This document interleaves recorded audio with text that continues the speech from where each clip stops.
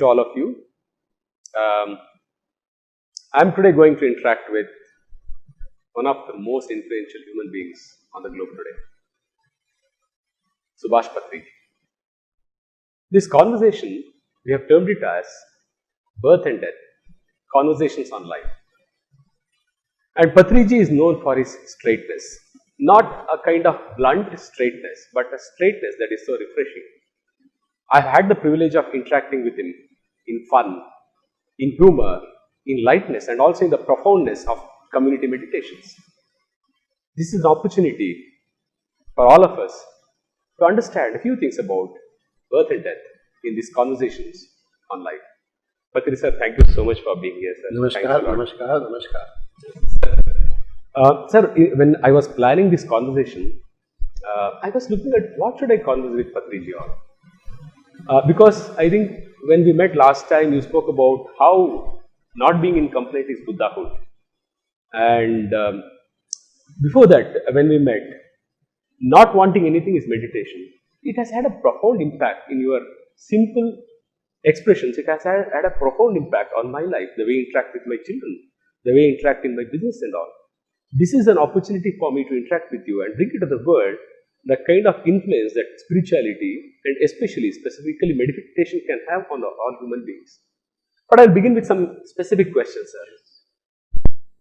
Now, one of the most important questions I have in my mind is, where does actually life begin? Does life begin with birth? Or is life, even before birth? Where does life actually begin?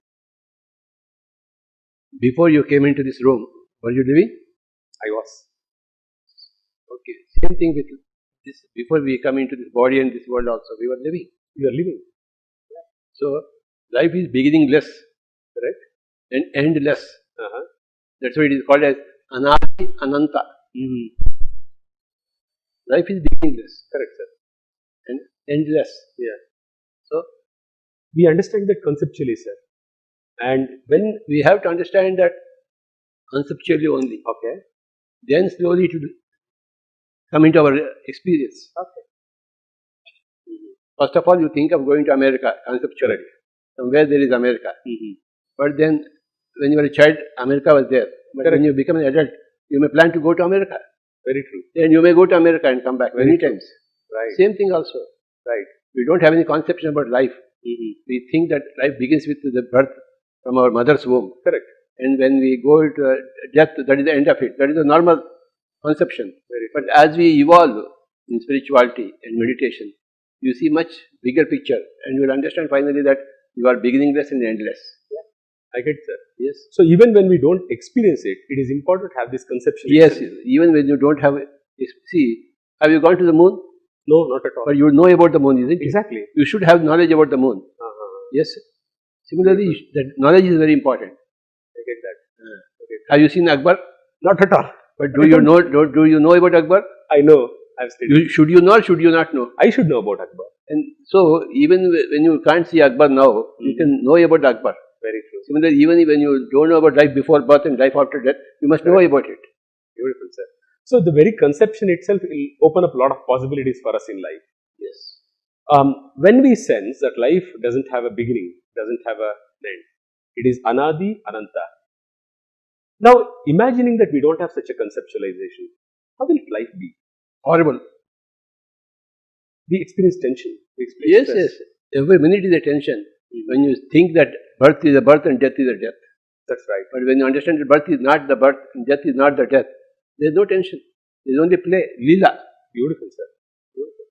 So, in a way, what you are saying is that our quality of life, the way we experience life, is directly connected to the way we experience or the conceptualization about Anadi and Ananta. Your life pattern directly follows your conceptual patterns. Okay. For example, if you are a communist, there is no God for you. Very true. Your life is horrible. So you can kill anybody and get rid of anything. Correct. Because there is no God to punish you. Correct. But when you understand that there is a God and you have to follow the law of karma, that whatever action you do will have repercussions, your whole actions will change. That's right. That's right. So your concepts determine your life patterns. I get that, sir. Exactly, the way we think, the way we conceive the world actually determines the way we live our life. It's the patterns that we follow. I get that. So, what is that your concept of life and death? That's very important for every person. If you have you can have two kinds of concepts. You can have a right concept, you can have a wrong concept. If you have a wrong concept about it, which is not in line with the truth of the subject, Correct. then you will have an unhappy life. That's right. And if your concept is on the right track, Correct. is aligned rightly Yeah. with the actual truth, then your life is very smooth. Can I venture to ask you, sir? Do you remember as a bifurcation between your life before enlightenment and after enlightenment? Of course, so. How is it different? See, before enlightenment, my enlightenment, I was searching for enlightenment. Sometimes very consciously, sometimes very unconsciously. Very true. But I knew that I was searching for enlightenment. So when I became enlightened, I knew that I became enlightened. I get that. It's like this, when you are hungry, you know that you are hungry. When you have eaten something and the hunger is no more there, you know that there is no hunger. Very true.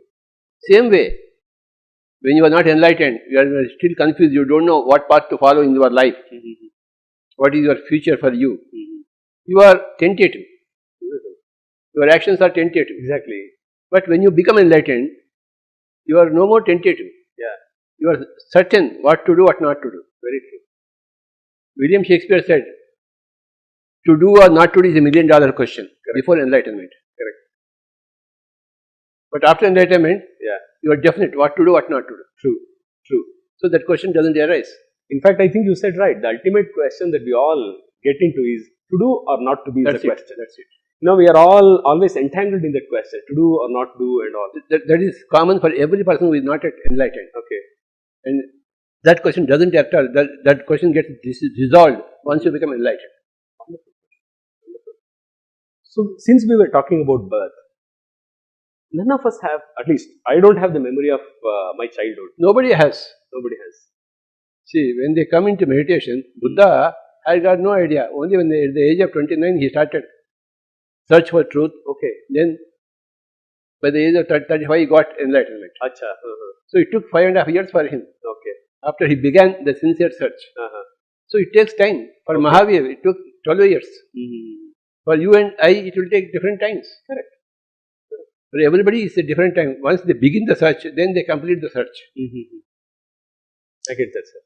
So the time depends upon your own circumstances, your past lives. That's right. Your determination and all these things. So, when we were born, we were born to a particular parent, in a particular community, in a particular region, to a particular kind of economic status and all. In fact, we don't have any control on the kind of life that we choose to when we are born. That's the way we think. We think. But when you become enlightened, you will understand that you have chosen your own parents, you have chosen your own birth, whether with eyes or without eyes, you choose. Okay. Sometimes you choose your own. You want to be raped and you understand what is getting raped. So you plan even that. And come here. So many things you plan. Every important twist and turn in your life you plan. But you will understand this only after your enlightenment, not before. That's right, sir. These are common things for everybody. Right. Now, given these circumstances, which is our life is actually predetermined in a way, pre-planned in a way, and it has a design, and there is a choice that we have made of the parents or the kind of, including experiences of rape, as atrocious as that.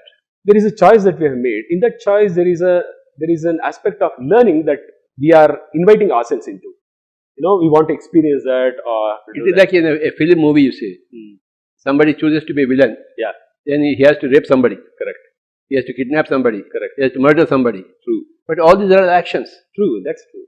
Only in a drama. Yeah. So all the world is also a stage. We are all here to act. So from the other side, it's all a drama. Correct. So you choose your own experiences. Whatever you want to undergo. Why people want to choose villainous roles?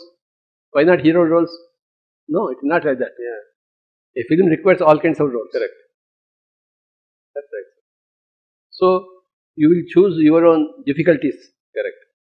challenges in your life and come here to improve yourself. That's right. See, if you are as an actor, if you are good as a hero, then you must be good also as a villain. Very true. Because you are acting it out. You are just acting it. Correct. And you jolly well acting it is your action capacity that you are testing. Correct. Okay. Whatever be the role. Whatever be the role. Whatever be the role, you act it out. You may act like a madman also. Correct. So now, these are all very, very interesting. I mean, the way you are talking, if I listen to all these things on a train conversation or just sipping tea somewhere with friends and I listen to this conversation, I don't think I will have an impact. As I sit here with you, directly in touch with you, there is an impact on me. In fact, if you believe me or not, I have prepared with some text. But as I am conversing with you, you can notice that I am not even looking into the text. Naturally, you cannot look into the text. I am not looking into the text. There is a flow. Now, with this, what I want to relate is, parents are there. I am a parent. I have a 17-year-old daughter and a 9-year-old son. And when my daughter was born, I started experiencing anxiety about how my daughter will learn or not, whether she will learn ABCD or not and all. But only when I crossed that stage of being the father of a very young child, I started sensing that it was not necessary, totally unnecessary. Now, you being here and having had one of the finest architectural pieces in India, like Pyramid Valley with beautiful pyramid around pyramid energy and all, what role, sir, you think that Pyramid Valley can play in adding value to the young parents' life so the children get added value? Pyramid Valley is the best place in the whole world. Yeah. To train every kind of person. You are a parent or a child, teacher or a student, king or kingmaker. Correct, sir. Everybody has to learn from Pyramid Valley. Correct. So Pyramid Valley has got contribution to the whole of mankind. Okay, in every department. Because without spirituality, your material life is always full of problems. That's right. Only spirituality will help you. Correct. And this Pyramid Valley is the headquarters of spirituality, the headquarters of spiritual science, the headquarters of spiritual compassion, spiritual temper. So everybody should come here. Parents and children, both. So as parents come here, I am very sure that parents will evolve. They will experience something within themselves which will help them expand. Yes. Now, in that expansion, that's what I have experienced in my life. As I evolved as a meditator, I saw that, the kind of problems I used to get stuck in was something I was able to resolve for myself and deal with them more powerfully than the way I used to do before meditation. That is the case with every person who comes into meditation. True. Whether he is educated or not educated. Yeah. Whether he is from rural basis or from urban background. Correct. Whether he is a male or a female. Yeah. Whether he is a grahastha or a sannyasi. Everybody will be benefited by Pyramid Valley. Very true. In absolute terms. Correct. There is a reason for me to ask this question, sir. I had been to some TV channels. They had called me to interact about some WhatsApp, video that was circulating around about a child being mistreated. The child is being taught some tables and the child is not able to recite the tables properly. And the parent, I think, or the tuition teacher gets extremely angry and keeps on punishing the child. Somehow that video was there and it got circulated. Now, this will certainly have some impact on the child in the long run, short run. But first of all, you can never have that, you don't have the right to touch the body of anybody else. That's right, sir. More so children. Correct. The males are ill-treating the females, and both the parents are ill-treating their children. The teacher is ill-treating the student. You cannot manhandle anybody. Okay. That is prima facie ruled out. Absolutely. That's a big crime. Correct. What right have you got to put your hand on anybody else's body? Right. No, correct. You don't have. So, you can verbally correct him. Correct. But not. We can't. That's wrong. We should never. Whoever does it is absolutely wrong. Absolutely.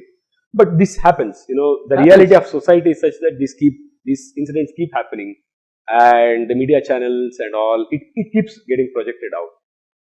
Now here, there is some amount of emotional energy that actually plays out in the parent, the anxiety, the fear about the future of the child. All these things play out in such a way that the parent thinks that the parent really is doing something good for the child. No, that's why we need meditation and enlightenment. to know what is good and bad. Before enlightenment, you think the good is bad and the bad is good. Correct. For example, the doctors say, for strength, eat meat. Correct. It's wrong. They are advising for so-called good reasons. Correct. But actually, it's a very bad thing Very true. to kill animals and eat. Correct. So they don't know what is good and bad Very true. because they are not yet enlightened. Very true. Because they never sought enlightenment. Everybody should seek enlightenment, and then they will get enlightenment. Then only after enlightenment you will understand what is good and what is bad. Beautiful, sir. What is good and bad for you is also good for and bad for others. Correct. Correct. It's about the common good. Common good. Exactly. I am a human being, and whatever is good for me is also plays the same role for every other human being. So, this is where I want to bring your experience itself, sir. See, we are all constrained by the need to perform. It could be to perform in the exam.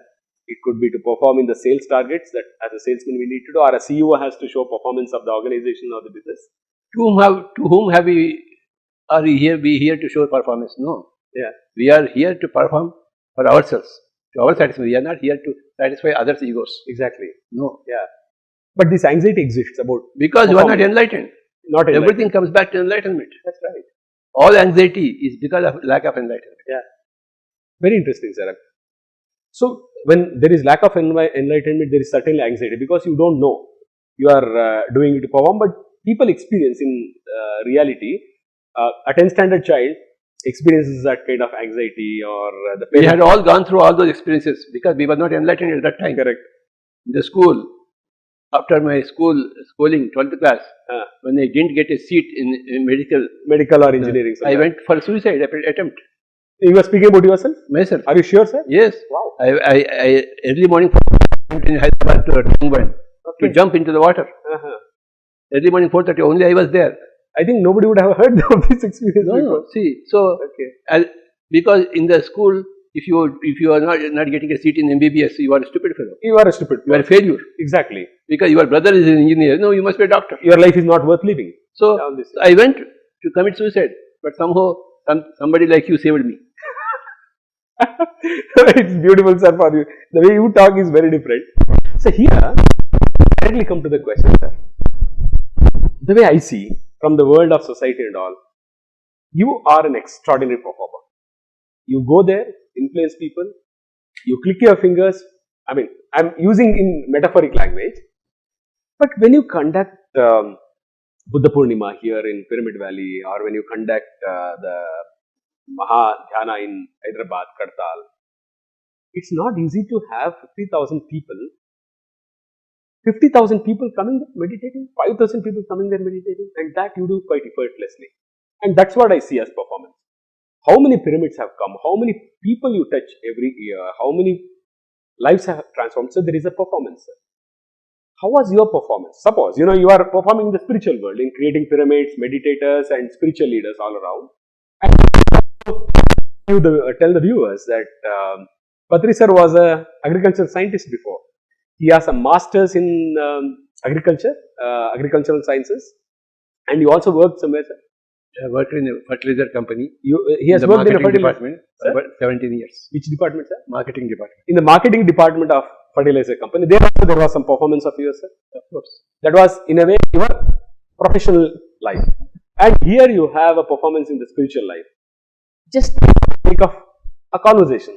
How do you compare these two performances? See, in my company, for the first 3 years, I worked hard because I didn't know the subject. I was new to marketing. It was very interesting, and I worked hard. And it was giving me a lot of satisfaction. Not that I performed in others' eyes, but I really performed in my eyes. After 3 years, when I got into routine, then my attention diverted from material life to spiritual life. Then I didn't care for my job. So I just worked for the sake of my salary. I got that. Because I was not interested really in the subject or in the project or in my career there. I just swam in the company. So I was not bothered about performance at all. You were just doing it so that actually after 10 years in the company, I wanted to get out of the company. It took again 6 years for me to get out of the company. And in the final years, I was not at all performing. I was only taking the salary. And So- because I was waiting for them to kick me out. To start my spiritual career very in earnest. More seriously. Yes. Okay. So ultimately, did they kick you out? Finally, Or they did kick me out. I arranged so. So, Patriji has confessed now that he was kicked out of his company. Sorry. I was not kicked out. Okay. Almost that situation was there, so I kicked myself out. But how was the situation like? I mean, as middle class human beings, we experience some kind of tension when our income goes down and all. How was that experience for you? Or See, I was waiting to get out of the job. I was desperate. I get that. I knew I was the quality of a Buddha. Yeah. So how can a Buddha still be in the palace? Buddha must be on the roads. And so I'm lingering in the palace. I must go onto the roads. I was waiting for that step. So I resigned my job, ultimately, in the year 1992. 1992. And then I was happy since then, roaming on the roads. Roaming on the roads. Okay. Now I'm coming, not a roadside Romeo, I'm a roadside Buddha. not a road Romeo, but a road, Buddha. Yes. Buddha on the road. On the roads. Buddha on the road. In fact, that's I think how I would also look at you. The amount of travel that you do, all these things. I think Buddha on the road is the right description of you. Somebody who knows what his life is about. There is nothing that stops you in dealing with that, and that's amazing. Now, we were conversing on birth, sir. Somehow we are looking at this aspect of birth, and we understood that birth is something that we make a choice. The kind of parents we get, and the kind of experiences we choose is all. It's a very phenomenal knowledge to understand that birth was a choice. Exactly. That's a very great U-turn in your conceptual thinking. Yeah. That what happens in enlightenment. When you understand that your birth was a choice, your life conditions are a choice, Yeah. that everything was a choice, Correct. you are relieved. Beautiful. That's right. You are totally relieved. And you are living before you are born, and you will live after your death. These are all earth-shaking events Correct. in anybody's life. Correct. And that's what constitutes enlightenment. And that enlightenment can come from various sources. Because you have seen some great master, you can become enlightened. Or you have seen some great nature, you can become enlightened. Or you have done meditation, you can become enlightened. Various ways are there.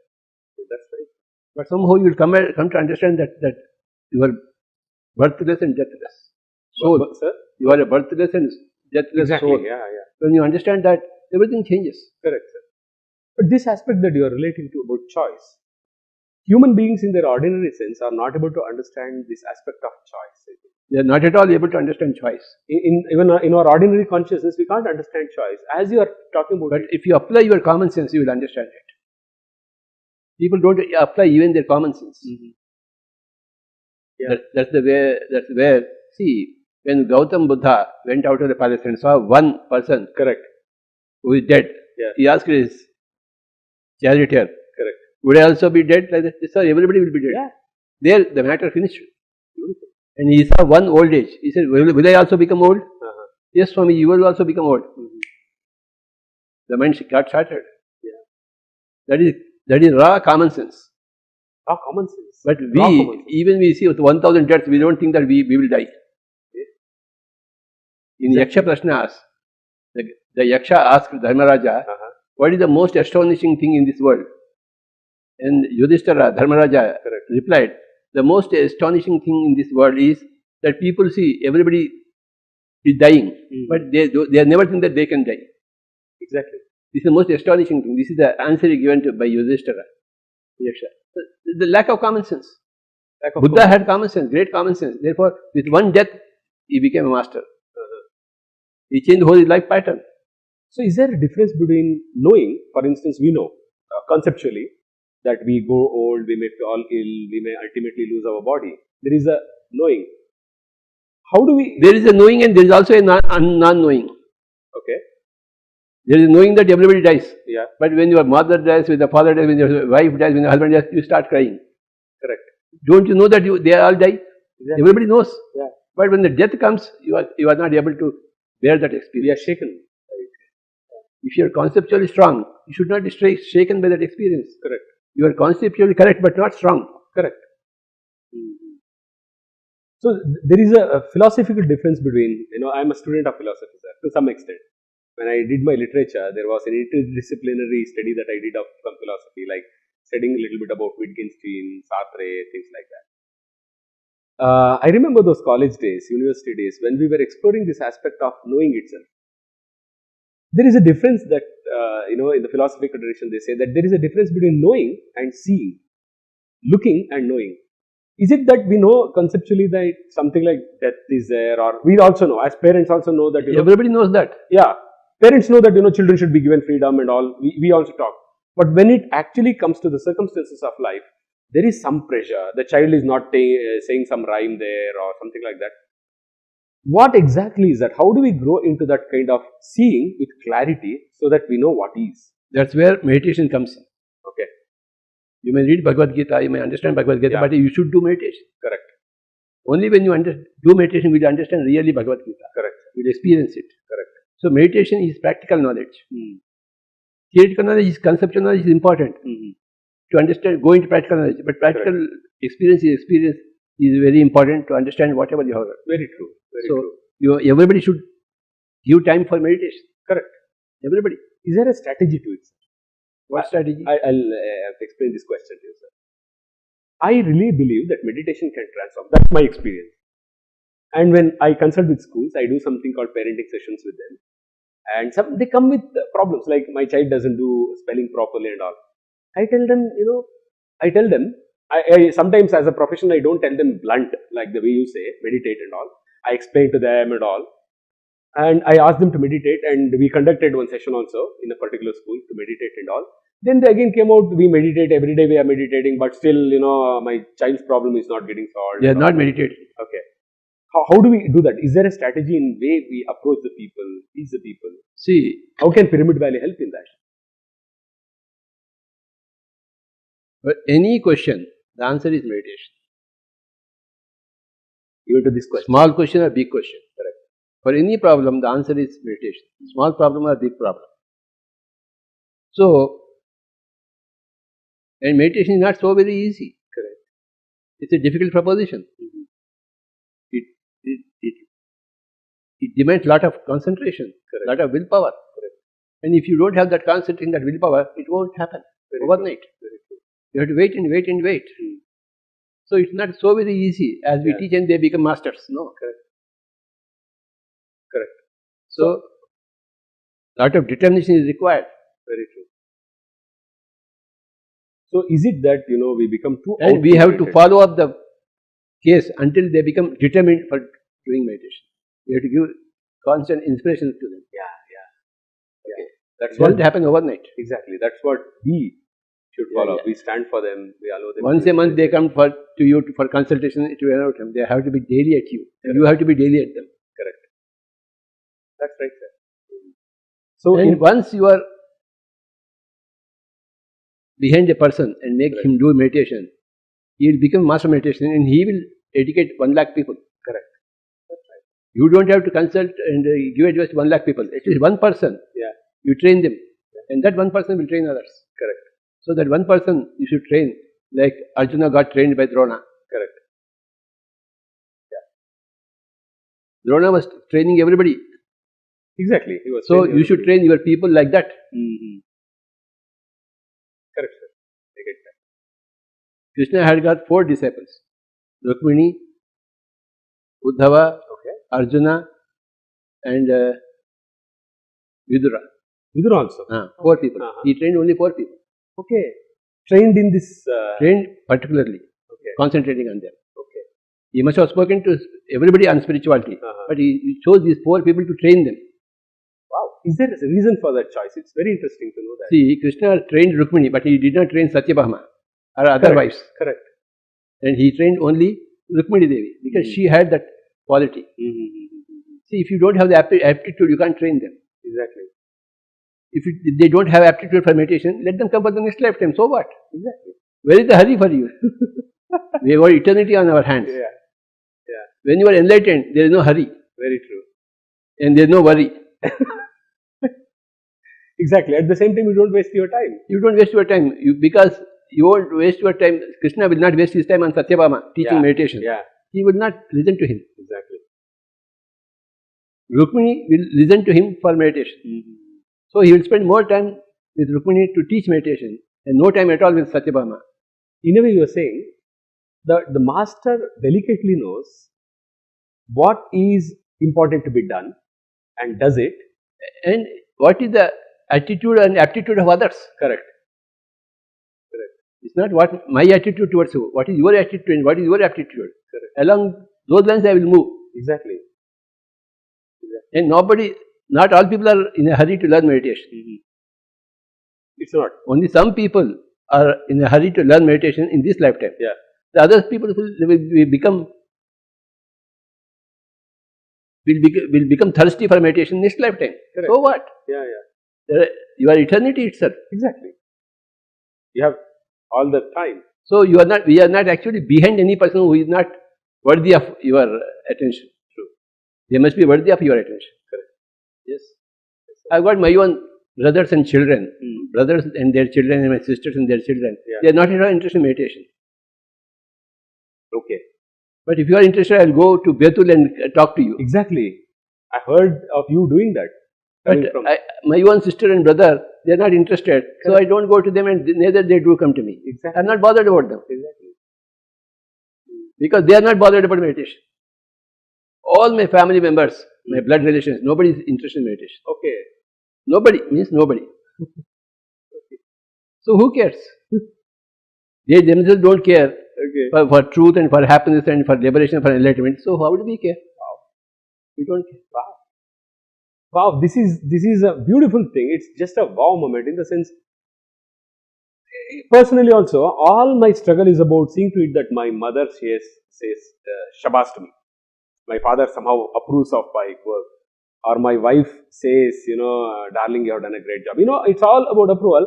And you here, just look at what matters to you, what matters to the world of meditation. Go ahead and do it. That's all. Beautiful. It's so beautiful, sir. It's such a beautiful thing. Now, somehow I want to connect this conversation. I don't know whether I am trying to force an outcome, but you can't force an outcome. You can't. Especially meditation. Seriously, I take meditation quite seriously. I found that way.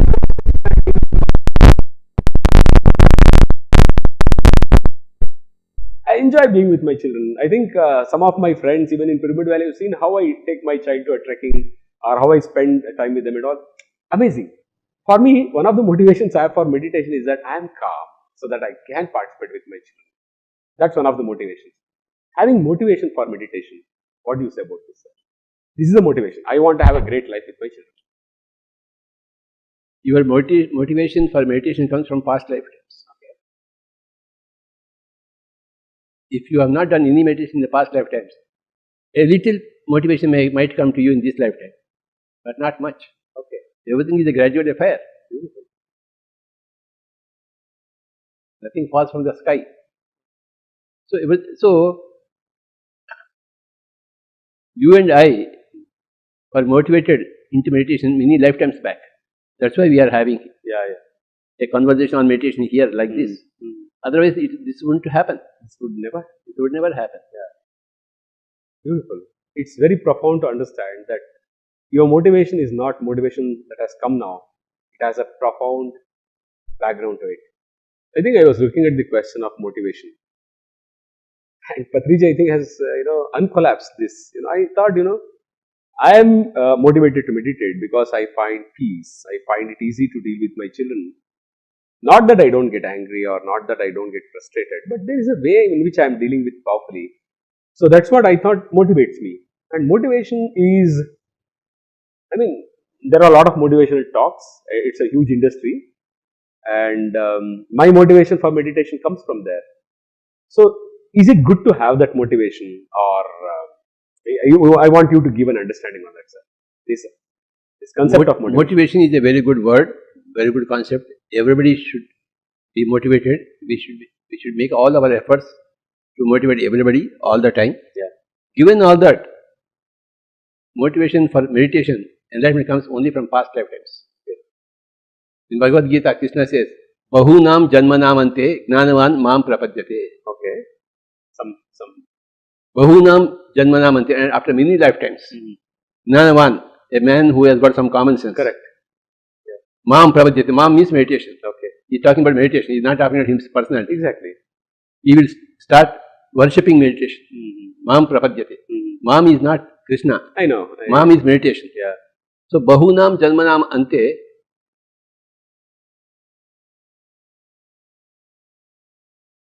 Gnanavan Mam Prapadyate. Vasudeva Sarvamiti Sa Mahatma Sudurlabha. Such people who have got such common sense are very rare to find. Sudurlabha. Not common. Exactly. Common sense is not common. That's true. Okay. That's true. So it takes many lifetimes for you to be motivated really into meditation. Okay.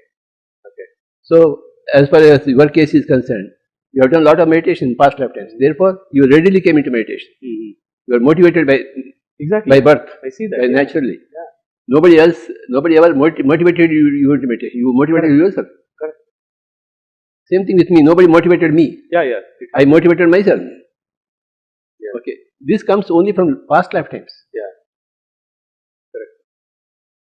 And my own kith and kin, they never had any past life meditation. So even though they are my brothers and sisters and my close relations, they are not motivated. Even in spite of seeing my life from close quarters, they are not motivated. Whether somebody else from some other place just listens about me or hears about me and they come here to learn meditation. Correct. Today morning, one man came from Turkey. Achha. He said, my family is very good, my economics is very good, my work is very good.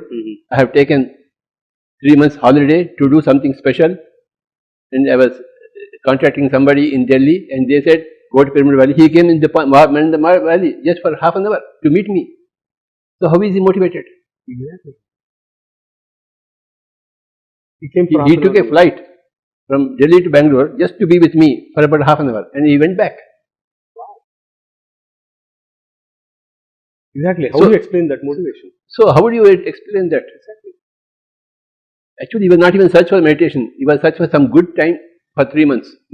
So some conversation he met to our dear and Shastri from Hyderabad, I know. Delhi.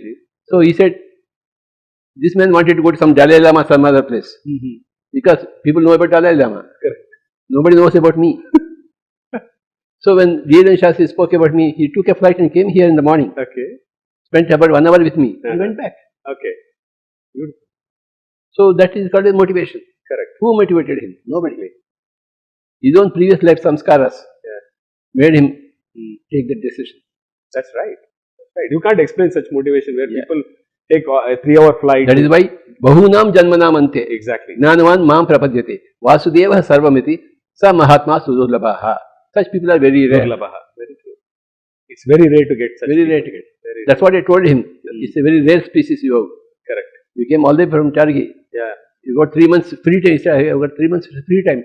Correct. I want to do something special. Yeah. And this fit in with that concept. So, I mean, the way I am looking at it is that, of course, there is a motivation to which we meditate because, after some time I find it, I enjoy my flights and train journeys because I get my full time to meditate. I know that's the kind of thing I experience. To just sit, meditate, nobody is going to disturb me in the flight as I simply sit there and meditate. There is joy. I am waiting for that joy to happen. And in being in that joy, I am able to see that had I not come into meditation in the year 2005, you came there, 2005, I entered the world of meditation and I think I meditated for 1 hour. That was a very profound experience. I felt so fresh the whole night. Next day morning I was feeling. Say a few words about yourself for the sake of everybody. Who are you? What are you? Your name, your profession, and how we met each other. I will talk my profession in a way that should really be an impact on people. In fact, I should tell sir, I'm an educational consultant, and when I met Patri sir in the year 2005, I was a principal in a school called Satpura Valley Public School, and it was an experiment. Where was it? In which state? It is in Madhya Pradesh, exactly midway between Nagpur and Bhopal, and so that's where I first met Patri sir. And I was the principal in the school there, and it was an experimental school where we were looking at freedom for the children, burdenless education, integration in learning, community learning enterprise, all these things. But there was so much of tension and confusion about it. It was September 2005. I don't remember the date. If I had maintained the diary, probably I would have mentioned it. He came there, and we were a group of around 10 people, and I was embarrassed that Patriji sir has come all the way, and only 10, 12 people are there. But Patriji sir had the same enthusiasm. That was amazing. Same energy, same enthusiasm. Then he called me to do the introduction. I did some introduction. Then we meditated. I think that was the first meditation I had. And one experience I can tell you is that before doing meditation, I remember talking to one of my friends where I said, this school is not running well, people are complaining, management is not supporting, teachers simply take off, they just send me an SMS saying that they don't want to come today and all. Struggle. 2 months later, the same person called me and I told him, wow, the school is working wonderfully and all these things. Then the same person asked me to give the phone to my wife because he knows both of us. And then he asked my wife, what? The school has changed so much. My wife said, no, the school didn't change. Jagdish has changed. This is my experience there. So in a way, me being into this world of meditation, I think has protected a lot of children's lives. I have contributed to the lives of children. My own children and my wife, I think the kind of influence I have on them is far better than what it was before meditation. So there is a way in which I'm thankful, I'm really grateful that I'm able to protect the interests of children in the way it needs to be protected. Rather than, as you said initially in the interaction, that we have no right to test it. In fact, I believe that we have no right to even corrupt their consciousness by telling them things that may not make sense in the long run. So I think this conversation is very important for me in the sense that, it is about how we protect what we are meant to do. About, we are taken birth, we do that. But one thing here, sir, I got it because you were there. Because you were there. You had a masterful influence. I went there because you wanted that to happen. What do you mean, sir? Yes. What I mean, I can sense the beauty in what you are saying. But what is that actually? That I remember you saying that. When the disciple is ready, master will appear. So the master will appear only when the disciple is ready. Okay. When the disciple is ready, master will appear. वो चप्पर पार कर आ जाता है. Correct. So that's what happened. Exactly. Because you were ready. I was beautiful. It was a beautiful experience. Yeah. For me. It's a very profound interaction.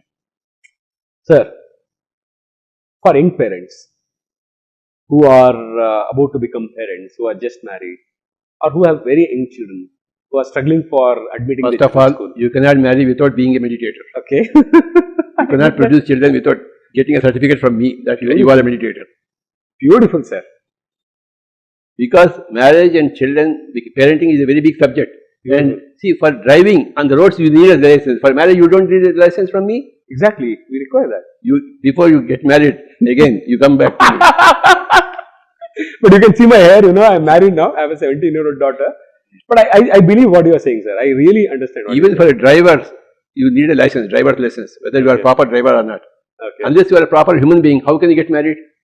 Exactly. So who will give you a certificate that you are a proper human being? Yeah. And how will you become a proper human being? Yeah. Only when you do meditation. Yeah. Exactly. So let this be known to the whole world. Whoever wants to get married first get a certificate from me. I think this is a very beautiful way of concluding this conversation before we begin some more. It's very beautiful, sir. I am very sure that it's not just insightful but also quite entertaining in the conversation. I look forward for more conversations. Ultimately, before getting married, before becoming a parent, you must come into meditation. After becoming a parent, sir? Before you decide to become a parent, you must come into meditation. Very sure. But some people have become parents now. So better late than never. Better late than never. Yeah, that's it. That's it, sir. But they are already late. Exactly. But better late than never. I was late. But I am better late than never. I got into that. Sir, thank you so much, sir. I really enjoyed this conversation. It's humor. There is a lot of heat here, but this is profound. Thank you so much, sir. Thanks a lot. Bye-bye, sir. Thank you, sir.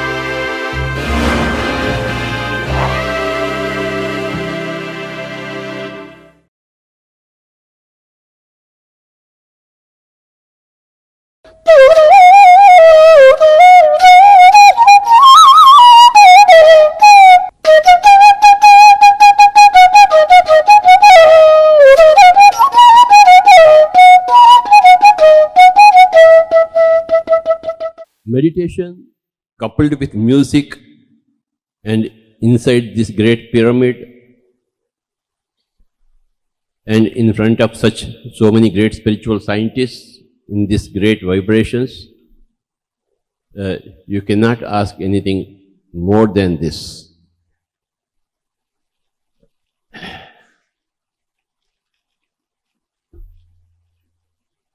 Whenever you want to get charged, you must go into meditation.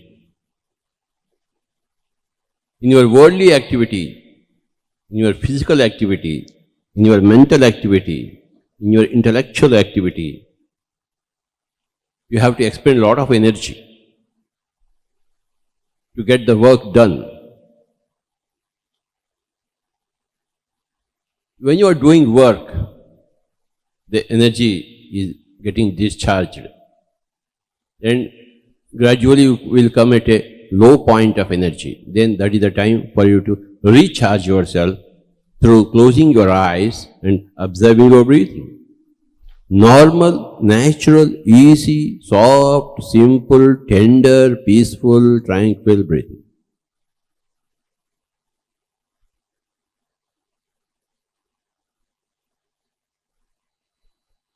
Like you charge your cell phone, your battery, the whole system is there in the wall, current.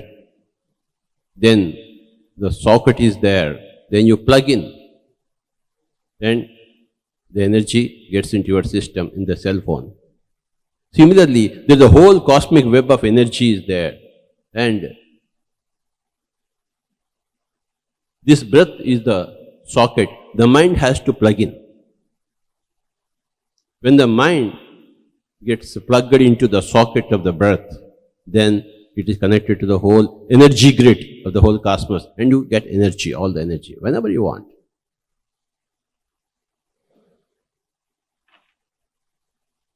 So from time to time, as you charge your cell phone, from time to time you charge your soul by becoming one with the breath. The science of meditation says when you are with the breath, the mind becomes empty. The mind is a barrier between outside energy and body's energy. So when the mind becomes empty, that outside energy flows into the body. No doctor, no medicine, nothing is required. We are all gods. So, right from headache to cancer, all things would vanish once you are sitting comfortably and closing your eyes and observing your breathing. No mantras whatsoever. Om Bhurbhava Tassaviturvarenyam Bhargo Devasya Dhimahi Dhiyo Yo Naha Prachodayat. No mantras. La ilaha illallah Muhammadul Rasulullah. No voice from the mouth. No images in the mind. This is the pyramid. The nose is the pyramid. Go into the pyramid. And the breath is the link between this energy and the vast energy. So when you are with the breath, the vast energy, they flow into the body's vessel, and all problems vanish, A to Z. All questions are answered, A to Z. You just need to close your eyes in your own home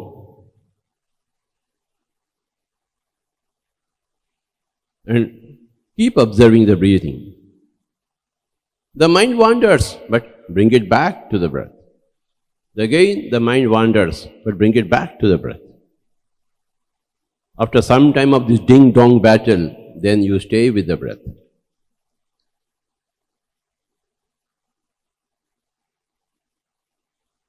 The science of meditation is the mother of all other sciences.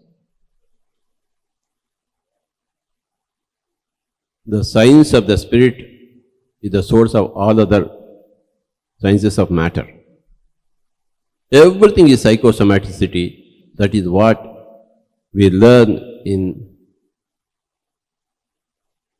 spiritual science field. There are four verities: matter, energy, thought and consciousness.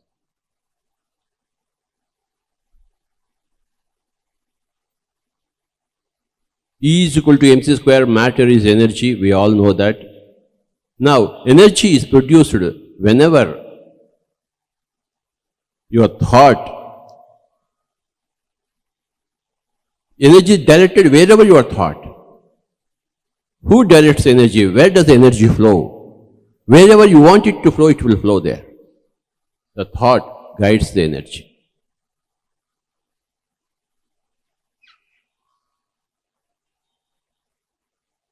And if you want to maximize the energy, you must remove the thought and go into the consciousness.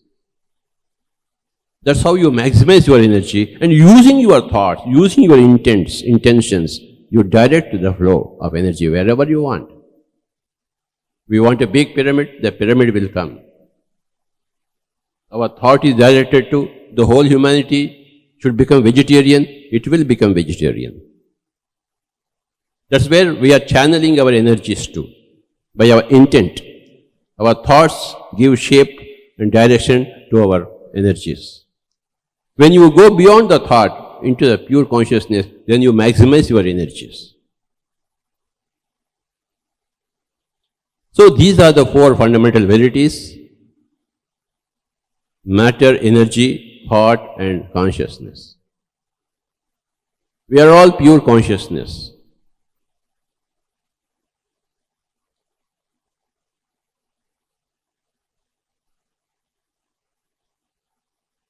We are all individual consciousnesses, plus we are all one mega group consciousness. When you understand that you are not this physical body, you are a pure consciousness, that is called as self-realization. When you understand that the same self that is here, that's everywhere, that's a mega self, then that is God realization. You are that, not this.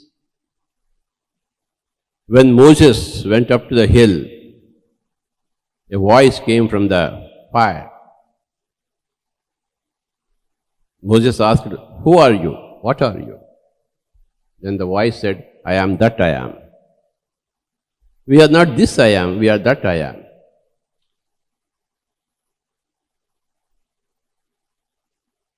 Although we are the vast mega self, we also exist simultaneously in a paradoxical way as an individual consciousness. And while in the physical body, we have a mind, which is not an illusion, which is an instrument for us to use, manage things while we are in the physical body. That portion of soul which is extended into the body, controls the body, is called as the mind.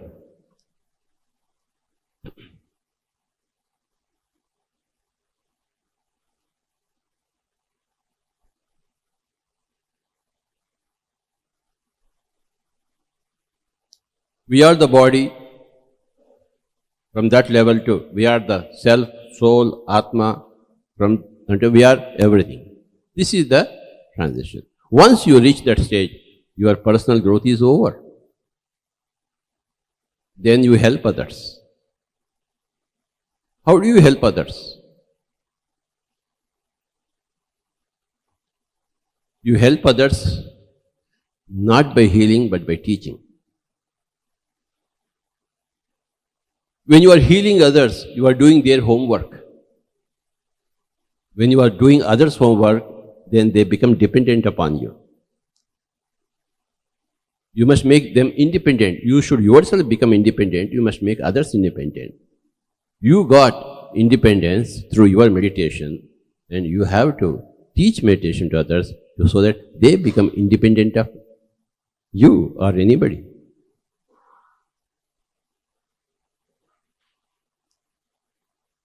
Nobody should do the homework of anybody else. We should teach them, educate them, but the homework has to be done by every soul. Their karma, they have to remove it.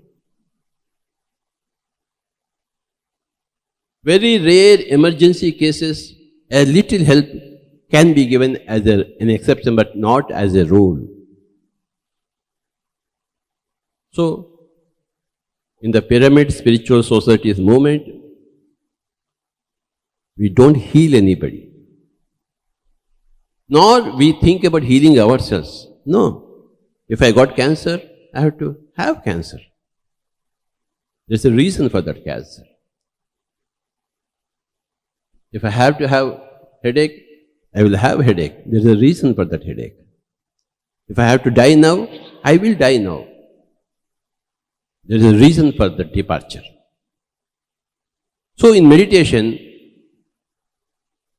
we are in meditation, that's all. What happens, happens. What doesn't happen, doesn't happen. What happens is perfectly all right, and what doesn't happen is perfectly all right.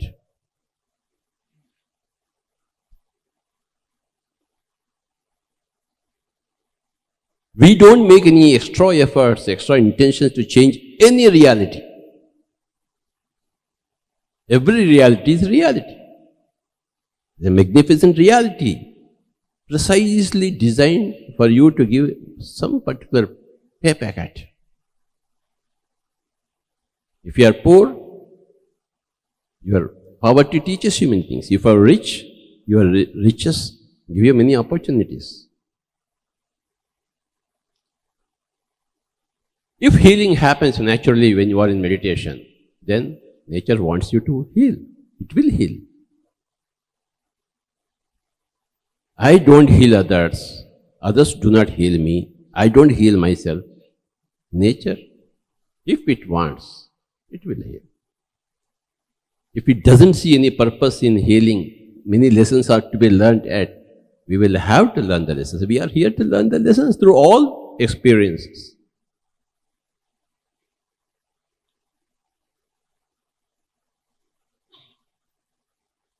Which experience is bad, negative, not useful? Which experience is bad? And every experience just goes away. It doesn't stay there. It's a passing show. You don't want one experience. You want another experience. Then you lose the number of experiences that you can have in a given lifetime. We should maximize our experiences. See them pass. See them pass. Don't resist any experience. And stay put in meditation. Maximize your energies. And when not in meditation, we have to utilize our energies by using our thought for the best purpose of the whole being kind. Every reality is welcome. We celebrate birth, we celebrate death, we celebrate not coming here. We won't come onto the earth if we don't want to come here. There is nothing wrong in not choosing to come here. Everything is right everywhere. But we have chosen to come here. To be our best at any given time. When we are at our best, best flows from us all around. When we are at our worst, the worst flows. So it is our duty to see that we are always at our best through meditation. Meditation gives everything to every person.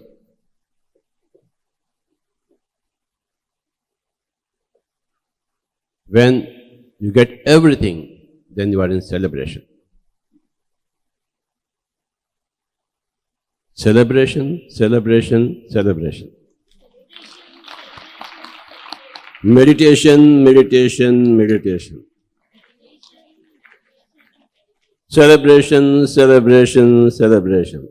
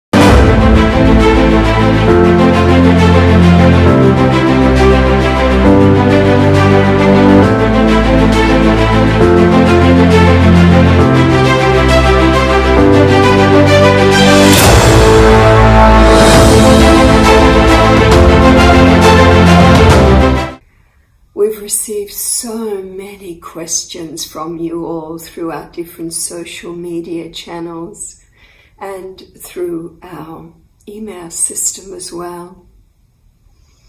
We are living in the most incredible times, but it's so much more than about choice. It's about clarity. We have often shared with you that at the end of 2012, there was a huge shift in consciousness on Earth as so many of you chose in your heart of hearts to live in peace.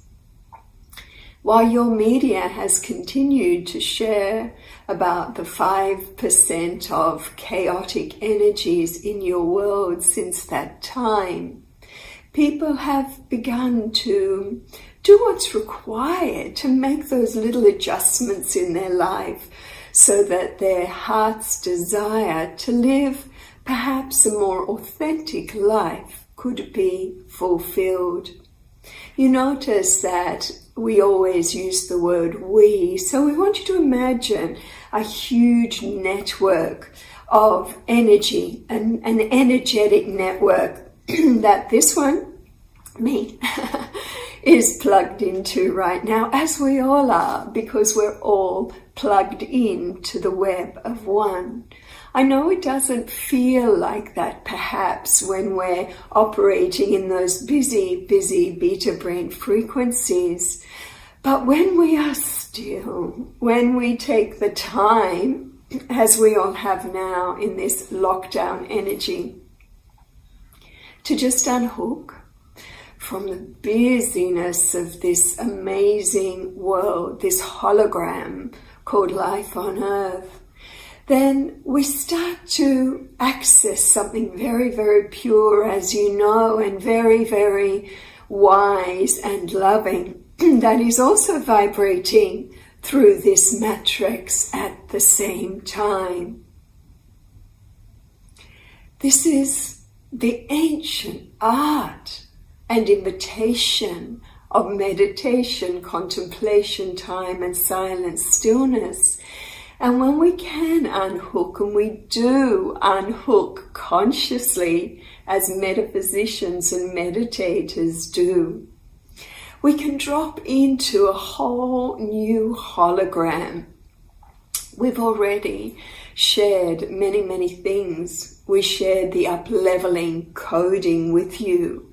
And what we wanted to share about this right now is, in this time of not just an individual awareness of all the vibrational zones we can access and the way that we can tune ourselves consciously to drop out of the hologram called life on earth in the dual-natured world and drop into the web of one, where there is no separation, there is no segregation, there are no countries, there are no races, there are no genders. It's just like, the interconnectedness of all. Such a delicious experience, as so many of you know. When we can just drop, unhook, we start to become very, very detached. And this is something we wanted to share about for a moment, that when we up-level just this code to not just work at our own pace, because many of you have been aware of the web of one and the interconnectedness of all for so long, but we are working with a mass ascension reality, which means we've got to maintain blossoming with the global matrix, with every one of those ones who said in their heart of hearts at the end of 2012, yes, I'm ready to live in peace. If this end of the Mayan calendar is a new time, then I know how I want to operate now. So they began with that prayer to just consciously unhook. So now we're at a time of big changes, rapid changes, fast changes, because we had that prayer that we wanted to up-level. We wanted to move into a different matrix where we were living more authentic self lives. So everything's been building from that time. And we know that there is this hologram of the good and the evil and whatever, but that's just the dual-natured games, the play. There are many other holograms available that are more enlightening, that we can drop back into. So there's an up-leveling time now, as we presented with the code. We are up-leveling ourselves. We are allowing ourselves to be more in silent stillness. We are allowing ourselves, because of lockdown, shut down, to be less engaged in the busyness of the doing and be more still and more looking at our lives, having the opportunity, as we've shared in other videos, for real honest self-assessment about how we want to operate and finding a new way to be in the flow of time at home and also with each other and with our community. So we are up-leveling now. We have the opportunity to just tap into some very, very pure and powerful and peaceful frequencies through this coming back to the now and being very present with that energy that has given us life, if we want to use our time like that. But we need to also up-level in a way that allows what we're carrying to support the matrices around us and everyone around us who in their heart of hearts said, yes, I'm ready. I'm tired of the beta brain frequency, dual-natured world, and I'd like to experience a different way of being in this next chapter of human evolution. And so many have done this. And this is what we call the awakening. This is this initial prayer of, yep, I'm ready. What else is there? That's the beginning of what we call an intergalactic merge. And we'll share more about that in a moment. So here we have the awakening and the awakened ones, you guys watching this, and we are being asked to just up-level a little bit, not so there's separation between the dual-natured worlds and those living in unity consciousness, but so that we are anchored in unity consciousness experientially ourselves. so that we are relaxed at this time, we are peaceful at this time, we have a higher awareness of what is going on at this time, but that we also hold the frequency that is just the right voltage for others around us to up-level. And so our up-leveling code was very much about asking, having clear intention to just go into that next frequency, that next pattern of energy that we were born to hold and embody at this now moment on planet Earth. Because when we're just in alignment with the rising of the collective, then it's like up level a little bit, they rise from what we're all holding, the energy we're holding. Then we up level a little more and they rise from the energy we are holding. We can go into all sorts of holograms right now. I wanted to share a little bit about this, about what I've been witnessing as a person working with the languages of light. Now, the languages of light are that how we communicate in the higher realms. The we, as I said, being the beings, I am woven with the web. And I've been woven over these last 47 years with amazing matrices, from the matrices of the ancient Vedas and the wisdom that's held there, right through to the Christed matrices from my initial experiences of being exposed to the teachings of Jesus, from my exposure to the teachings of the Essenes, from my exposure to the teachings of off-planetary civilizations who are really family. So please don't see any of the beings of light, the blue line beings, as anything but family. They are our intergalactic kin. And we shared about the differences of the blue line beings and the red line beings and the green line beings. And, you know, the ones that are really perpetuating the duality hologram are the red line beings, you know, the One World Order, Illuminati. And that's a very real matrix. This is a very powerful hologram. So what we witness with my jazz, because we want to explain that when we are woven into these types of matrices, I can see with my inner eyes inside out to the higher realms of unity consciousness of the beings who live in unity, and they can see through our hookup, through my eyes, all the multi-levels happening on Earth, but they do it more from a starship point of view, so they're more detached again. So they can look a lot at what's happening on Earth. So we get the visuals, but we get it through third eye, not just through physical eyes. So we can see the energy patterns and the flows, and everything is just vibration and frequency and harmonics and keynotes and energy flows. But we can also hear telepathically on all levels, because the languages of light mean we hear with the inner ear.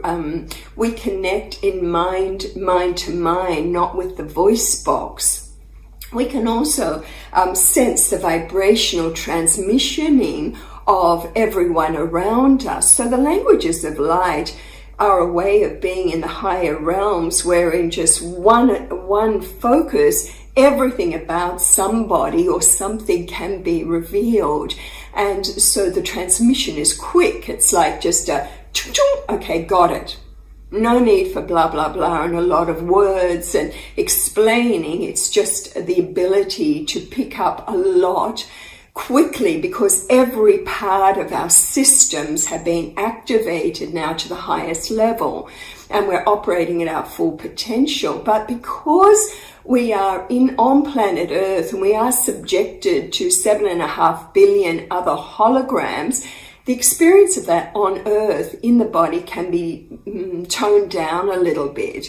So we have to be in the now moment detachment to really step back, and that's the gift meditation gives us, the ability to see it all from higher perception through operating in the languages of light. frequency spectrum. So clairvoyance, your clairaudience, your clairvoyance, your clairsentience, all of this is absorbing information from all realms. But again, our baseline, our keynote determines what realms can be revealed and what holograms can be revealed. Bit of an explanation. So what I've been noticing, what we've been noticing through the webs is so interesting, and my guys would like to talk about it. We would like to talk about it, how I saw it, which is like balloons. It's like everybody's here, I'm on planet Earth, and I have my little balloon of reality. It's my hologram. So if you could imagine 7.5 billion people holding this little balloon, which is a circular field of reality that we call a hologram. Now, that is fed constantly with this energetic hookup between you and the balloon, this string, and this is fed by your feeling. When you can drop into the field of love and peace, this up the string of the balloon, but the balloon isn't outside of you, it is you, it's your totality of your energetic field, but let's see it as balloons. So you feed, the more you go into love, the more you go into joy, the more you go into peace, the more you go into higher knowing, then and your hologram, your model of reality, your bubble, your balloon of reality is peaceful, loving, and it becomes like a beacon. So when I look in the fields, we look in the fields, we can see all these gazillion holograms around Earth, but we want to explain two more things energetically. You have a vibrational hologram of unity consciousness that is anchored in the core of our world from the inner earth kingdoms. Now, you know the inner earth kingdoms were the Atlanteans who went there, some of the light beings who came in from that Atlantis time when we had a free exchange of coming and going from the unified realms and beings of higher consciousness, often coming in without starships because their energy field is their starship. So they would zoom in, zoom out. Sometimes there were consciousness-assisted craft coming and going as well. But a lot of the higher technology from the unified realms was being utilized in the time of Atlantis. And you know many stories about that time. So the remnants of those kingdoms ended up in inner earth, in an inner earth civilization. And again, you can do research, and it's not my field of expertise, but it's there. All I see as a commander with the Intergalactic Federation of Worlds, which I am, it's one of my roles. So all we see is this beautiful hologram, which is like a balloon. And it's like, oh, it's beautiful. It's an awakened society. It's a unified society. And it's just best frequency transmission. Then you have the Christed grid around the world, and that is being stabilized now by the energy transmission of all the different civilizations who have had contact here. They've either come in and had physical embodiments over various periods of time. Maybe they came in at Atlantis, maybe they were here through Lemuria, maybe they're the new star children coming in, maybe they had training like I did at specific star systems and then chose to incarnate and be activated at this particular now moment to hold particular frequencies, as our Pleiadian friends are always saying. So there's so much now beaming into what we call the energy matrix around the world that people call the Christed grid. Now, the Christed grid is called Christed because it's a grid of love. It is it's part of the matrix of what they call the master builder race that have been around Earth for a long, long time, part of those doing all the genetic encodement of us, so that we actually are now having 22 different genetic codes with high skill sets to access as we blossom. So as we let go, as we just relax, as we do the simple I am pure love, I am infinite, I am eternal coding, the multidimensional nature that we are rises, and the energy it carries unlocks our skill sets and key codes and all the genetic strengths we are carrying from our time and training in other star systems. So maybe you're a master of the higher light science, or you've had training there, as I did, in the Arcturian system. And in the Arcturian system, and in many of these systems, we don't take physical food. We work with the unified field energy. We work with source energy. We allow baseline to be dominating our system and to feed us and free us. So there's no need to slaughter any animals. There's no need for the farming of animals. There's no need for farming of crops. There's no need for any of the things that planet Earth has been involved in. Agriculture disappears, for example. We don't need it. We grow everything for beauty, that's all. It's not for need, because we're fed differently. So I became activated to demonstrate that and live that and share that in the early 90s. Was our world ready? No way. It was not ready, and there was a lot of biofeedback of you're crazy, you're a fraud, etc. But that's okay. That's just what happens. It's part of education with new paradigms.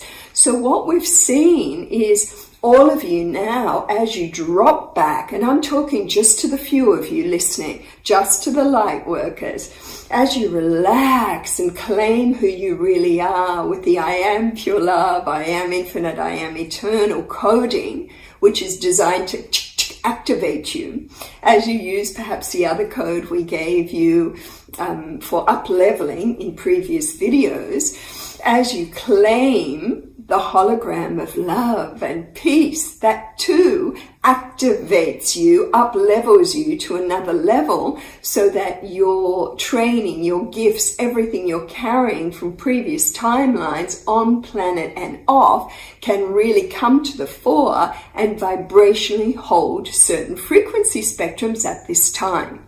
So let's go back to balloons. How I've been seeing it, and we've been recording it, is when we look through starships, and our starships are now all around your world, strategically placed, and you've been drawing our presence to you more and more. Many different types of starships, but that's a different discussion. So around the world is our Christed grid, and a lot of beam-in energy is supporting this particular phase of your evolution. But let's look at two grids. We have the vibrational pulsation of the inner earth unified field matrix. We have around the world the Christed grid matrix. We have between those two matrices 7.5 billion people holding their little energy balloons tightly. This is my model of reality. And they're investing in it energetically by what they're feeling and by what they're thinking. So our educational paradigms and the games we were born to play are feeding this all the time. So you might have somebody, or you do have rising now, quite a strong hologram that is the them and us reality of the good guys and the bad guys, and the good guys are winning, and it's all about the light, and we have to vanquish the darkness. And this is a really interesting hologram, and it is so mesmerizing, and many people are like, wow, is this real? Is this not real?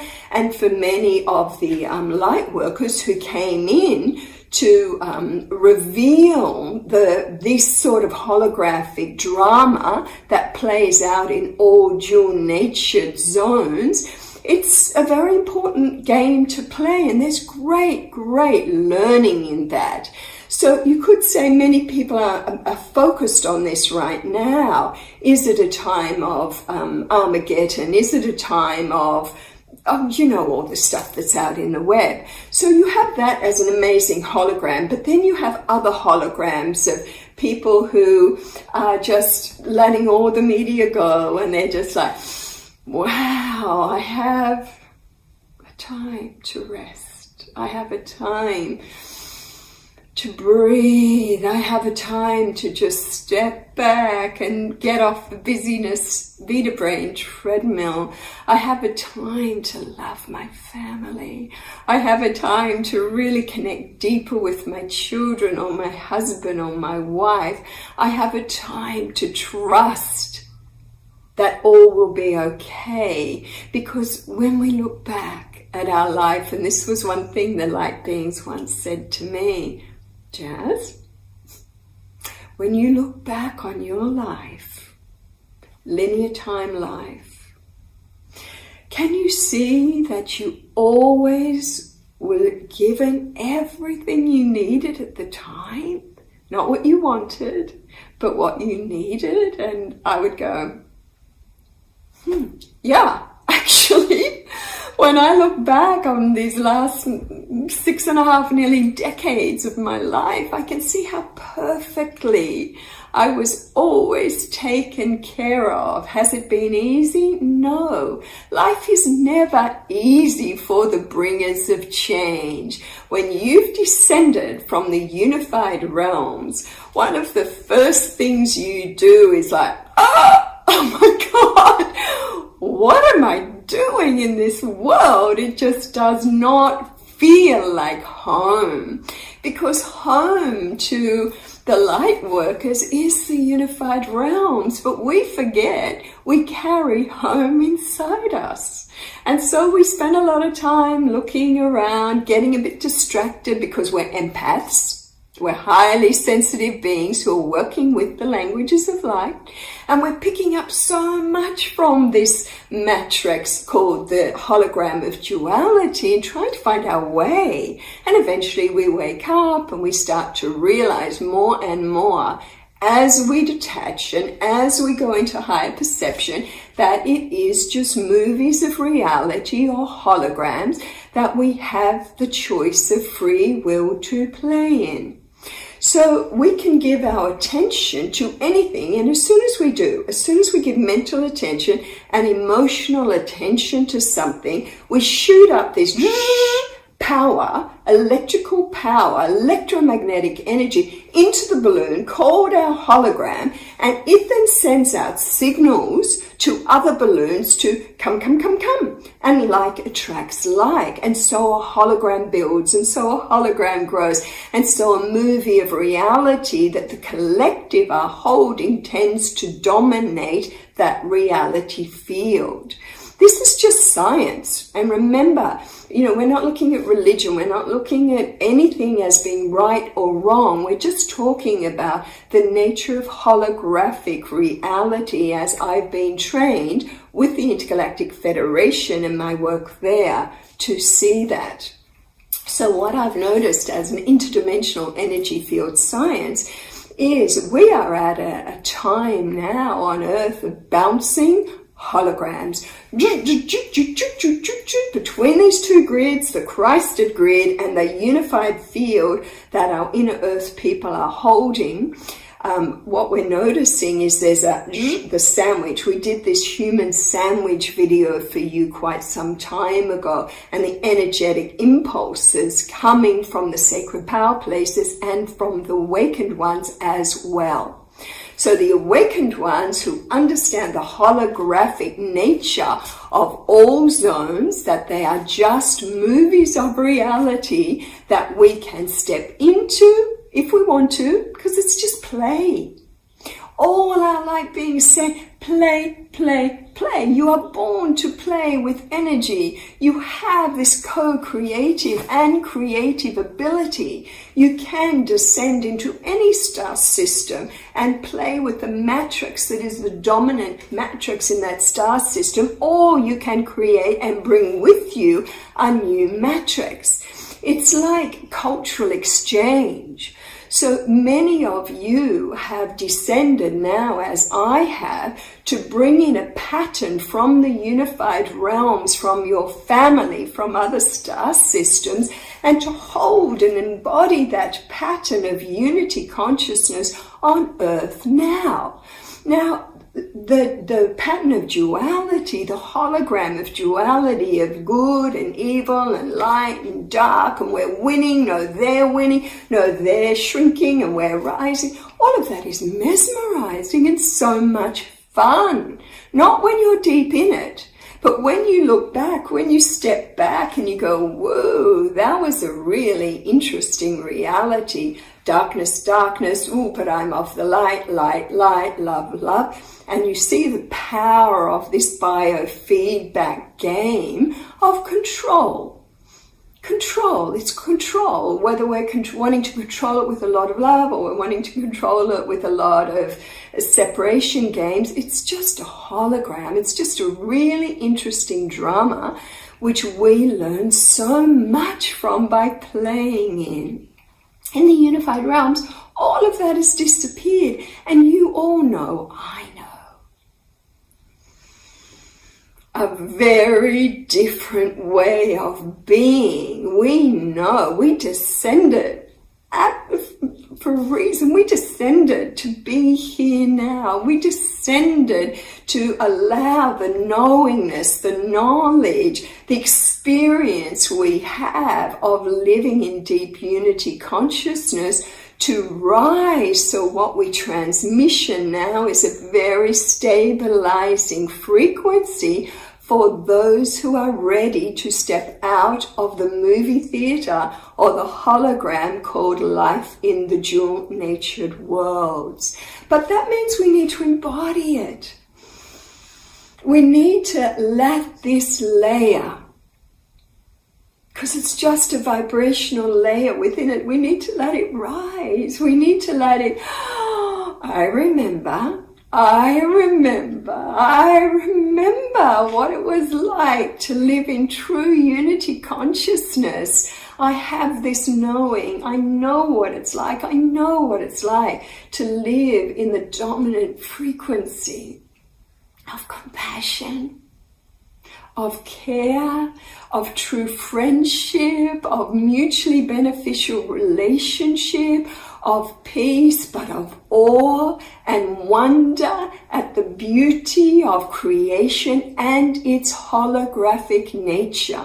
Because when you look at quantum and the reality of entanglement and all of that, the work that so many of our scientists are doing to really bridge the metaphysicians now, when you have a look at that, you know that nothing is alive until you give your attention to it.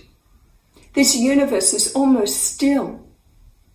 And yet when we give our attention, it becomes the thin edge of a piece of paper to a wide paper where you can see all the holograms of reality that will absorb you or not. But detachment from meditation allows you to just be so still in the timelessness of the now moment, that you transcend time and you are flooded with the most amazing frequencies that allow all that you carry at your core to just blossom like a flower, a much higher perception. So many of you now are taking this lockdown time, as I am, to just let it all go, let it all go, let it all go, because holographics realities are so mesmerizing. Turn on the TV, it's like, oh, wow, that's so interesting. Wow, what's humanity doing now? And it's not like we don't have compassion, because There are the levels of suffering in the dual-natured hologram are so intense, and every compassionate being feels compassion when anything is suffering. The suffering of the animal kingdom for so long, because humanity would see it just as food sources and not as friends, for example. That's been an interesting one. The suffering of Gaia, because we haven't understood that Gaia is a living energy being who has a voice and a bounty and so much to give, when we can live in harmony with Gaia energy, as our indigenous people have always done and know about. So we've watched Gaia's suffering, we've watched the animal kingdom suffering, we've watched the earth being ravaged by fire, by floods. We've watched human systems being ravaged by disease and by loneliness and by sorrow and feelings of disconnectivity. And of course, we love you, we love you, we love you, we love you, we love you, we love you, we love you, because when we send that frequency of the purest heart love, of the baseline of essence love, that then becomes the fertilizer for people to awaken and to grow. Not the judgment, not the games of the them and us and you're good and you're not and you're responsible and the blame games. That's fine to play, but many people are now going, I'm done. So now it's this next up-leveling. We hold a frequency, an experiential frequency of, we are beings of light.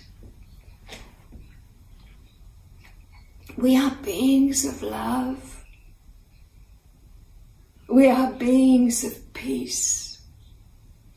We are beings that have descended from the unified realms to play in the mesmerizing hologram of life on Earth, because life on Earth offers more holograms than nearly any other star system. There are, if you see it as movie theaters, not just balloons of reality, but as our light being friend said in the last message, it's just movie theaters. Planet Earth has more movie theaters than many star systems. And it's just your free will, your ability to go into that movie, this movie, play, watch it over and over. I remember my daughters, I think they watched The Sound of Music when they were young, something like 40 times. It was one of their favorite movies. They just go back and back, and I was always amazed that they could do it again and again, but it was giving them something. The Sound of Music was giving them a big energetic boost, which is why they wanted to see it again and again. And it's the same with holograms. Holograms give you a big energetic boost, or the drama, or it also gives you learning, and it gives you virtues, and it gives you wisdom. So there are not just holograms on Earth, but there are holograms through all of creation that are shared and individual. There are planetary holograms. The Pleiades has a very particular planetary hologram that beings have come into to play with and learn from. Our Arcturian star system, my galactic family, we have a very particular hologram regarding education and working with multidimensional, interdimensional energy field science. We have the Orion hologram. We have the Venus hologram. The Venus hologram is very interesting because the Venus hologram is kind of like Earth. There's quite a lot of movie theaters. There are a lot of bubbles of reality, holograms. And all of creation plays with holograms, but the difference is whether you know it's holographic or whether you believe it to be the reality.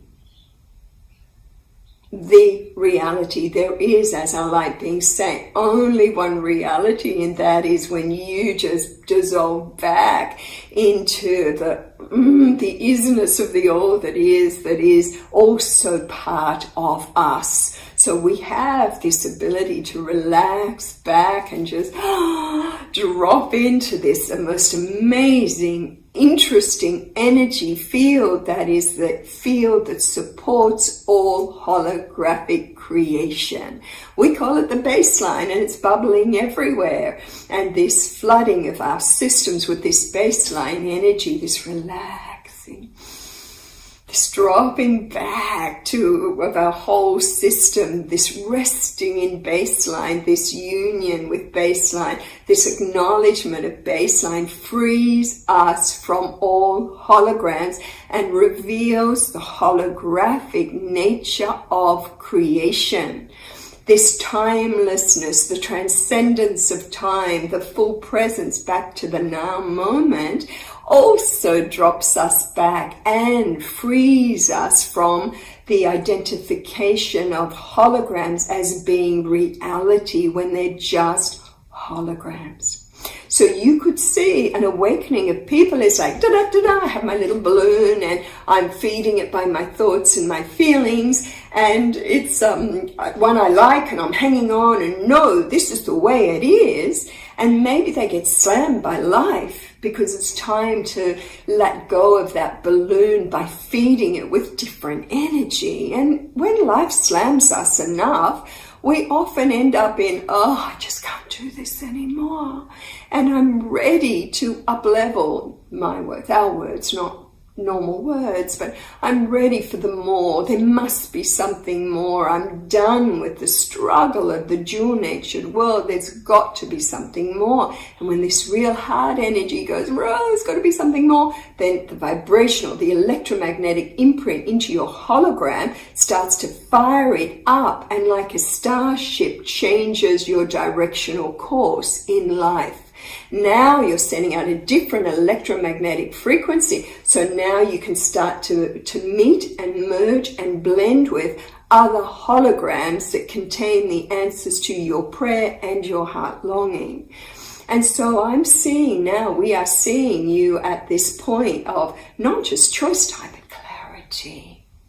Clarity. We are feeding these holograms all the time with our heart energy, our mental energy, and it's like, what do you want to feed? As we know, the clarity, just little balloons, da, da, da, da, da, da, da, and like-minded people who are sharing in the co-creation of different holograms, gather together, da, da, da, da, da. I have my balloon and this is my reality. Da, da, da, da, da. I have my balloon. Ooh, our realities, our balloons are very similar, and they just electromagnetically hook up.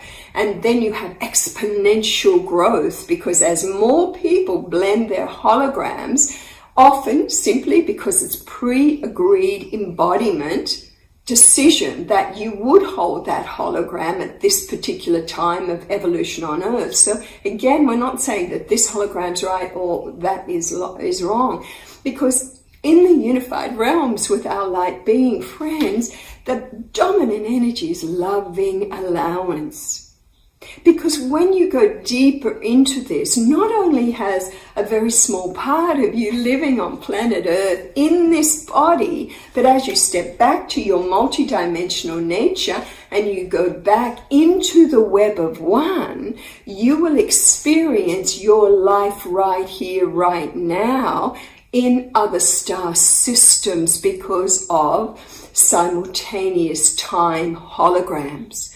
So when you come deep into silent stillness and deep into the I am pure love baseline, I am infinite, I am eternal, into timeless now, very present, you'll start to sense around you all these little balloons or bubbles that are your past, present, future, parallel lives, and all the holograms, past, present, future, parallel lives of all sentient life throughout creation, and it's a huge field. So you already exist in a fully enlightened state in the unified realms. You never left. You just expanded out to explore life in density in this particular sector of we call Earth, in the solar system, in the galaxy, in the universe. So let's finish here with something really interesting, and that is the energy transmissioning through the universal core. I won't tell the stories of how we know this or see this. We just want to say what is.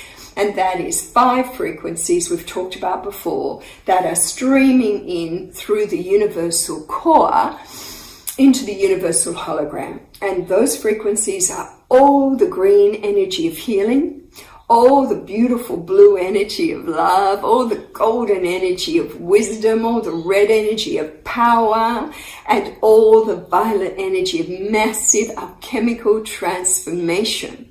So this is not just flooding through the universe, but it's flooding through the galactic core, it's flooding through the solar system, it's flooding through our sun. And so we are being bombarded now throughout our solar system with a 5 frequency up leveling, which means that green energy is there for us to heal on all levels. For those who've been playing so deep in the dual-natured realms, you've picked up a bit of energetic damage, not just heart virtues and wisdom. There is also that violet energy of massive transformation and the love, all the love we need, all the wisdom we need, all the power we need to up level, up level, up level, up level, up level. So what are you ready to up level into? Are you ready to let go of all the holograms that perpetuate separation? Just give your time and energy now to being a nourishing presence. Now again, this is just a select group of star seeds. Hello, my family. We are born to be the bringers of change. Our frequency is that of the unified realms.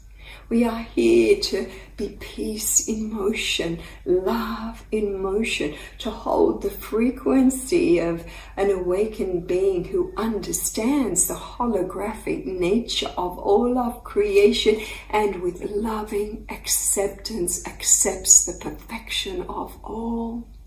For there is no right, there is no wrong. It's just co-creative free will games as we expand through different star systems to enjoy free will creations, but more than that, to hold frequency when a mass collective chooses to rise out of a hologram, having learned everything they wish to learn from that hologram and move into a brand new holographic vibrational construct of a different way of being. This is just some of what I've been learning in my own journeys and remembering we are the star nations. Everyone on Earth has intergalactic multi-dimensional history because we are all plugged into the web of one, and from the web of one we've just gone into different holograms that for whatever reason have been something for us to play in, but it is holographic. Take this time to just give yourself a rest from all the games, to just drop back, to ask in your heart of hearts, show me, let me experience my true nature. Let me re-experience life in the unified realms. Let me experience now what it's like to be a being who radiates the most nourishing frequencies throughout all realms. Let me be free from all human limitations. Let me fulfill that which I was born to do at this time. Let all that transmissions through me be for the highest good of all. This is my heart's desire. Let me support my brothers and sisters through this transition time on earth with the greatest love and the greatest care and the greatest compassion. Allow me to find the right words at the right time to share that which beings around me may need to hear so that they too can up-level when they're ready. Let everything about my presence be that of a wise, loving, supportive, compassionate, awakened, aware being. Let all my gifts and training from all timelines that are relevant to this point in human evolution today, let them all flow in now from all other holograms and be here at my disposal so that, yes, I can fulfill that which I was born to do in this now moment of time on planet Earth. Yes, yes, yes, can your heart say yes, yes, yes, yes, yes to this? Yes, I'm ready. Yes, I am here. Let me lock into the perfect hologram that is for my highest good and for the highest good of all sentient life through all realms now. Because our collective frequency on Earth is influencing the solar holograms. Our collective frequency is influencing the galactic holograms. Our collective frequency on Earth is influencing the universal holograms, and the universal keynote is influencing other universes as well. Our field of influence is huge. What is happening on planet Earth is a personal ascension time, remembrance time. A global ascension time, remembrance time, up-leveling, and a universal ascension, up-leveling time. May we enjoy the perfection of silent stillness, of clarity, and of every perfect now moment. This is Jasmine for the Intergalactic Federation of Worlds and for the Embassy of Peace on Earth. Namaste.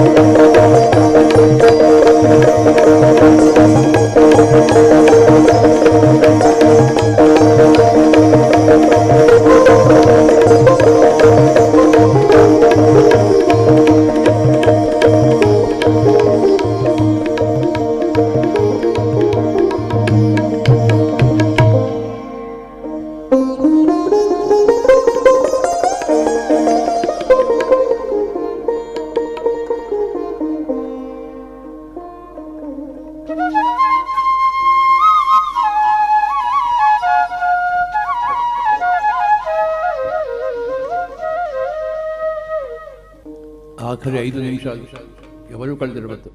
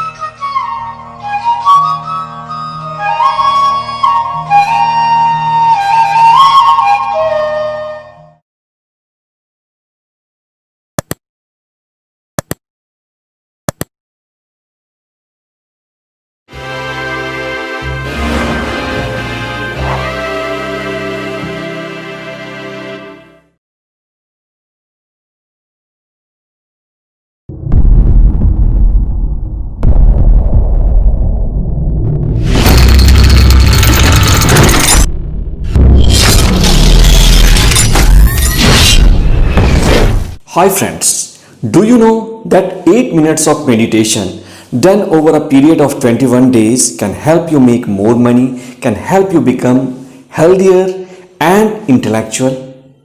So, in this short talk, I want actually to focus on something new. Is there a scientific basis of meditation? What actually happens to your brain when you practice meditation? And can everybody practice meditation? Or asking in a neuroscientific way, is every brain tuned for meditation? So let's start. Okay, let's understand what is meditation. Okay, asking from a philosophical background. Meditation means going inside. Most of the times we are outside. We are busy in the noise of the world. What is happening outside? What is happening to our business? But whenever we are meditating, we are switching our mind off. We are switching our antenna, our receptors away from what is happening outside, and we are ready to tune in. We are ready to actually see what is going on inside. What are our emotions? How we react? What are our feelings? And this is the real game changer. Because the recent research done by the psychologists, it says that we actually don't see life or the world as it is, but we see world as we are. We are holding a glass in front of our eyes. We are holding a filter. That filter is made up of conditionings given to us by the world. Our experiences, our pains, our frustrations, wherever we are born, our localities, everything plays the part in creating that glass in front of us. Now let's come to the benefits of meditation. In that only we will cover what actually happens to your brain in meditation.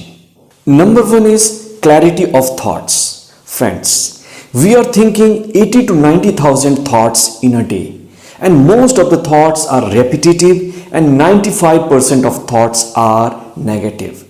And then we are creating something different, something negative, something that we don't like, and we are bothered. Oh, God is doing injustice to me. He is not giving me what I want. He is not kind to me. My fate is not good. I must see an astrologer. But no, it's you who are creating your reality. This has been proved in the quantum mechanics that it's our thought which creates our emotions. Thought creates an electrical change. Our feelings create a magnetic change, and this creates your electromagnetic signature, and this electromagnetic signature interacts with the quantum soup, the energy field which is within us and without us, and accordingly we get the results in our life. So friends, whenever you are doing meditation, it has been observed that since you are cut off from outside world, since you are not focusing on environment and you are focusing on the inner world, the true world, so what happens? Your thoughts begin to diminish. Your mind begins to become stagnant. It goes at ease. And in this state, your mind becomes very, very relaxed also. And it creates very less thoughts. And remember, if a factory is producing only 10 products and it is asked to produce 15 products, what will happen? The quality of those products will be deteriorated. And same happens with your mind. Your mind is not a machine to create unlimited thoughts. It has a limited bandwidth. It has a limited capacity. So once you meditate, you restore its capacity. You are decreasing the thoughts. So what happens? There is clarity in your mind. Your mind gets more intellectual bandwidth. It gets more clarity. It can focus on one point. It can solve a problem. Suddenly you may find that you are finding a solution to something and something happens to you. Suddenly you find that your intuition is very good. Something happens of its own. Why? This is due to your thoughts, because now you have aligned your thoughts with the universal frequency. Now your thoughts are not only less in quantity, but they have raised their standard, they have raised their quality. So this is the magic of meditation. This is the first benefit that happens to us. Now second benefit, it is similar to point number 1. Now second benefit, it is similar to point number 1. Thoughts turn from negative to positive. Okay, the philosopher, the meditators, Patriji taught me this thing to me, that whenever you are meditating, the most common thing that happens to you is your negative thoughts undergo transformation. They are not shifting. This is not a shift. They are transforming. Transforming means they can't come back to normal. They will not turn negative. They will become positive forever. And remember, your all problems, worries, stress, depression, anxiety, diseases are due to your negative thinking. What will happen once you are thinking positively? Once you are holding the frequency of gratitude, once you are holding the frequency of abundance, everything starts falling in your lap. This can also be understood with a metaphor. Suppose if a mother has 10 babies, she has to nurture, then what will happen? She has to run from here to there, she has to engage with all the babies, and that's why she will not be able to provide good nutrition to everybody. But if a mother has only one baby, what will happen? She can focus her full attention on the single baby, and obviously she will do the best for that baby, and that baby will receive the best. So this is the magic of meditation. Once your thoughts are stagnant, once your mind has clarity and it is creating lesser thoughts, it becomes positive. And once your thoughts become positive, your life becomes positive.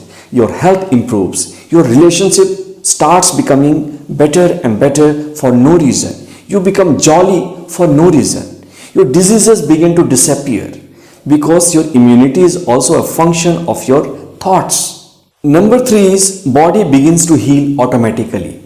There has been a huge research done on meditation and its healing power, and all of them signify that your mind has an intrinsic capacity to create all the chemicals to nurture your body, to heal your body, to boost your immunity, and for everything. But somehow, due to your negative thinking or anything or negative conditioning of your mind, that capacity is suppressed. But it is never lost. It is always there. And it has also been found that whenever you are taking some chemicals from outside, they don't work directly on your body, on the receptors of your body, but they activate that pharmacological factory in your brain, in your body, and that medicine, that chemical which has been created intrinsically, it actually heals your body. So even the drugs, even the surgeries work indirectly. So that is the beauty of it. You can actually learn to activate the pharmacology of your brain by thoughts alone. This is the research done by Joe Dispenza. Again, there is one more research that I would like to bring to your mind is epigenetics. Initially, it was thought that genes are fixed.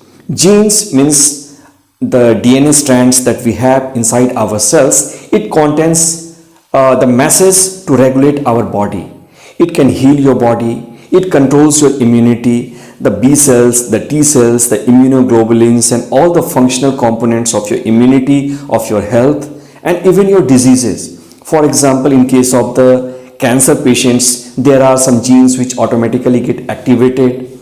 So, if we consider that model and if we know it incompletely, it means our health is a function of the fate. Whatever genes we get inside, that only controls our health. But if you look at it very deeply, you can understand something else also. Yes, we have got all the genes which can make us healthy, genes which can make us sick, genes which create cancer, and the genes which can heal cancer, the genes which can suppress cancer. All and everything is given inside us. But what gene will activate? This doesn't depend on outside. It depends on our thoughts and our feelings. And that is the concept of epigenetics, which says that if you can control your thoughts and emotions, and if you can make them positive, in spite of feeling stressed, depressed, anxious, if you can feel gratitude, love, compassion, passion, enthusiasm, in that condition, your inner environment is positive. And that positive environment actually triggers those genes which create positive chemistry inside your body. For example, it can happen that your thyroid dysfunction heals. Your cancer cells begin to die. Your cells are restoring their function. Your immunity starts to boost up for no reason. You need not do anything. Just by the effect of meditation, your inner environment improves, and when the inner environment is improving, it improves everything. So this is real magic. It is not that what I am saying. It has been proved by the research also. Again, there is one more research that has been done, that we all have biophotons. Biophoton means there is some small tiny particles of lights that is coming out of our body, out of our aura. So whenever we are becoming sick, in that condition, there is a dysregulation in those biophotons. Either their quality is decreased or there is a reduction in their absolute number. Now, it has been found that whenever we are taking medications from outside, or we are getting some advice, or we are getting some surgeries, in that condition, those biophotons are actually restored by those chemicals, and that impacts your health. So, drug is just a mediator. Drugs work by your belief system. Now, it has been seen by the research that whenever you are doing energy healing or meditation, those biophotons actually start getting activated of its own. The energy pattern in your aura that has been seen with the Kirlian photography, it starts to improve automatically, and suddenly you feel a shift in your health. There are numerous examples. If you see, there is a journal called Spontaneous Regression. In that, there is case study of many patients which were declared that you can't be healed by medications or medical science. But they healed for no reason. How? They also created the same inner environment of peace and compassion, and out of that environment, they triggered the epigenetics in their favor. They suppressed the negative genes and they triggered the positive genes. And the easiest way, the most easy way to trigger that genes or to create that inner environment of peace and compassion is nothing but meditation. Number 4. Meditation creates emotional balance. The man was Daniel Goleman. He did a shocking research and he presented a new theory to life. He told that your IQ is not everything. It's not IQ which makes you a champion of your life. It's your EQ, or the emotional intelligence, which is more important than your IQ. Friends, it's a bitter truth. Suppose you are intelligent, you have all the skills, but if you are disturbed, if you are anxious, if you are in depression, then what will you do? You will do nothing. You will not take any action, and your talent, your abilities are being burned into ashes. Your abilities and your fate is ending in smoke. And this is very common nowadays. Nothing is more common in this world than watching a person who is really talented and he is doing nothing, or he is underperforming. And remember, man is the only human being which underperforms. Rest all the creatures do their best. And why did they do so? Because they have less neocortex and their brain is limited. But as a human being, we have got neocortex. We can think, we can create more and more emotions. And when these emotions are negative, it is keeping us locked. It is keeping us stuck. So now, we have to understand that how can we raise emotional quotient, and what is the meaning of raising emotional quotient. Raising EQ means shifting from negative emotions of stress, depression, frustration, anger to the positive emotions of joy, love, happiness, compassion and bliss. And how we do so? Here I am going to present you some research. The site of negative center or the negative emotions in our brain is limbic system or reptilian brain. This is the most primitive brain which we have got from our ancestors, or from the reptilian as we developed to mammals. Now around that there is something called as neocortex. So inside there is limbic cortex, the reptilian brain, and outside that it is mammalian brain or neocortex. But now see the beauty how life operates. At one time, either limbic system is active, functional, or your neocortex is functional. So whenever limbic system is active, you are in anger, you are in frustration, you are in stress, or you are in fight or flight mode. You are like a reptile. Have you seen a lizard? What happens? It is continuously looking for dangers, and that is the only way for her to remain alive. Now, neocortex is something that is very crucial and important and exclusive to human beings. It gives you ideas, creativity, strengths, logic, happiness, joy, inspiration. But whenever limbic system is active, mammalian brain is switched off. So you are not having access to anything that is your higher function that makes you humanly. You can't concentrate your brain. So now, in an untrained brain, limbic system is active automatically. So now, what is the solution? Whenever you practice meditation, it has been seen that your frontal cortex, that is the part of neocortex, it becomes strong gradually. Now it is also connected to your amygdala or limbic system. So whenever your frontal cortex is activated, it gradually starts giving inhibitory signals to the limbic system and the amygdala, and that part of your reptilian brain which creates negative emotions that starts shrinking with time. On the functional MRI, it has been seen that the size of limbic system starts shrinking once you practice meditation, because now you have activated your frontal cortex, the cortex which was already with you as a gift, but if you were not using it. And through meditation, we can actually use it. The research was actually done by University College of London, where a group of people were actually asked to practice meditation. And the result was shocking. After just 30 days, it was found that their emotional quotient was raised. They were becoming less angry. They were becoming less frustrated, pissed off. Those emotions were gone once and forever. Again, the research was repeated to dangerous people who were chronically angry, who were very, very frustrated, who were tired and retired from life, and who were violent.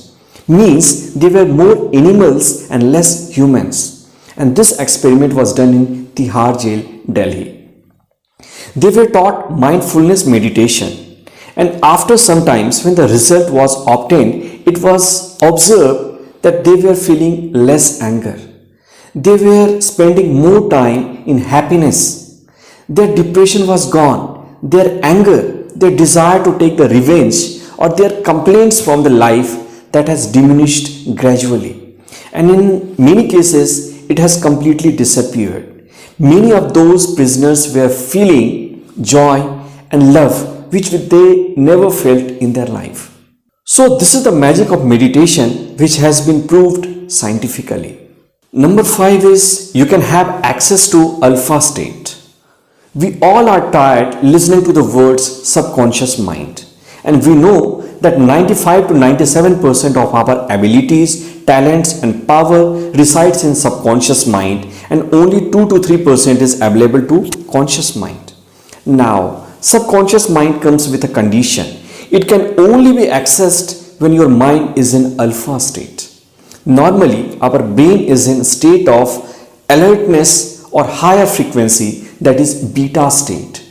In that state, your conscious mind is active and your subconscious cannot be accessed by you. It is active, it is doing its function. For example, maintaining the breathing, maintaining the heart rate, controlling your skin and temperature and everything that you are not bothered about while doing the active functions. But in the alpha state, you can actually access your subconscious mind, and you can actually change its programming, because it has been observed that whenever you are meditating, and it is checked with EEG, putting lots of electrodes around your brain, it has been seen that whenever you are sitting in meditation, just after 3 to 4 minutes of meditation, when you are observing your breath and closing your eyes, what happens? That mind begins to slow down and its frequency begins to drop, and it drops down to alpha state.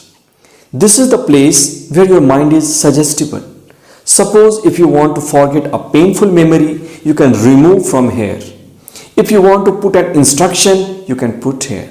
If you want to become healthy, happy, whatever you want. In that state, your mind is not only active but fully suggestible. It means your mind is in your hand and you can mold it the way you want to mold it. Now, again I want to tell you something further. If you practice meditation for a longer time, not only alpha state, your mind sinks down to even slower brainwave pattern delta and theta.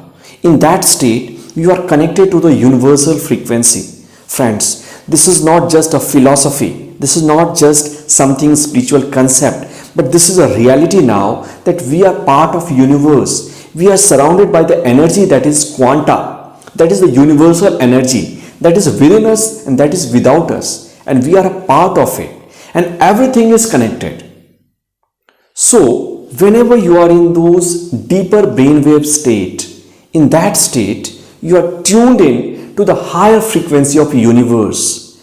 There, all the suggestions come to your brain. You are downloading very good things into your brain. Your brain functions improve. Your life longevity improves, and everything positive starts happening in your life. That is the actual state where intuition comes. That is the actual state where some divine command comes to you from the universe. Because you must know that universe is the most intelligent and intellectual system on this planet or in this universe. And that happens through meditation. We are also accessing delta state and theta state by means of sleep and all other processes. But in that state, your mind is just busy doing the repairing work. Whatever negative chemicals you have stored in your brain throughout by fatigue, by overusing your brain, that is being cleared up and cleaned up in sleep. So nothing special happens. But whenever you access these states in meditation, lots of magic happens. So do try this. Number 6, meditation connects you to spirituality. Now, you must be asking, why should I become spiritual? I need more money. I need more success. I need a better relationship. That's all. My kids are fine. That's okay. Yes. But there is a catch here.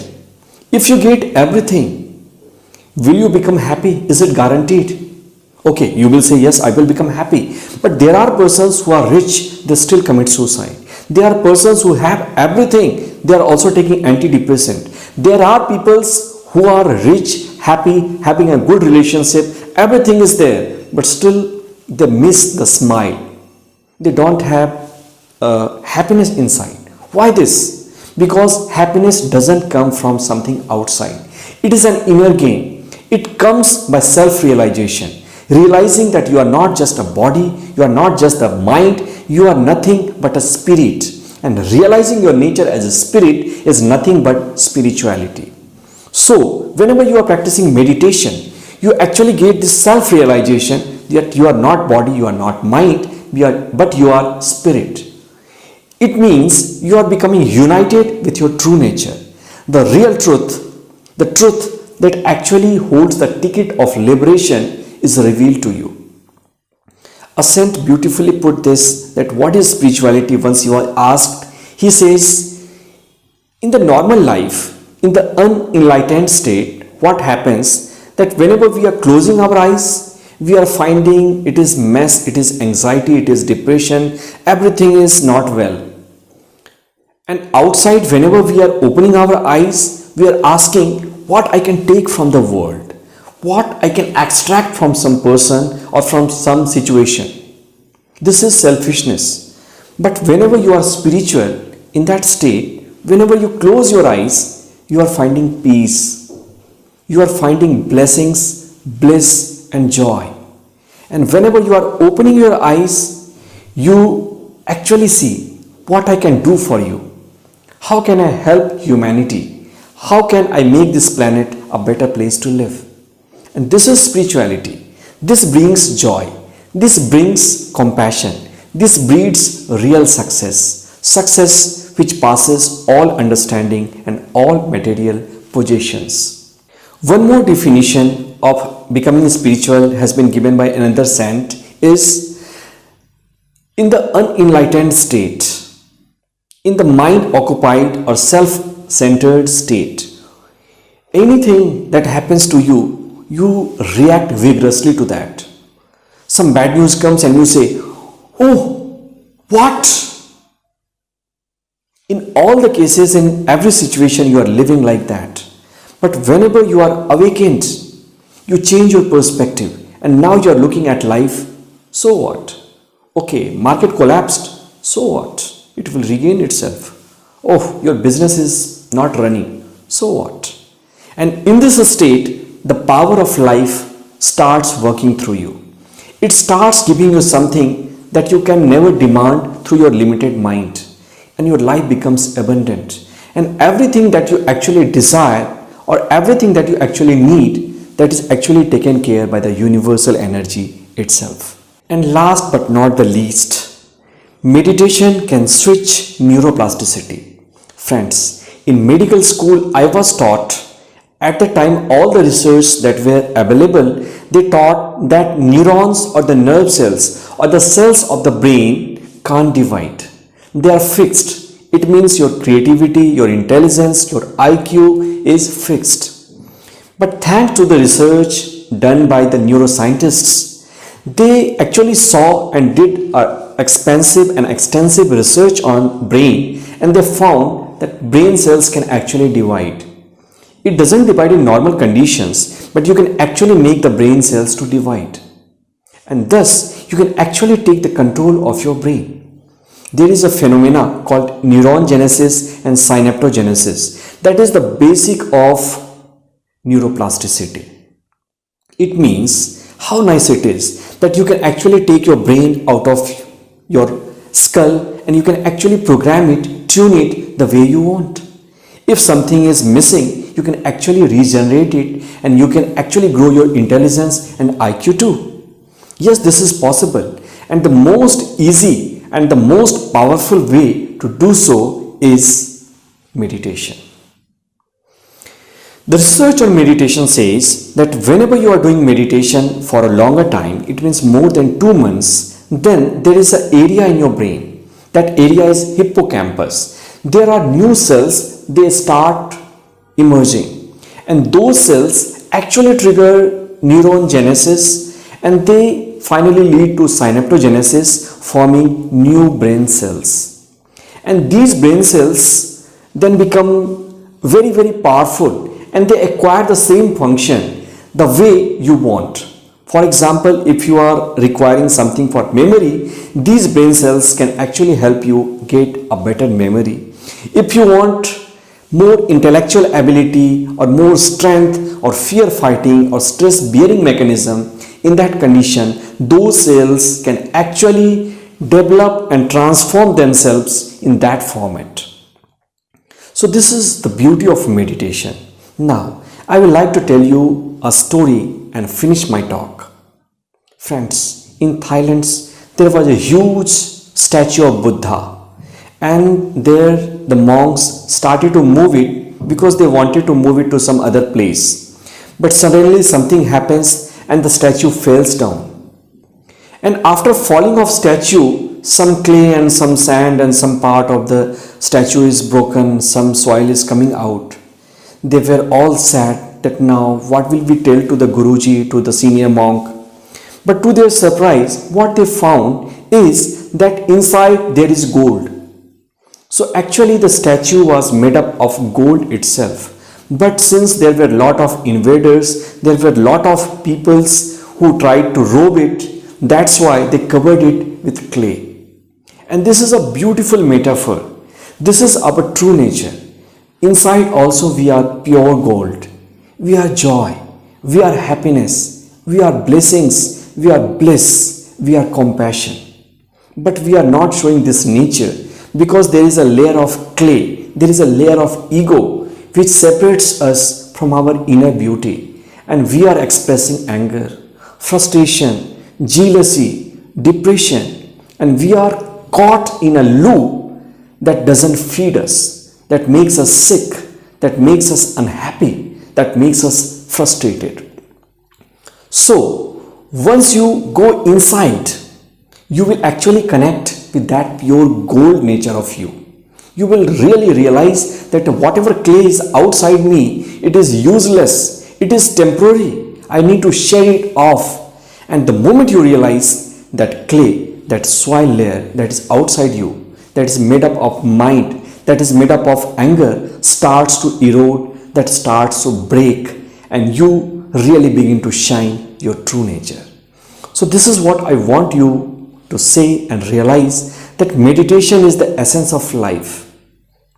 And remember, if you can't find time for meditation, you will find time to become stressed, depressed, busy and ill.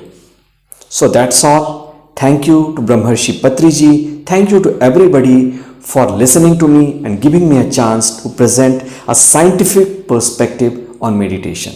Thank you. Thank you.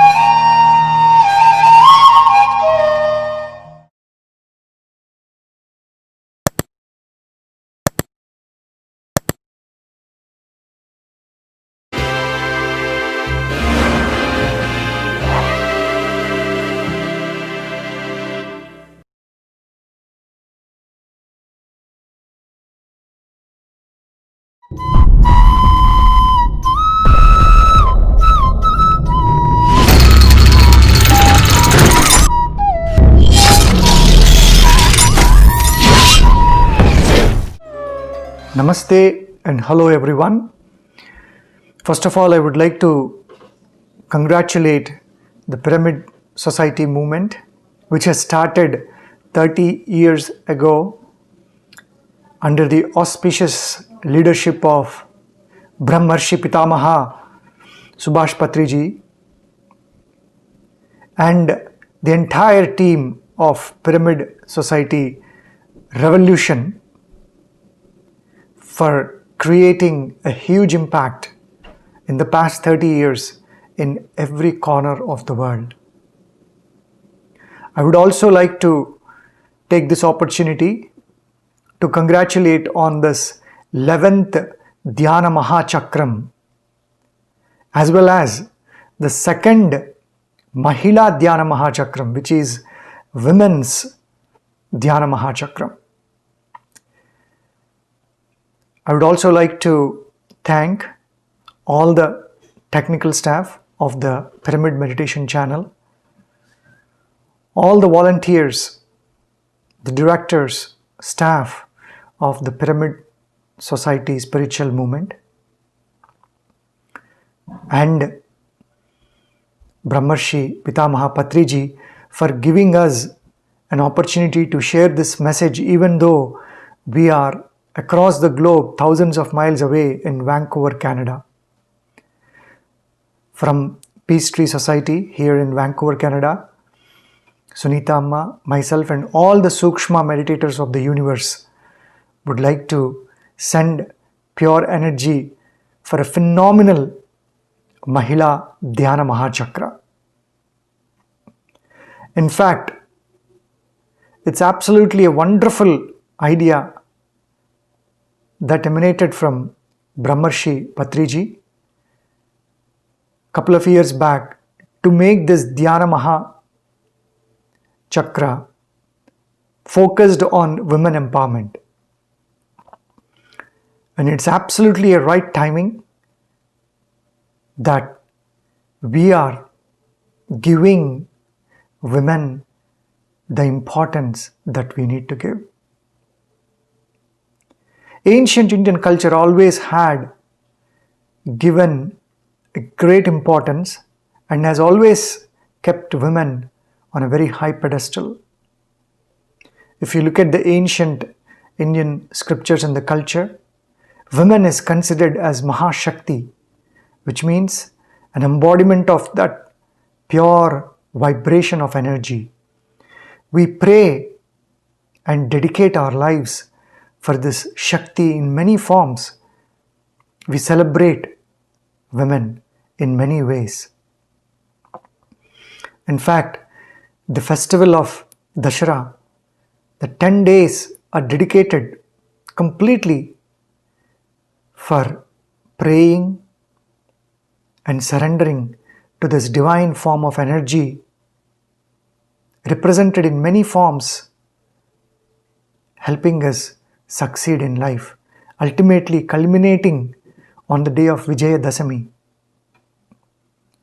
and praying that Shakti for giving that pure energy and blessings to accomplish whatever we want to accomplish in our life. So that has been the culture this great nation has given, has been a leader and role model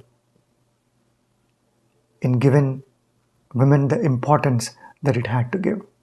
But unfortunately, over a period of time, things have changed. In the past few decades, obviously we are seeing a lot of atrocities being conducted, happening in the lives of women, both in the society, in the families, in the workplace, where there is a lot of abuse and inequality in many forms.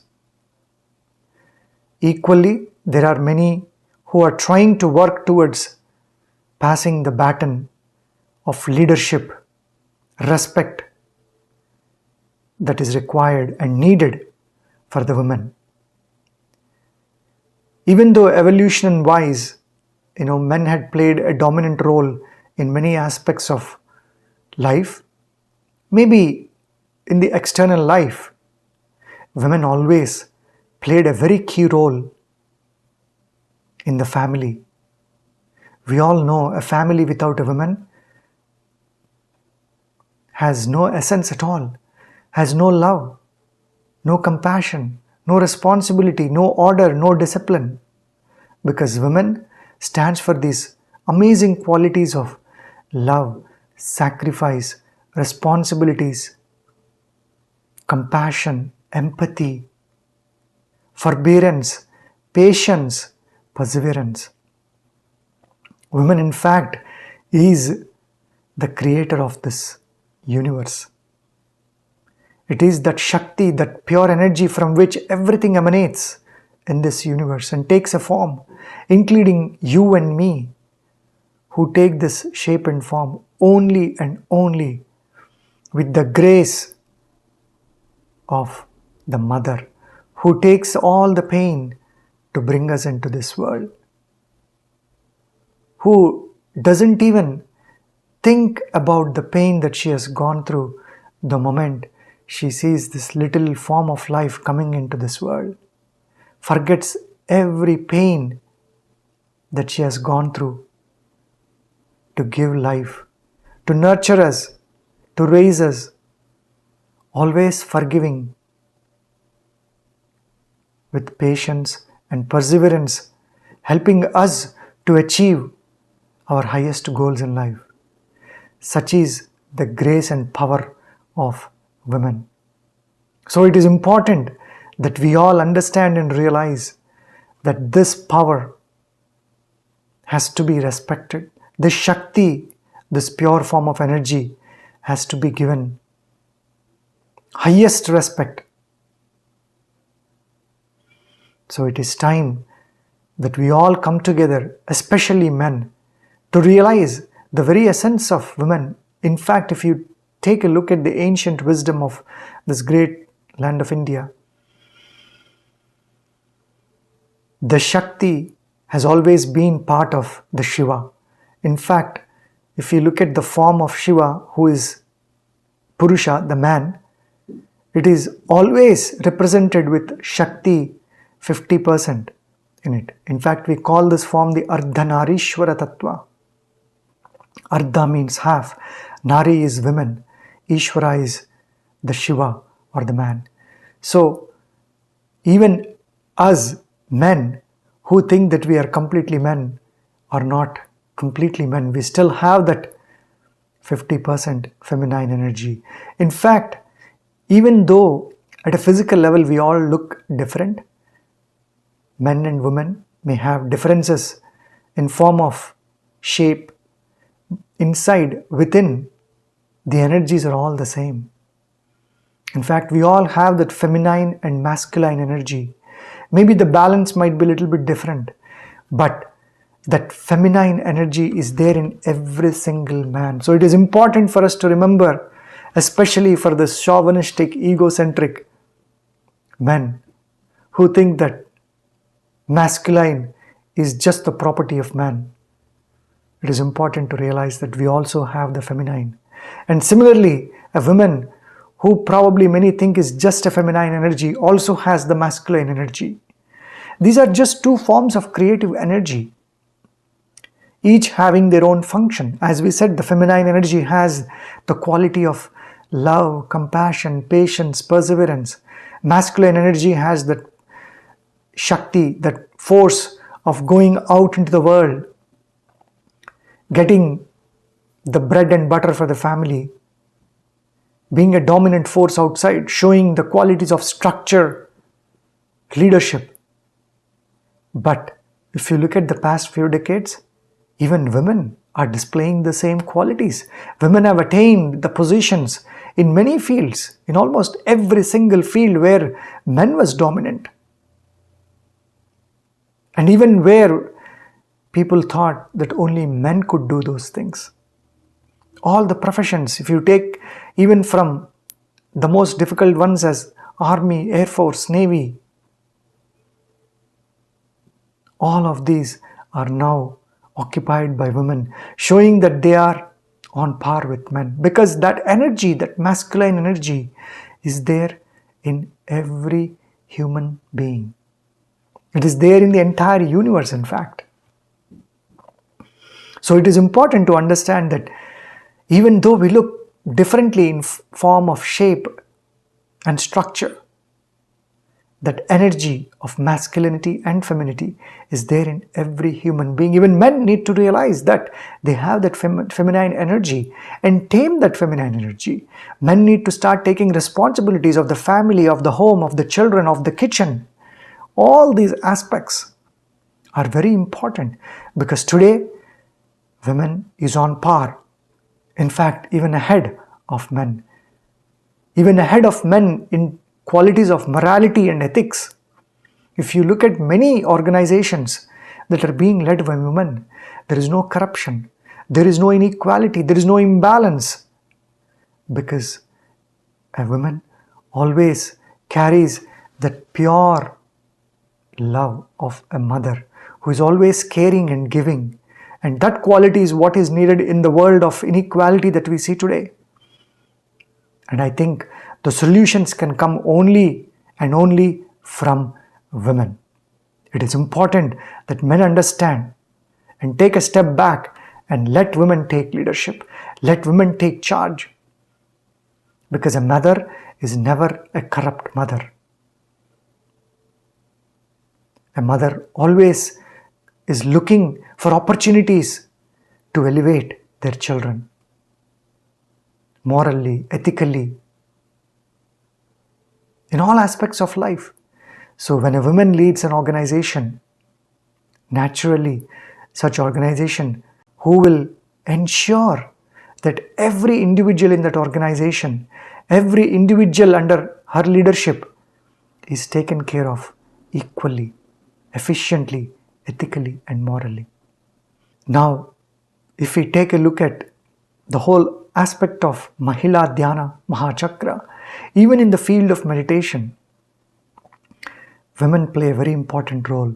If you even look at the aspect of devotion, and the yearning towards spirituality and the self-realization, women are way ahead than men. In fact, women practice spirituality already in their life. It is just a matter of realization that they practice, that selfless service that they do without any expectation, that love, care, compassion that they give, all represent the highest spiritual qualities. In fact, I always remember Sunita Amma, my teacher, my guru, who gives this example of highest form of spirituality as being represented by mother. And I have seen, of course, her in the past 14 years of my journey, how amazingly, purely, divinely she gives the energy selflessly to every human being who comes to her. I have been very fortunate to have a guru, a teacher, master in form of a woman, because I have seen the divine nectarine flow of pure love. Such is the power of women even in the fields of spirituality. In fact, if you look at the number of people who come to practice meditation, women take the highest percentage. Even within our organization, Peace Tree, in the past 14 years, I have seen there are more women, probably 70 to 80% more women who come forward quickly to take that first step into self-realization, spiritual realization, self-care, self-love, all these aspects of spirituality.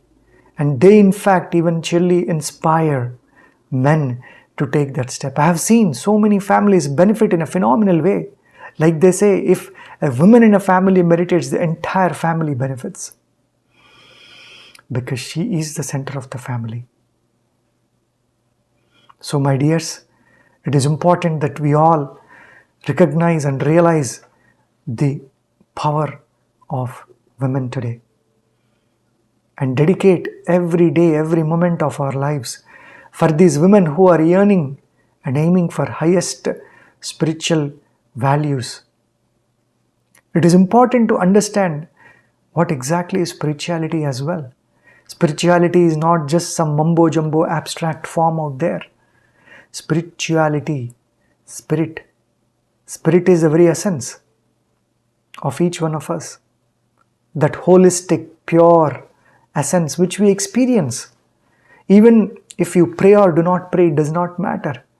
But we all experience that essence of that purity. Even when we are out there in the nature, when you are watching a sunset, when you are listening to a beautiful sound of nature in form of the birds chirping, or the flow of a waterfall, the flow of a river, or the waves of the ocean, all these are part of the spiritual experience. Spirituality is to be in tune with the nature outside and the nature inside. But unfortunately, in this fast-paced lifestyle, we have forgotten that.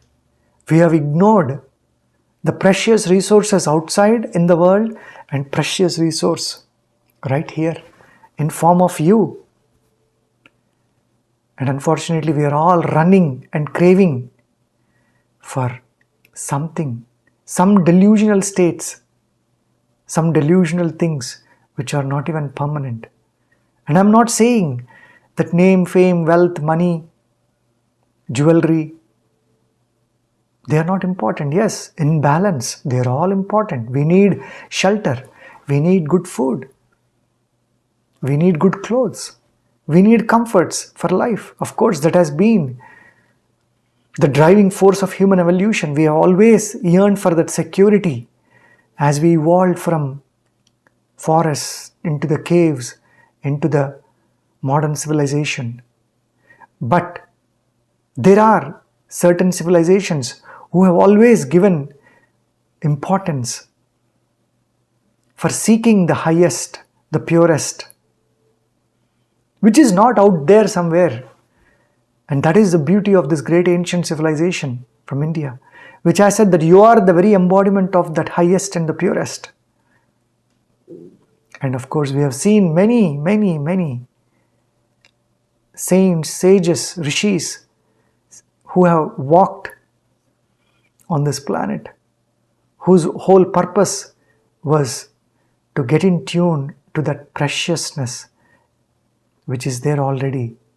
But because of the modernization and our hectic lifestyles, chaotic lives, we are forgetting. Even women are forgetting, unfortunately, because there is so much pressure. There is so much distraction in this world today. But I think if there is one person who can change the track, shift the gears, and take this humanity in the right direction, it will be the women. It has to be the women, because they are the center of every single family. They are the ones who can understand the very essence of spirituality. They are the ones who represent spirituality. Because if you look at their life, they go through so many changes. A man doesn't have to. All that change that probably that he goes through is attains the puberty, and then of course later becoming old. But a woman goes through so many changes physically, mentally, emotionally, biochemically. In terms of the hormones, they are constantly changing. In fact, every month there is change in them. In that change, they are yet maintaining that grounded centeredness.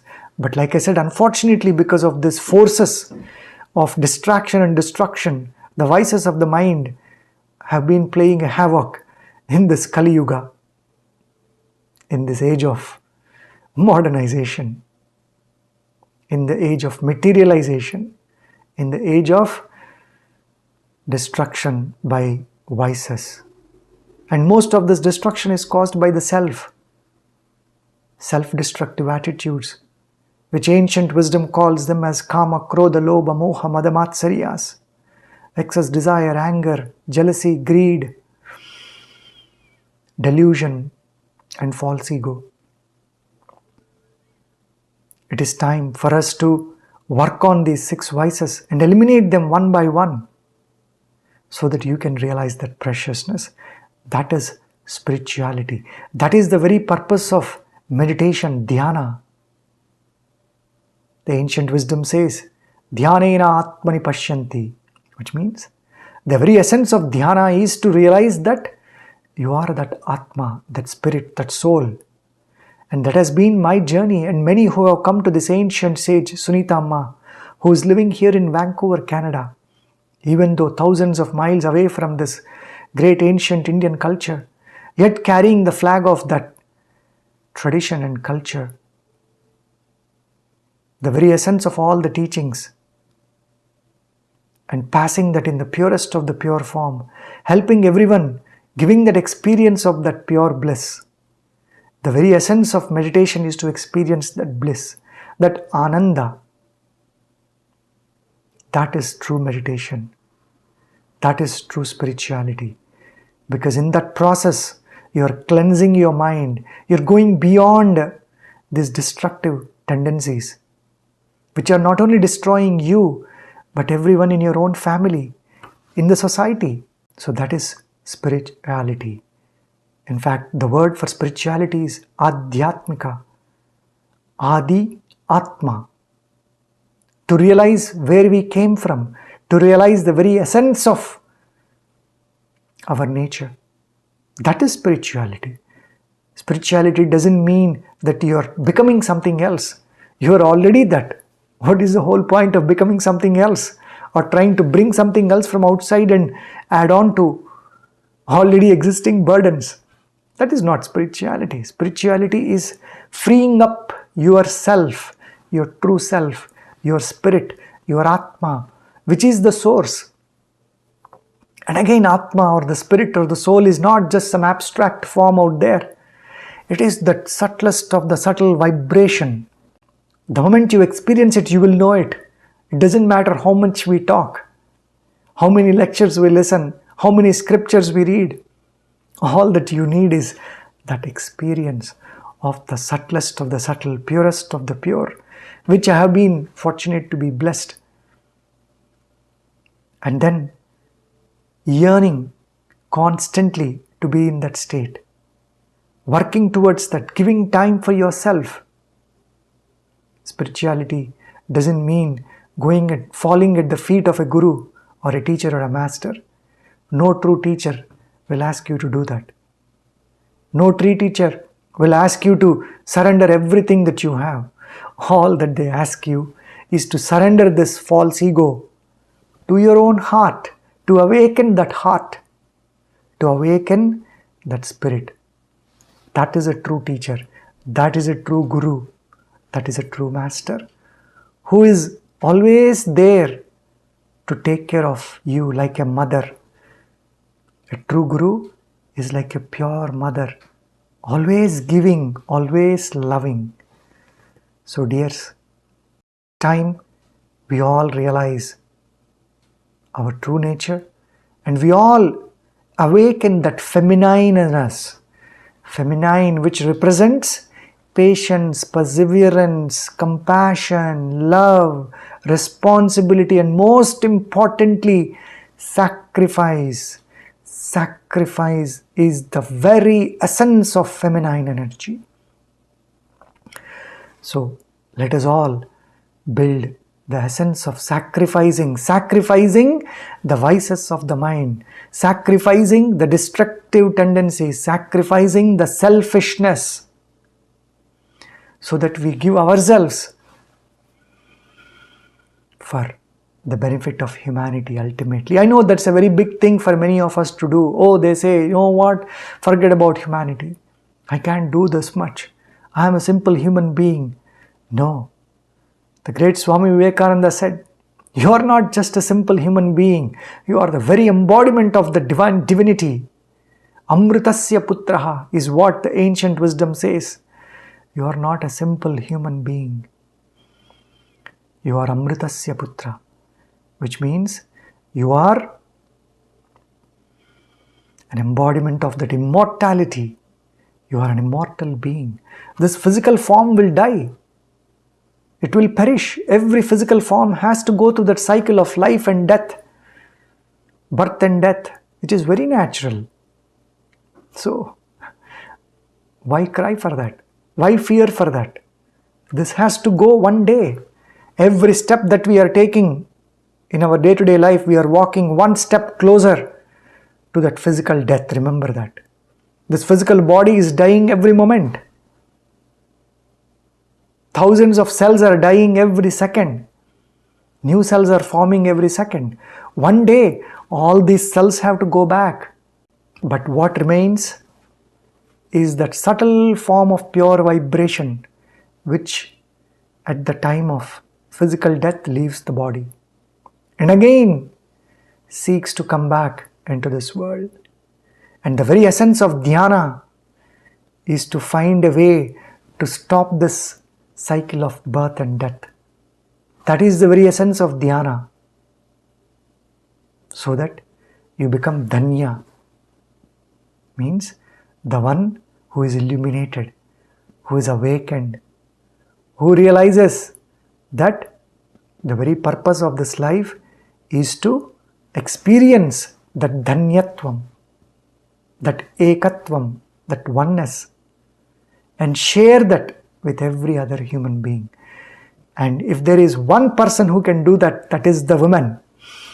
So my dear friends, let us all support this Mahila Dhyana Mahachakra, a great sankalpa, a pure intention, which has now blossomed into a revolution, a spiritual revolution. And again, I congratulate the PMC channel, the Pyramid Spiritual Society movement, as well as the pioneer of this movement, Brahmarshi Pitaama Patriji, for creating a platform for spreading this pure intention, which is now blossoming in all corners of the world. We from Peace Tree, all the Sukshmas of the universe, again, heartfully congratulate and also show our heartfelt gratitude for giving us an opportunity to share this message from across the globe, thousands of miles away. Even though we are physically away, our heart and soul one with you. Namaste and thank you very much.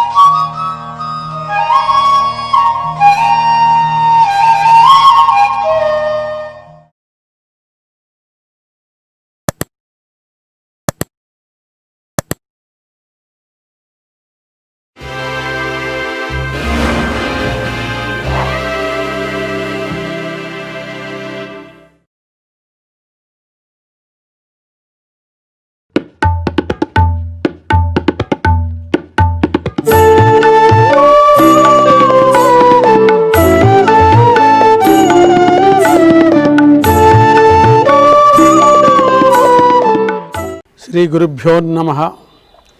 వందే భారత మాతరం. My respectful pranams to Brahmarshi Patriji and for all viewers, meditators and our friends. Ravi Shastriji doing great job of PMC, Chandrasekhar, Naveen and all our friends connecting for this Dhyana Mahachakra. In advance, I wish you Happy New Year. May God bless all of you and your family members for participating and making this Dhyana Mahachakra a grand success. As said in Bhagavad Gita, Yatha yatha hi dharmasya glanir bharataha अभ्युत्थानम् अधर्मस्यं तदात्मानं सृजाम्यहं परित्राणाय साधूनां विनाशाय च दुष्कृतां धर्म संस्थापनार्थाय संभवामि युगे युगे. So Lord Krishna has given us a great blessings that as human beings we all are janmanam narajanma durlam. We are taken birth as a manavas. So in other words, we are all part of this cosmic creation of the Lord Paramatma to carry his messages for the well-being of the humanity. So each one of us as a meditators, we have got a greater responsibility of carrying the incarnation messages, our experiences of meditation for the well-being of humanity. Loka samastha sukhino bhavantu.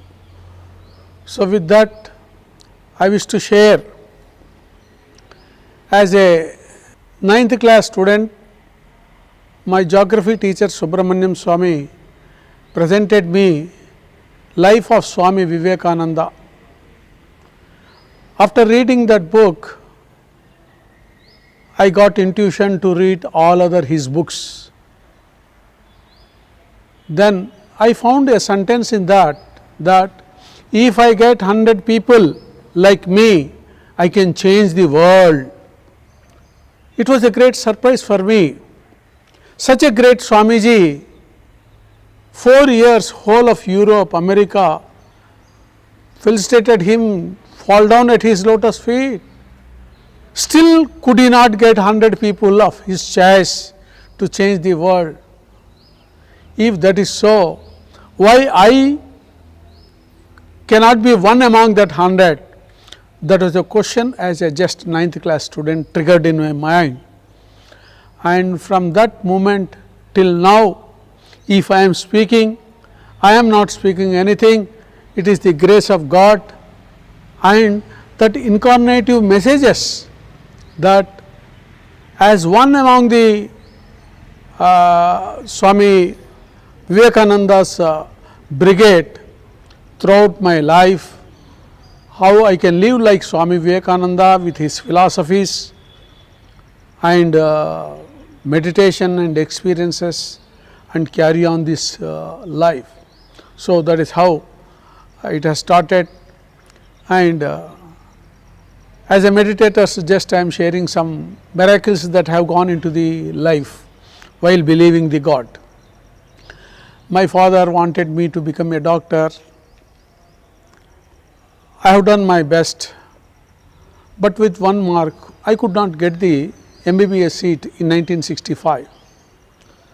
So, I was very much disgusted with the education. If I could not fulfill my father's aim, why should I study?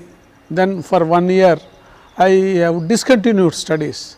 I was roaming here and there. In Nizam College grounds on the Hyderabad, I got a banner, Gita Yajna by Swami Chinmayananda. Just I went inside and sat. Swamiji came and bhajans went on. In the meantime, there was a sudden clouds and thunders and rain. And at that moment of time, Swami Chinmayananda took the mic and told to all the audience, don't worry, pray God, He will bless us to continue our Mahayajna. Then he started singing bhajans, also all audience started singing bhajans with a lot of devotion. I also started singing bhajans. It was a unique experience for me, and within 5 minutes such a thunderous rain stopped. It was a surprise for me.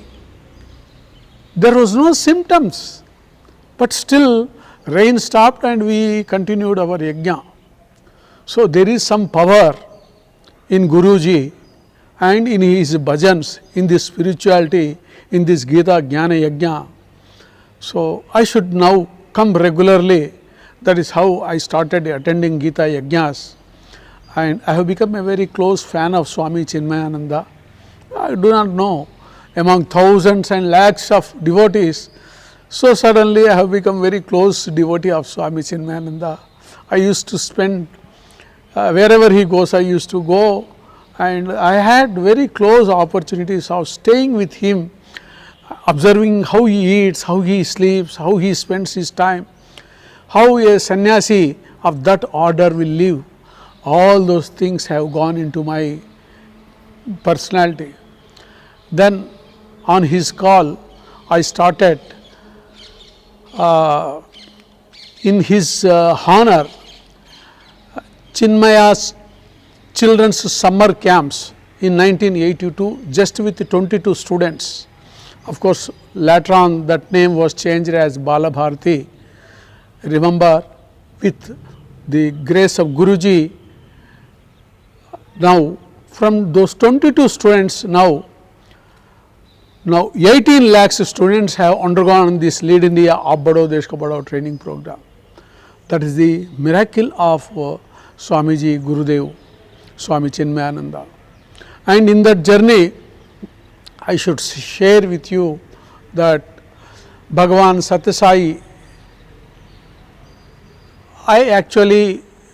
I neither believe nor do not criticize, but I appreciate his great social services, and his only objection I was having is why he attracts devotees with some sort of vibhutis and creating all sort of things.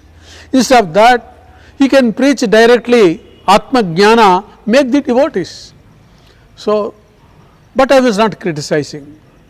So, when we were conducting this Bala Bharati summer camps, one of his devotee, Sai Ganga Mahadevji, he came there, and in our first introduction itself, he came on the dais and told that this Balabharati training program will become an international global training program.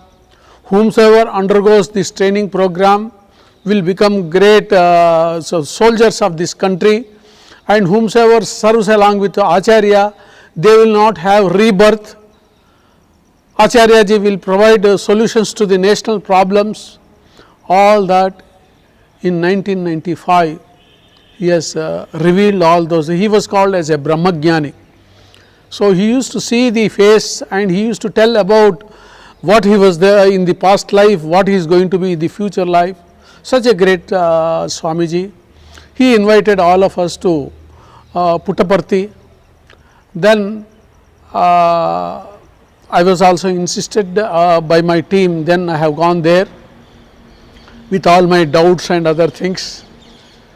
After going there, we were told that Swamiji is in silence, so you cannot talk, but you can have darshan. Then next day morning we have gone there for darshan, and suddenly for the surprise of whole of the audience, he took the mic and started speaking. And after speeches, he used to come to the lane where I was sitting in the front row. He came there and stood in front of me, and I observed everybody was taking his blessings, Pada Namaskara. So I also took Pada Namaskara. Morning gone, again evening came, again he surprisingly he broke his silence, he started speaking, and again evening also he came to near me where I was sitting. Again I took Pada Namaskara. You will know, for one saptaha, 7 days, morning and evening, he spoke and he has given me Pada Namaskaras. And on the last day, 7th day, when he came down, I took Pada Namaskara. I could not control my emotions.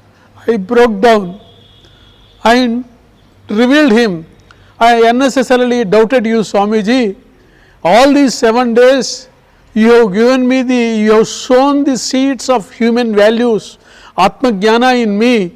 Throughout my rest of my life, I will live only to practice and propagate human values. You please bless me.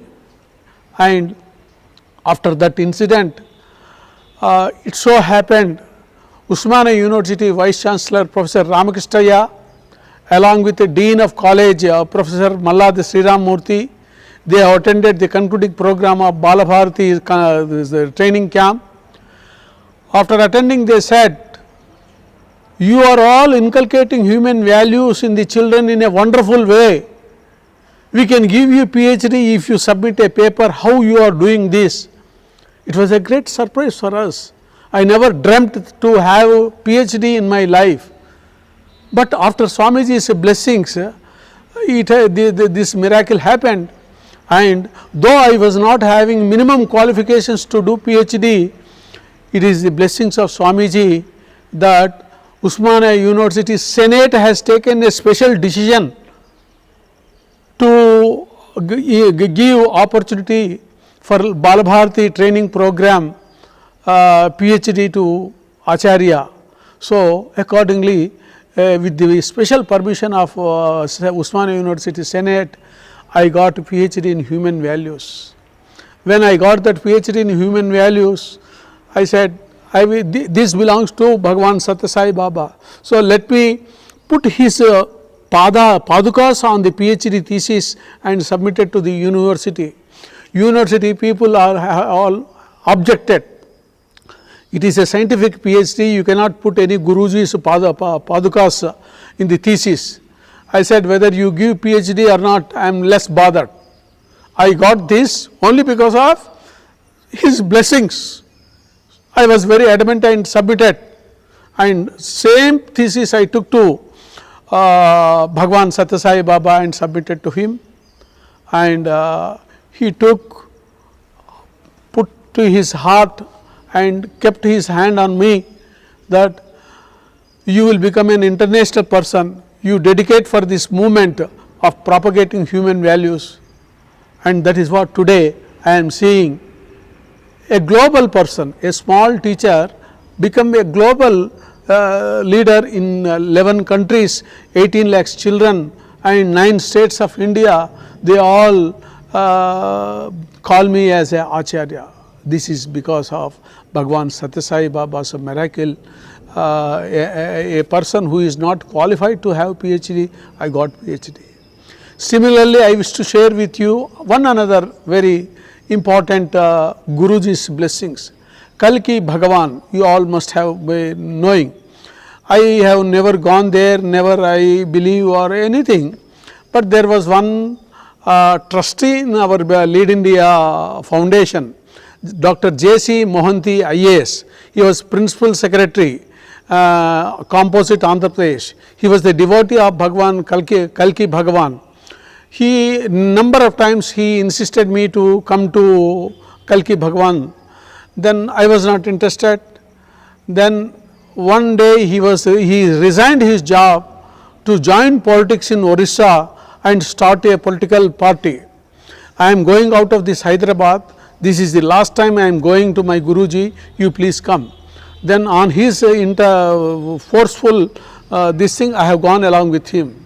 After going over there, I have seen a great amount of spiritual empowerment by that Swamiji in me.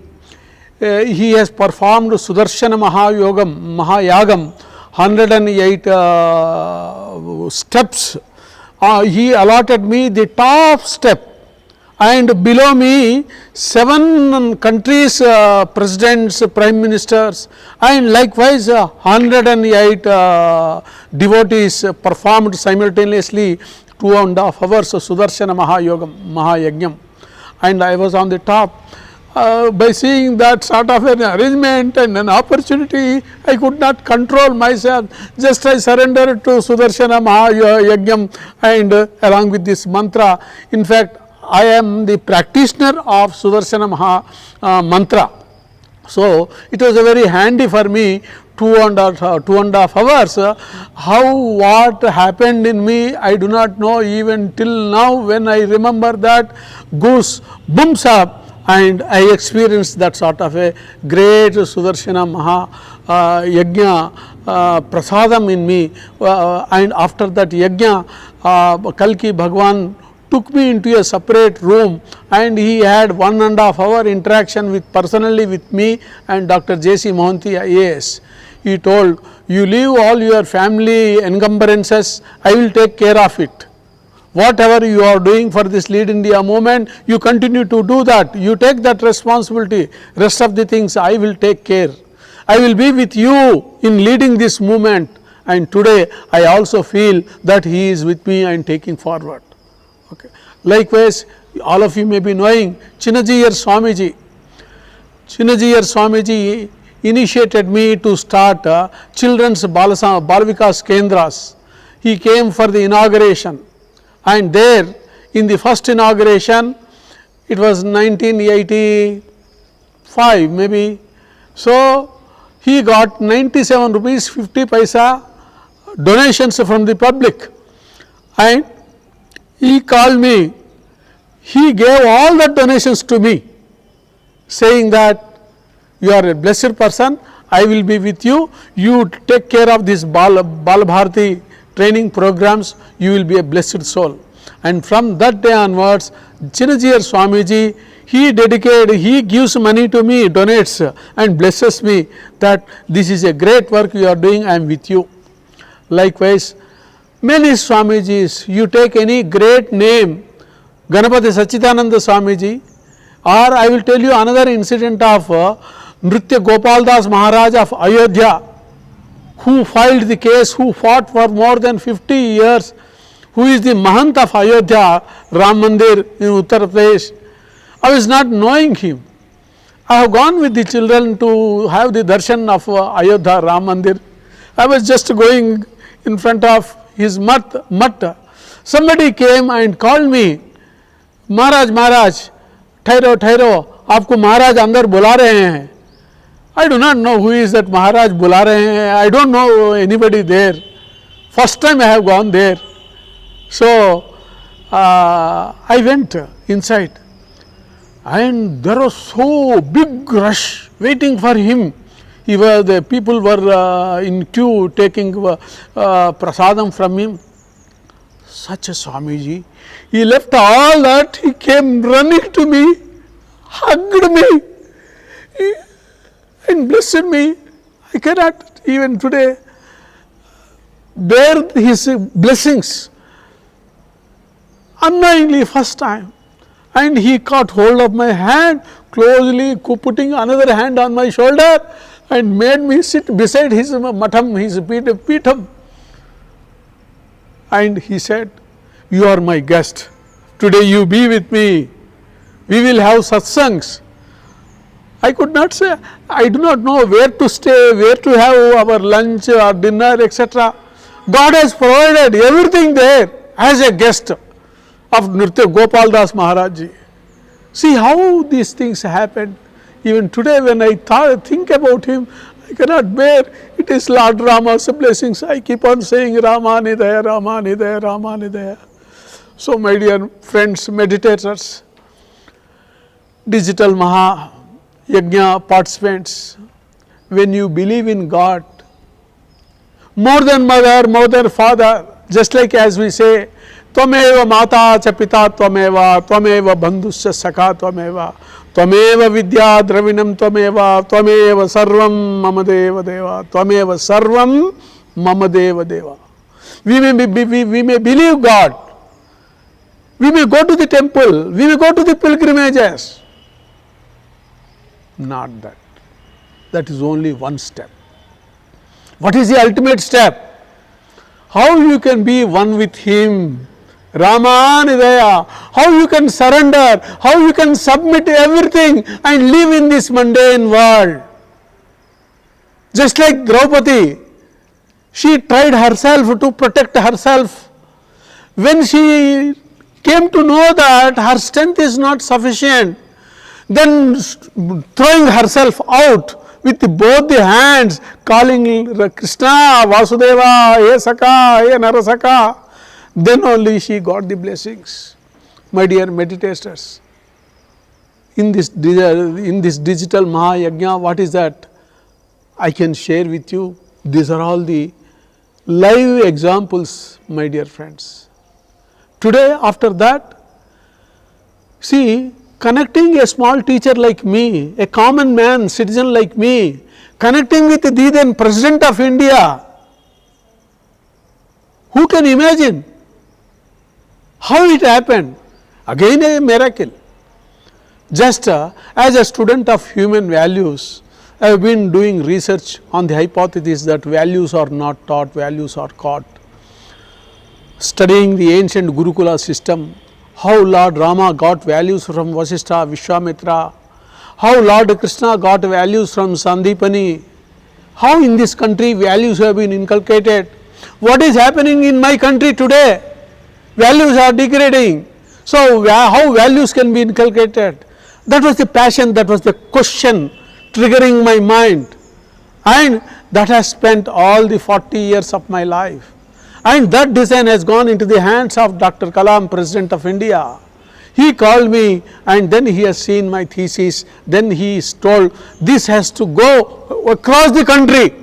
This should go as a national movement. Can you dedicate yourself? He asked me. I told, that will be a great privilege. God's a gift for me. Kindly give me, definitely I will dedicate my life for this. That was the day I have promised, and today we are in 2020. He supported me all through his life for all the 13 years, and today, though he is not there, I am just carrying all his vision as a mission into the students. Why? It is my dharma. I have promised him, so I have to carry. Though he is not there, the same passion. This I am not carrying, my dear friends. It is God's grace, Rama Nidaya, that is all carrying, my dear friends.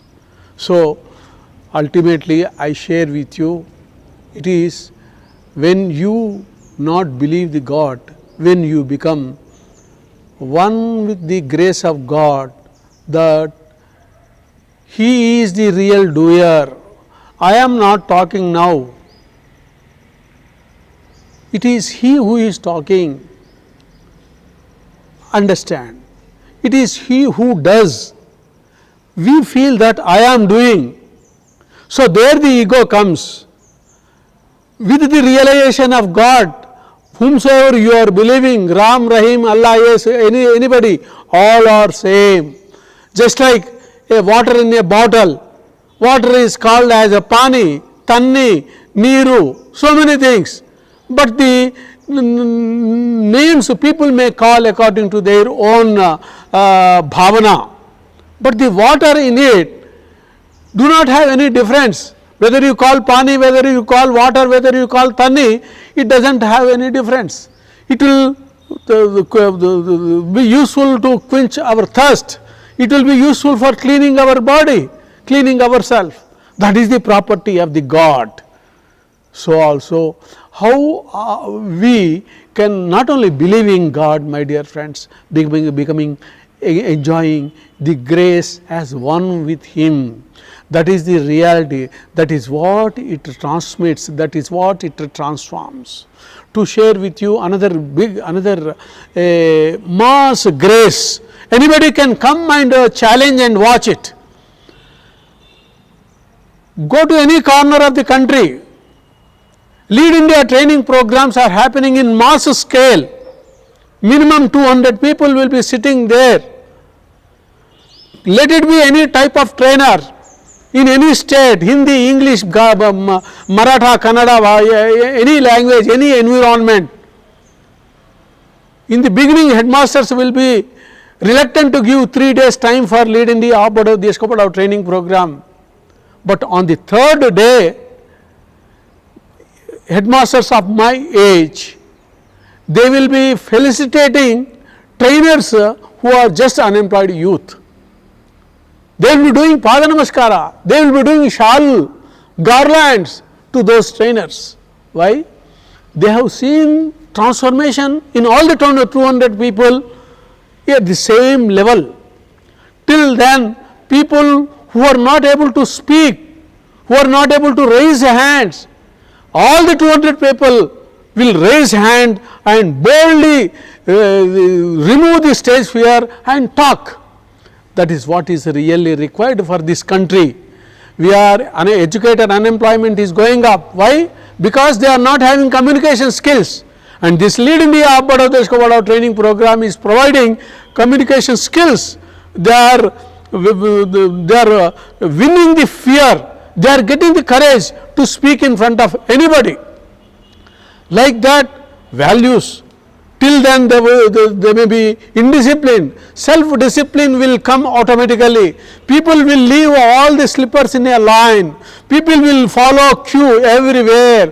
People will follow the food discipline, cleaning the places, cleaning the plates, cleaning everything, sitting calmly without making any noise. They will be without wasting food. They all will be eating. They will be praying, and they will be realizing that food is hunger, hunger also is food. So, these sort of cultural values are going on in this Abhadao Deshkopadao. This sort of mass transformation is happening. Who is doing? It is not Acharya, it is not Kalam. It is a divine movement. God Himself is doing. It is a great live miracle. Any of you, anywhere in this country, anywhere in the globe, you go and watch Lead India Abhadao Deshkopadao training programs. Everywhere, at least 80% of the participants, trainees will be transforming. That is the miracle of God. Why this miracle is happening? Let me share with you, my dear friends. Now, India and the whole universe, after this COVID, after this 2020, is under a great transformation. 2020 afterwards, now onwards, all of you will be watching, there will be a spiritual movement everywhere. The PMC will have a global movement everywhere. Meditators will become a global movement everywhere. Whomsoever inculcates values and turns towards spiritualism and meditation, if they put one step towards that, they will be experiencing 100 steps. This sort of universal spiritualization is going to happen from now 2020 onwards for another 50 years. This is Amsterdam, German astrologer is predicting. Brahman Garu from Andhra Pradesh, he has predicted, and this is a spiritual resurgence. It is happening. 2020 is a miraculous year. This is transforming the whole universe into a spirituality, spiritual base. Now the whole scientific egoism, scientific achievements have been dumped into the dustbins by the COVID-19, because the science is not having even the medicine. So that is how spirituality is gaining the momentum. Now all the people have to follow. It is only the spiritual path in their personal life, in the national life, in the universal life.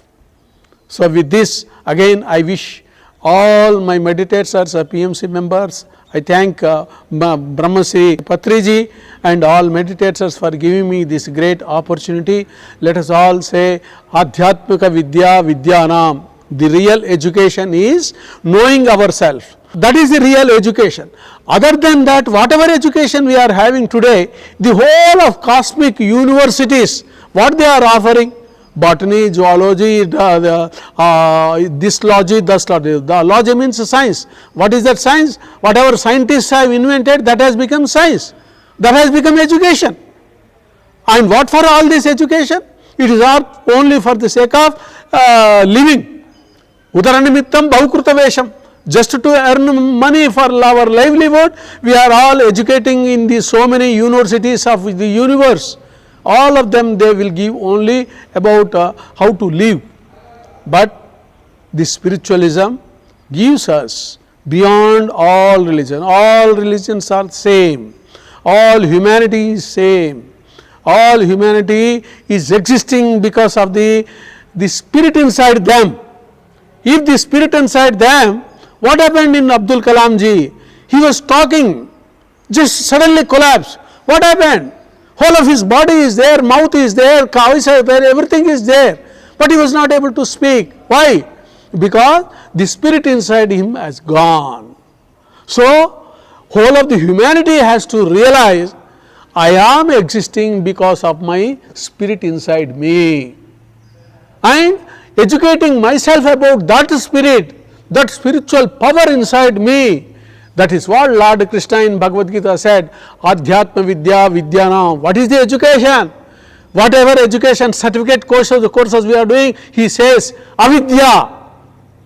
That is not education.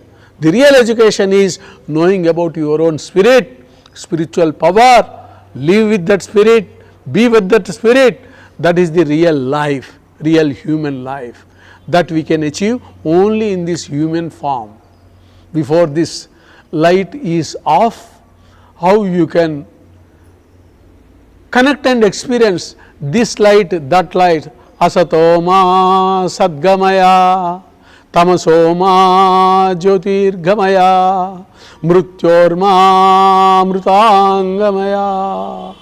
O leaders of this great light civilization, oh, we have to become from mortal to immortal. This is a great opportunity. Only in this life we can have it.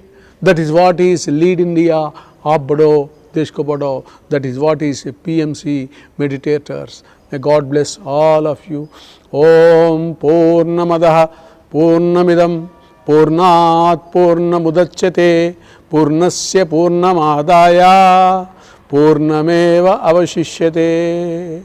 The whole spirit is one and the same everywhere, all pervading, omniscient, omnipotent. Ramanidaya. Experience that. I experience with this Ramanidaya. Not that Rama who is carrying Kodandam.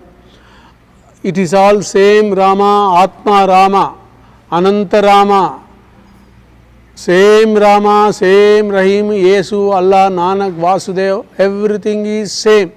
That is the universal experience of the oneness.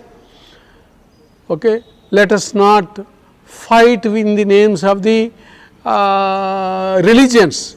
All religions, it is sabka malik ek hai.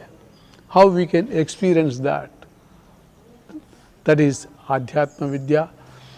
Thank you very much. This 2020 again is going out, taking out all bad in us and uniting all of us for the sake of the global peace and Loka Kalyanam, Loka Samastha Sukhino Bhavantu, Loka Samastha Sukhino Bhavantu. Visit www.leadindiafoundation.org, www.leadindiafoundation.org. आप बढ़ो देश को बढ़ाओ, आप बढ़ो देश को बढ़ाओ. A divine course where all children's IQ levels are appreciated, their technological knowledge is appreciated. We all have got responsibility to provide global opportunities. Globe is throwing opportunities to India. Whole globe is coming to India to make India again an economically powerful country, spiritually powerful country, to lead whole of the universe. Come and join. Lead India, lead India, lead India. Thank you once again, Patriji, Raviji, and all my dear friends. The Chanduji, Naveenji, may God bless you. Lead India, lead India, lead India.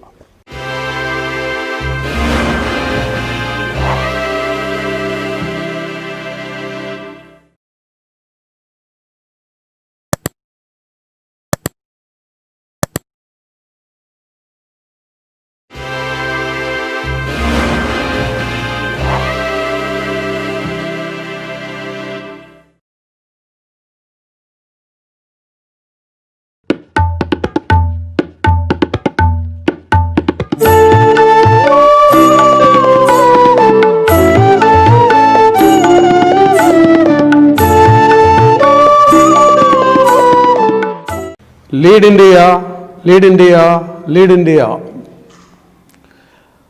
I am called as Professor Sudarshan Acharya. Acharya name was not given by my parents.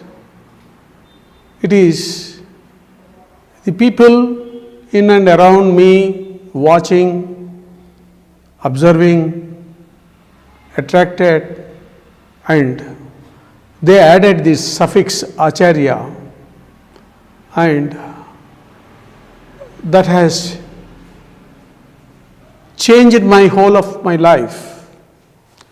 Before I begin, at the lotus feet of Brahmarshi Patri Maharaj Ji, I wish to submit my respect and reverence to him, and all the meditators who are all organizing, listening, all these, I submit my respects to all of you.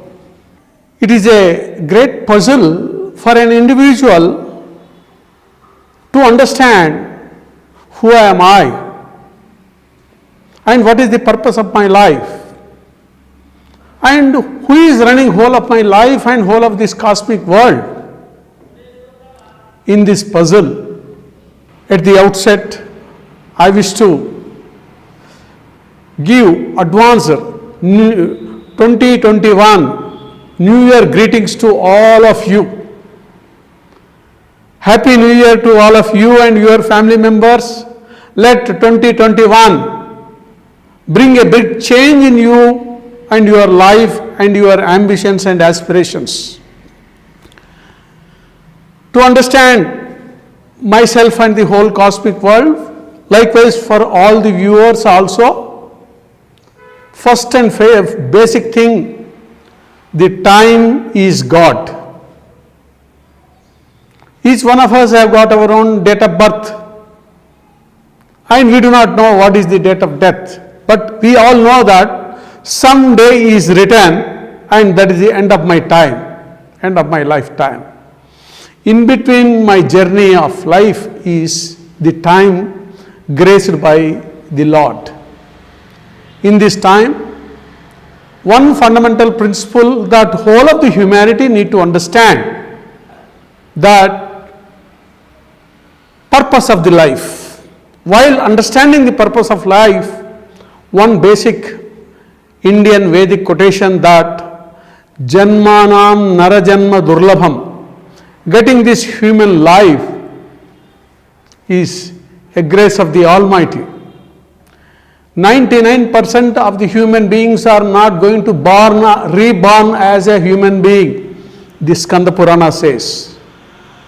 Then what is that? How is that I have to live purposefully is a major question. In this connection, here I wish to share with you that 2020 has brought a big challenge, not to me, not to individual, a state or the nation, for whole of the universe.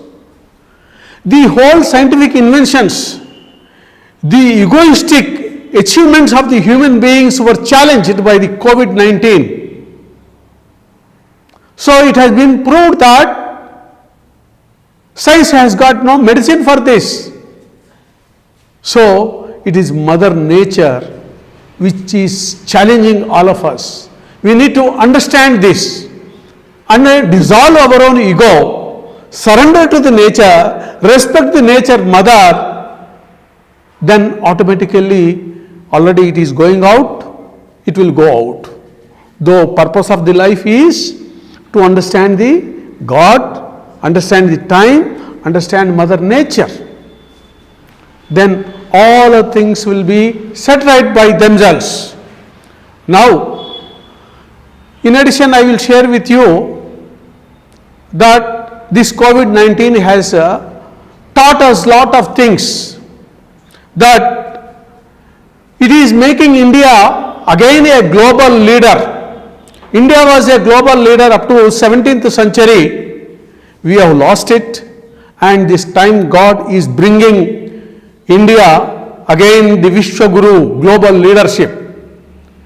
The COVID-19 has brought out all ancient Indian ways of life, scientific home remedies, beyond all the medicines. How naturally we all can win away this COVID-19 and its challenges. It is understand a natural way of life rather than taking medicines, just flowing out in the stream without understanding myself and the world, science and spirituality. Where science ends, spirituality begins. A fundamental factor for my own life we need to understand. So, now 2020 is giving us a lesson that we be natural, we be surrender to the Lord, believe in God, believe in yourself, respect the nature, know in the future, automatically all things will be set right, my dear friends. This is one side. I am taking you to the another side of 2020 history. How this 2020 has become popular, how this Lead India 2020 has come into the picture, how Lead India 2020, our President Dr. Kalam declared that this is the national movement, how all this happened. I know it is a history and you are all want to know how Kalam called this Lead India 2020 as a national movement. My dear friends, as a scientist, as a patriotic person, he has dedicated his life only for the sake of the nation. He is not even married. He never dreamt of having any of his personal assets or personal any of the things. He only spent whole of his life only for the sake of the nation. So in his pursuit for the nation, to see this nation as a developed nation, which was his vision.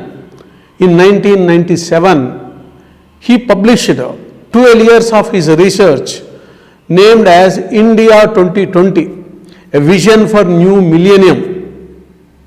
In the same year, he got Bharat Ratna also. Why he got Bharat Ratna? It is because of his inventions, contributions to the country. Prithvi, Akash, Nag, Trishul, all the missiles, he has become a missile man of India.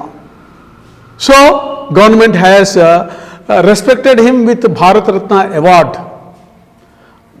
That has attracted a student like me, a student of human values. Why this person was given Bharat Ratna?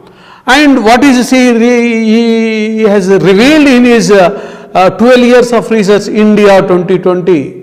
That is how we both were connected in 1997. And from there, the time God connected us down the line. In 2002, we got connected. How that connection, I will give you later on. But after that connection, from last 40 years, I have been doing research on ancient Indian way of Indian educational system. How values were inculcated. So I found out the hypothesis that values are not taught, values are caught. On this hypothesis, from last 40 years, I have been spending my life. In this journey, in meditation, I got a design where without external instructions to the students or to the children, you be disciplined, you be honest, you be righteous, without pinpointing all that. When I am pinpointing one finger with others, 3 fingers are pinpointing towards me, and above that the thumb is showing the God. So, we have got no right to say, you be disciplined, you be honest.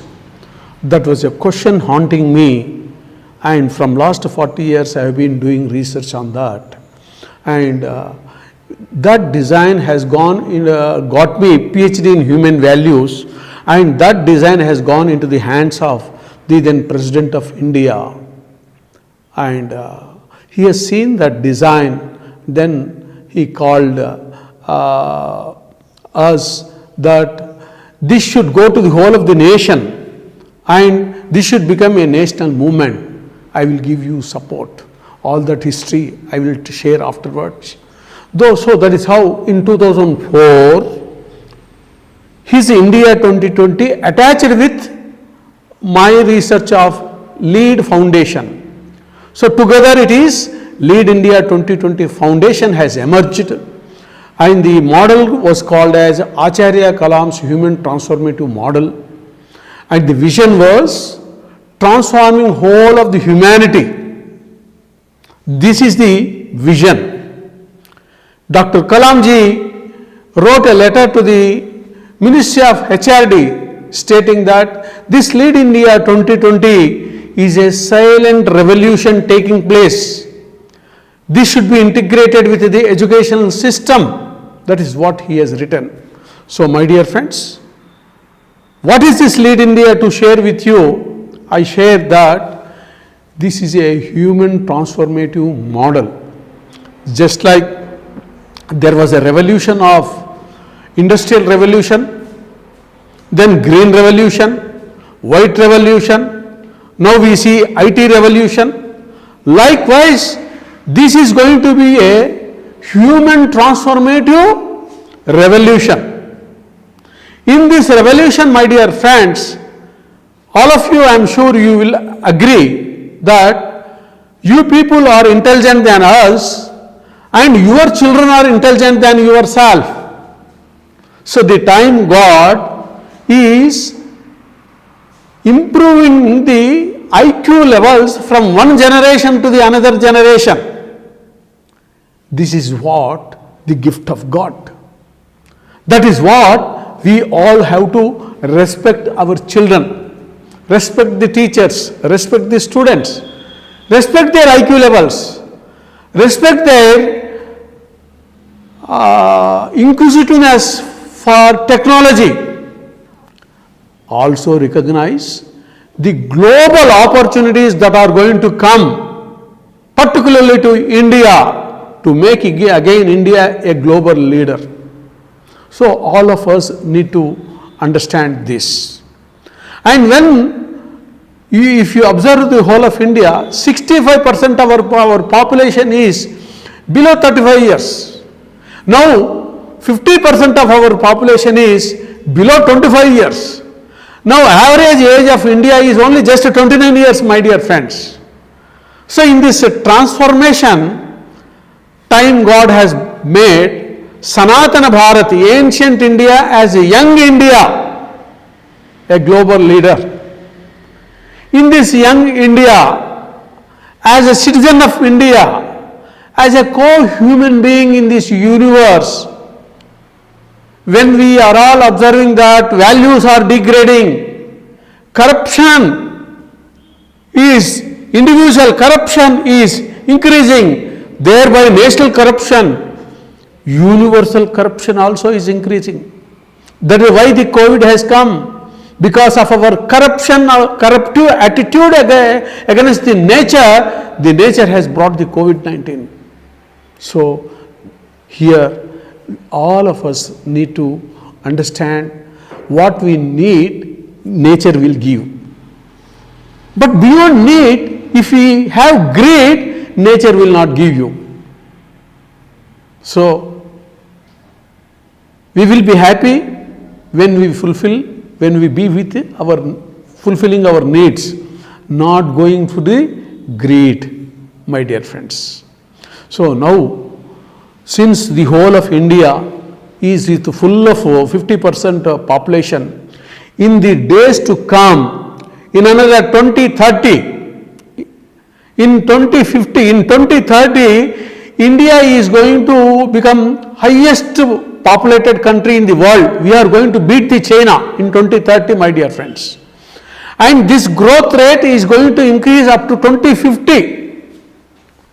So, India has got to gain this youth dividends in highest way possible to become again a global leader. That is a great opportunity. That is how, with the inspiration of the then President of India, Dr. APJ Abdul Kalam ji, Lead India 2020 movement has started with a vision to achieve developed India. Developed India. The mission is ignite, train, nurture this 50% of youth who are below 25 years. That is the mission of the Lead India 2020. And for all of them, education is the hub, education is the platform. If we look into that, is the education complete?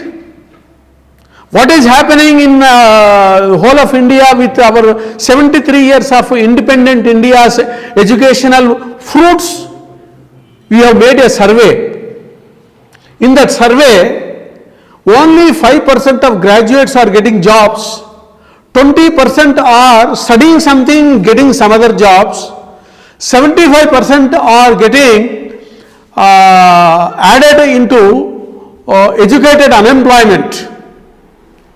Okay, so if it continues, if the same education system continues also, same educated unemployment will be growing up, and tomorrow whomsoever forms government, whatever party, political party comes into the powers, will they be able to give jobs to our growing uneducated, educated youth? Nobody, because there is a big disproportion is there. The quantum of the youth that they are coming into the market and the opportunities for them to get jobs is very wide. So nobody can give them really jobs. So what is that we have to do? That is what Lead India 2020 is bringing a big change. why this situation, this scenario is happening. All of us have studied the education what our free India from last 73 years has given the education system as per Education Act. Who has made this Education Act? It is in 1835, Lord Macaulay. To conquer India, to make Indians as a clerks, they have made an equation. For this job, this is the course, this is the certificate, this is the syllabus, this is the examination, these are the marks. Based on that equation, they have made all our Indians as a clerks, slaves. They were ICS, they were the rulers. So as such, we have become slaves. Unfortunately, same Education Act has become part of our constitution, just like the Railway Act, like Insurance Act, like Police Act. Like Education Act also has been implemented in the same way for last 73 years. As a result, educated unemployment is growing. Lot of social imbalances are coming up. So now it is in the form of our Honorable Prime Minister Narendra Modi ji has brought National Education Policy 2020, which is revamping the whole existing education system, giving opportunity for every Indian, students, teachers, parent, to think about the education system and its impact. Take the freedom. It has become a public debate. Everywhere we are seeing webinars on this national education policy.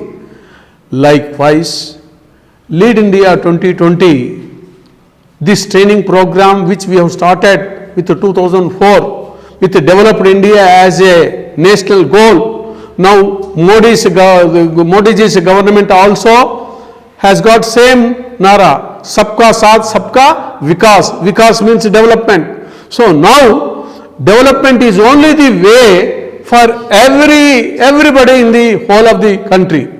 So for development of our youth, education should be changed. That is why national education policy. That is how our Lead India 2020, Aap Badho, Desh Ko Padhao. Individual development leads to national development. That is how we have given a mapping of Lead India, Aap Badho, Desh Ko Padhao with the national education policy. And now it is going across the country. All India Council for Technical Education, University Grants Commission, all they have recognized this. They are giving us opportunity to go across the country and give the Lead India, Aap Badho, Desh Ko Padhao, my dear friends. In this educational leadership, I wish to share that each and every one of you have got a role to play here. The education is no more government. Government also wants public partnership here. So through this platform, I am making you an appeal to every one of you. Join this Lead India, join your students, give them training for Aap Badho, Desh Ko Padhao. Your individual development will bring you out of unemployment, put you into your mind a seed that not the job seeker, how the job giver, how you can give jobs. If we are able to sow that sort of a seed in our youth with their IQ levels, with their technology, they will be different persons, my dear friends. Believe in our youth, they can do miracles. Youth empowerment is national empowerment. So let us make it a nationwide movement, starting from me, starting from you, starting from your own family, starting with your own youth in your own house. Believe in them. Make a change. While doing that change, the fundamental requirement for the education is, it is not making doctors, engineers, no more. Now, lot of careers are coming up. No more doctor, engineer. anything, taking a video, making a short film, or using the technology in their own passionate way. Singer can become a professional, dancer can become a professional, artist can become a professional. Anybody can create their own passions as a professions and give employment for others. This is a small change. Can we bring it? Just a small sort of a thought, food for thought I am giving you, number one. Number two, what change is required in our education system? What change is required in our own children? Besides becoming doctor and actor, my dear friend, doctor and engineer, we are all seeing doctors, though we respect Vaidyo Narayano Hari, they are selling kidneys of the patients. What more cheating you want from the doctors? What is happening in the whole of these corporate hospitals? What is the rate? What are the doctors are doing there?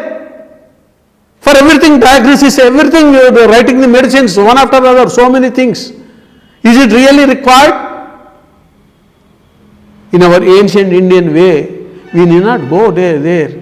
If your eyes are glowing, if your face is glowing, if your nails has got a nice red, if your eyes have got red, if your urine is coming white, if your motions and gases are not having smell, you are hale and healthy, no need of going to any diagnosis at all.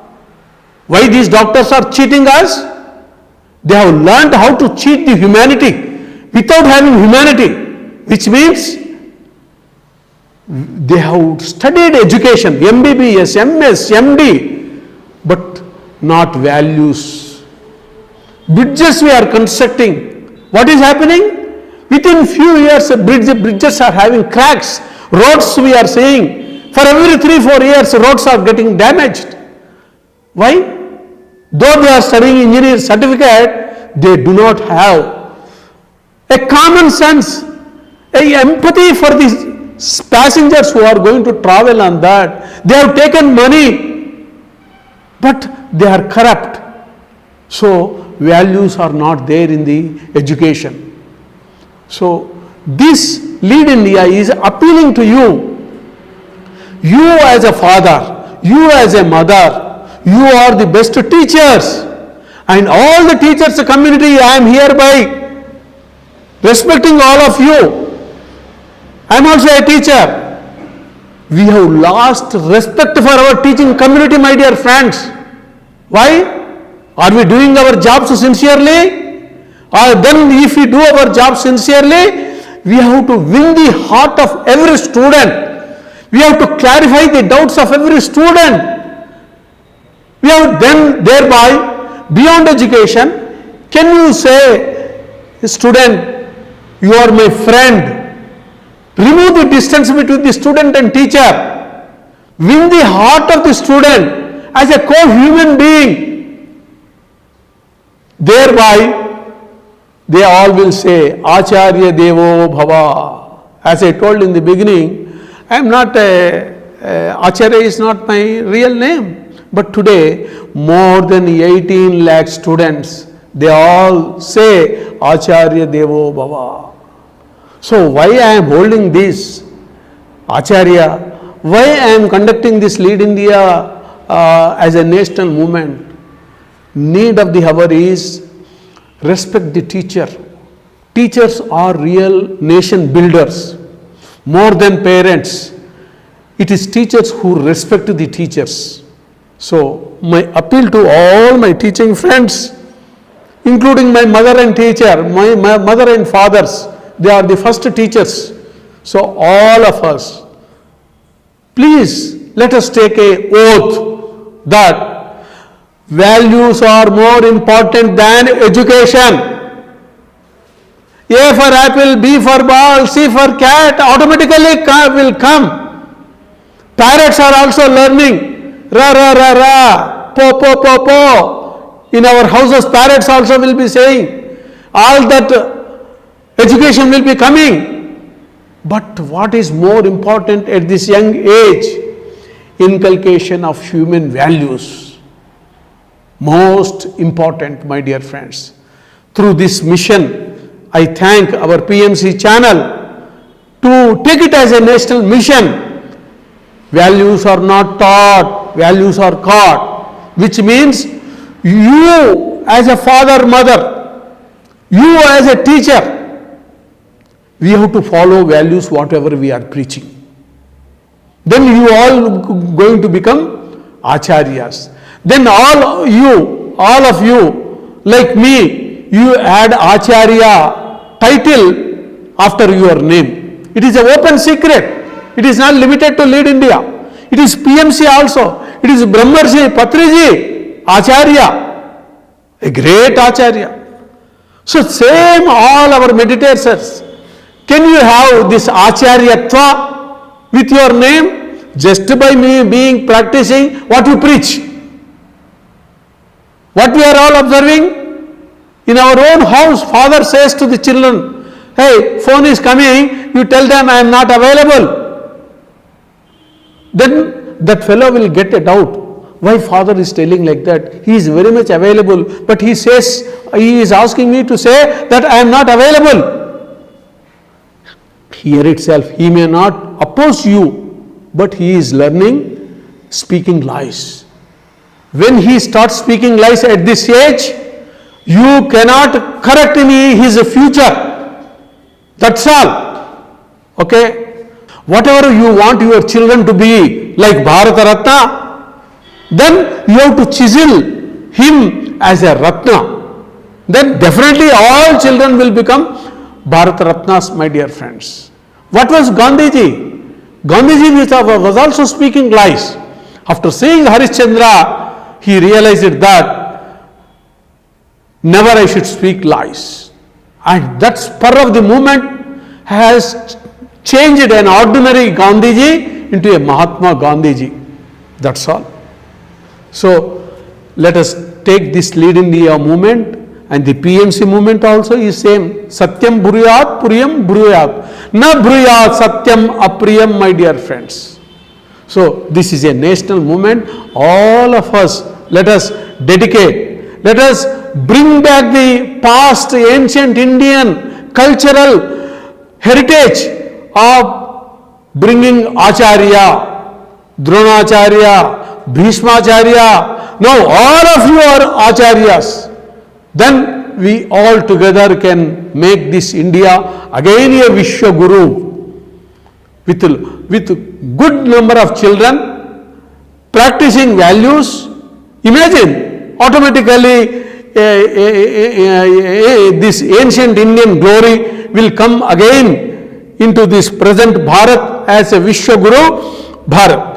So in this connection, I want to share some more things with you. In this Lead India movement, it is only the children we believe that youth empowerment is national empowerment. Whatever today's national problems are there, for example, from last 73 years, whatever development has happened, what is the net statistics now says? 4 out of 10 are below poverty line. 4 out of 10. That means where our prosperity is going. In the words of UNO, Human Development Index reports to 2015, India is at 130 rank out of 188 countries. Why? Because 4 out of 10 are below poverty line. And what all these governments are doing? They are all giving some subsidies. Okay? And subsidies, will they remove the poverty? Whatever money you are giving, poor people spend for drinks by evening, 50% will go.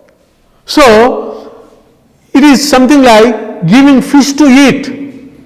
Giving fish to eat will not solve the problem. That is why Lead India is making a shift in the process. It is not giving fish to eat, it is teaching how to fish to the students. When we teach how to fish, students can know how to fish, whenever they want to eat fish, they will go to the seashore and catch the fish. That is how it is inculcation of values, inculcation of education in the students, then through students eradicating their family poverty. That is the unique selling point of USP of this Lead India movement. So now we have got 10 crores children below poverty line, speaking in the poverty line in India. So can all of us join together, impart this Lead India Aap Padhao Desh Ko Padhao training program to all of them, human values to all of them, imbibe with the skill development in all of them. That is what is the mission of Lead India 2020. By 2025, to train 10 crores below poverty line children studying in government schools with this sort of Aap Padhao Desh Ko Padhao. 10 crores children are there studying in private schools. They are also our children. Every child is a great treasure to this nation. So let us join all of us together by 2025, inculcate values and skills through Aap Padhao Desh Ko Padhao training program, and through children we can solve the poverty of the country. We can solve the unemployment problem of the country. We can solve the corruption of the country through the children. So likewise, in this Lead India, we have done lot of training experiments. Dr. Kalam's oath we have implemented in Khammam, where heterodox Dr. Bandi Parsad Reddy Garu has sponsored from last 3 years. So there we have experimented sustenance programs. Each one teach 10, 1 lakh students taking up Sankalp Se Siddhi, an agenda of the joint parliament sessions to eradicate poverty. 1 lakh students in Khammam, they are eradicating illiteracy of Khammam and Kottagudem. So also rooting out the problems of the poverty, like for example, poverty is there because of illiteracy, poverty is there because of the bad habits like alcohol, smoking, drinking, etc. Now children, after undergoing this training program, they are teaching their own villagers, they are teaching their own family members, neighborhood, that by smoking and drinking, you are spoiling your health, thereby our family health, national health is spoiled, so you please stop it. Only by using prema eva niyamaha. With love, they are going to their parents and neighborhood, and with love they are appealing, they are making lot of experiments, and thereby they are stopping. It is a great bottom-up approach, where below poverty line children are reforming their own family members, neighborhood and villagers, and making the village a literate village, making a healthy village without any smoking and drinking, etc. And we have done an experiment in the recent 2019 elections in Khammam district, where 27 villagers, though politicians were giving money, they have not taken money. 27 villagers. Children, youth, they have done. Information has gone to the Khammam collector. Khammam collector has given this information to the election commissioner, chief election commissioner. They got my address and telephoned and told me, you are doing great service, sir. We cannot believe. Though their money is being given, the voters are rejecting. This is what India wants. This is what value systems we want. This is what we want. Satyameva Jayate of this country. This is how all of us can take up this as a national movement. Lead India means what? Leading the youth to lead India, to lead the world. That's all, my dear friends. All these experiments you also can do at your own houses and communities. Thereby we can do. And at the end, I want to share with you, in our journey from 2014 till now, 2020, in these 16 years, the whole educational departments have taken a lot of contributions from our movement, using the children as the change agents, making children's clubs in their own schools, giving the responsibilities of the school discipline, school academics, school scientific temper, school literary and cultural groups, school games and sports, school community services. Children are taking the responsibility, my dear friends. Believe them, give them the responsibility. They will do wonders, my dear friends. The whole education department is adopting the practices that Lead India has done. Now everywhere you will see Lead India clubs in every school. In every villages Lead India clubs are coming up. Okay, 9 states of India are replicating the Lead India Aap Badho Desh Ka Badho training programs. It has spread into 11 countries. It has become a global movement, my dear friends. In this global movement, now you are all PMC members, PMC and Lead India, all of us together. We are working with the same objectives, humanity and happiness through meditation, through reformation, through children and youth, and through bringing the Indian cultural heritage. That is what is our common objective. So, youth and the nation and the humanity, can you take it forward, my dear friends? Okay. So, likewise, even in the community, you have seen Lead India. Times of India has brought Lead India throughout the nation. Where from they have brought that Lead India? It is from this Lead India. Many pictures have come with our resource books. Lot of pictures have come. Now Lead India, just like Team India, it has become a brand ambassador for leading our youth to Lead India, my dear friends. So we wholeheartedly welcome you to join in this Lead India movement, PMC, meditation, everyone, for the sake of the youth, for the sake of the nation, for the sake of the happiness, for the sake of the values. Lead India, Lead India, Lead India.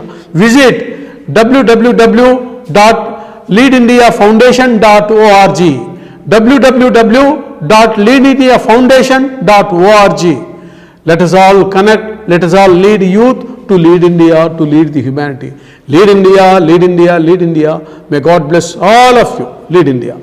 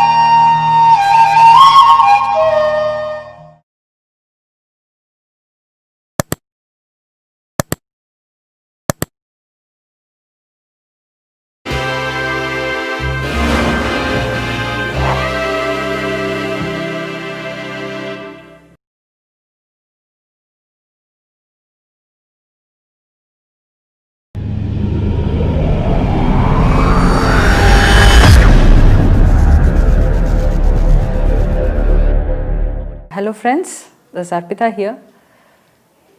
So today I would like to talk about spiritual science. So before we talk about spiritual science, I would like to start with a small story.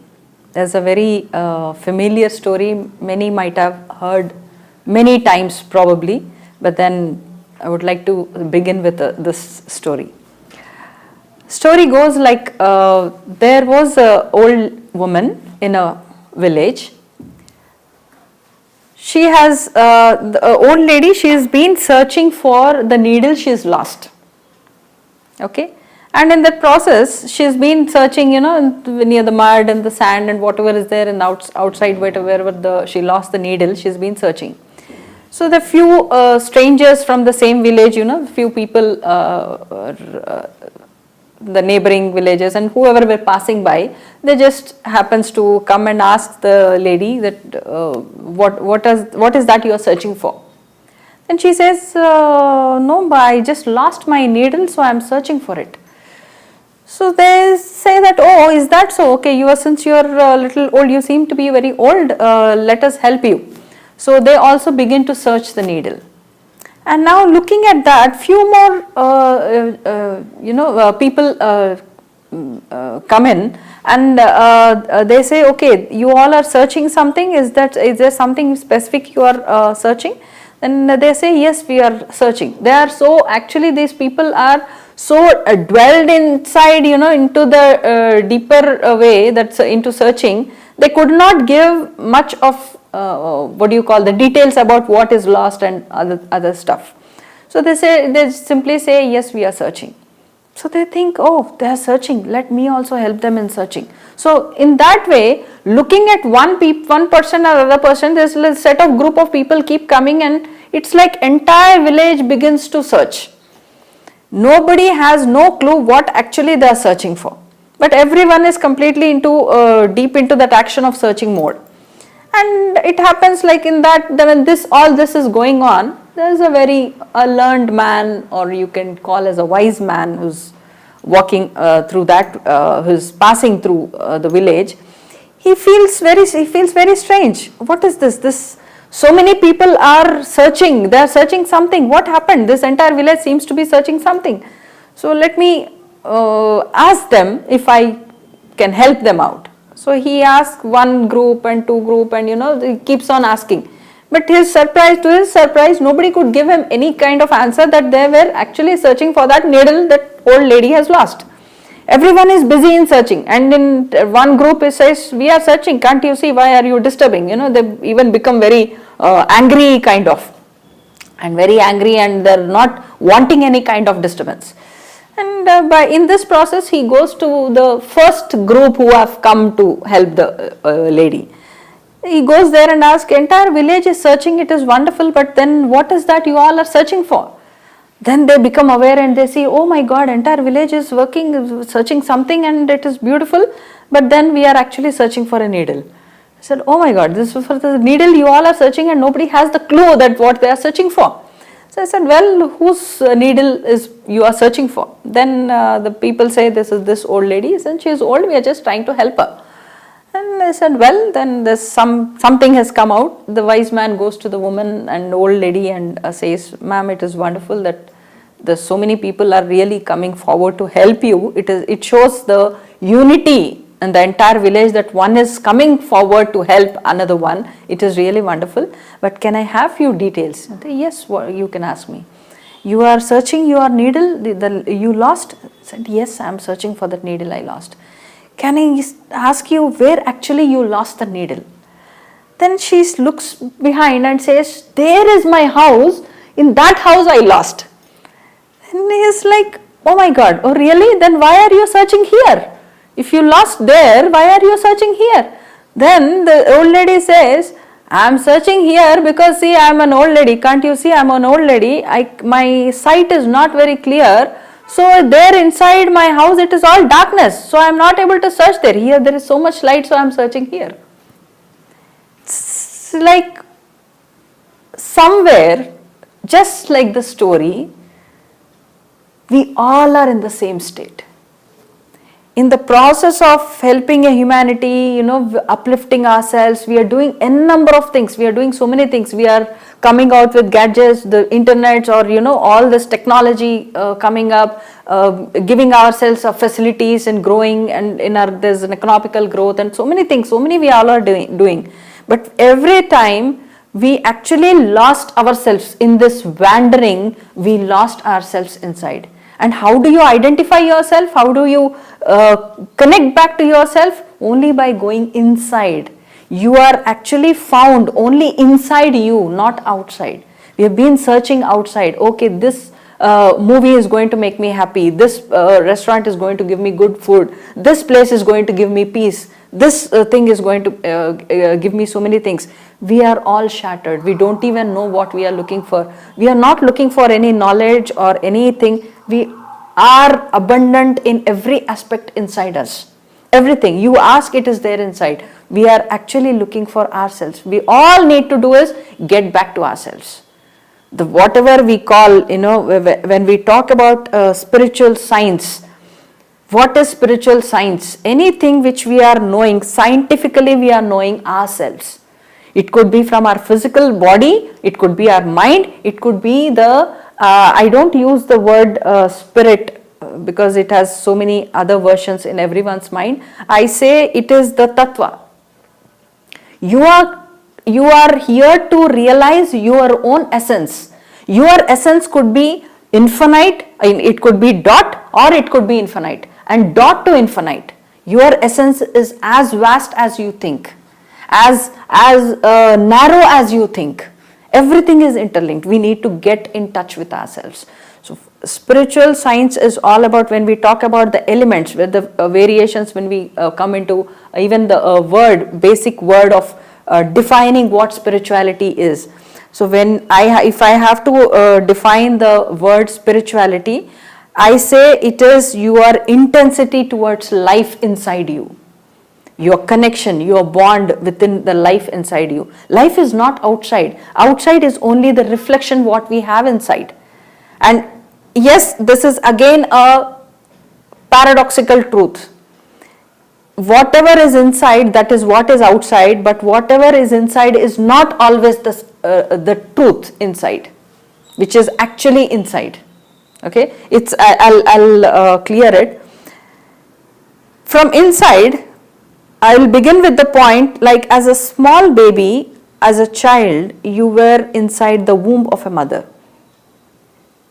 Inside the womb, no child is unhappy, no child is suffering. The fetus inside the womb is not suffering. It is just growing because it's life flowing inside there. It's just growing.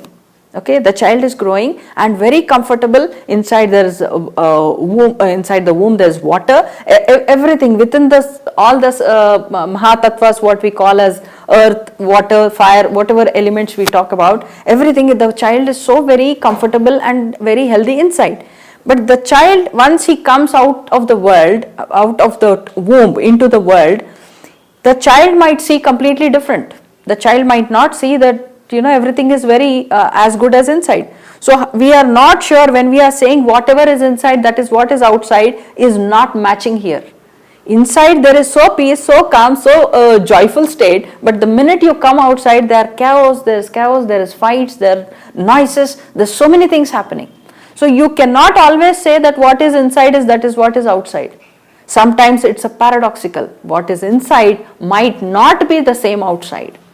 And what is creating this? Because the minute you come out of the world, you have disconnected yourself to your own self inside. And you have started identifying yourself from the external objects. So there is chaos. You do not know, you are not able to relate. This person is talking this and I am not able to relate. This person is coming to you and talking about his suffering, his pains and his struggles of life and all. You do not know. Your inner you do not know about it. Your inner you, as its life keeps on going. You are eternal. And it is not matching with this. So we are confused. Whenever we are trying to relate anything from outside, we are always confused. And this goes, and this is going on and on and on. So why, when we are talking about spiritual science, when we talk completely different, what is making the difference? What is making the difference of learning this process is you are coming closer to yourself. And how is that you are coming closer to yourself? Is by through various tools. If you are, if I say even the basic thing when we talk about meditation, there is a huge amount of words which are confusing us regarding meditation. What is meditation? If anyone has been asked what is meditation, they say focusing on breath, focusing on this, focusing on that. They are actually talking about technique, but they are not talking about meditation. Meditation is stopping that all the intellectual process which is going on. It is absolutely becoming the state of zero. So meditation cannot be done. It is a state. Nobody can do meditation. If anyone, even I listen very commonly, it is a common statement that I get to hear, do you do meditation? Do you practice meditation? Did you finish your meditation today? These questions don't enter the brain inside, its working mechanism inside, because meditation is a state. It is not something anyone can do. So in first place, we have to cut off this statement of asking any person a question, did you do meditation, did you practice meditation? It's so weird. Meditation itself is a state. You have to reach the state. And how are you reaching that state? One might ask for themselves, oh, with this so much of chaos inside, chaos outside going on, with so much noises going on, how do we reach that? Okay. Now just by focusing on breath, can you reach that? Yes, you can reach that, but you have to again come back to the same chaos.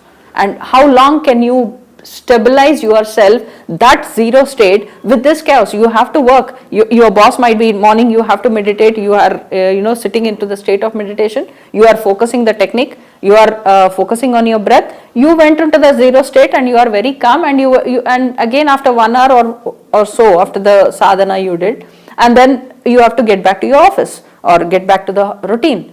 The boss might be angry for some other reason. He might shout at you, he might fire you, and again the chaos. What happened to that entire exercise which you did then?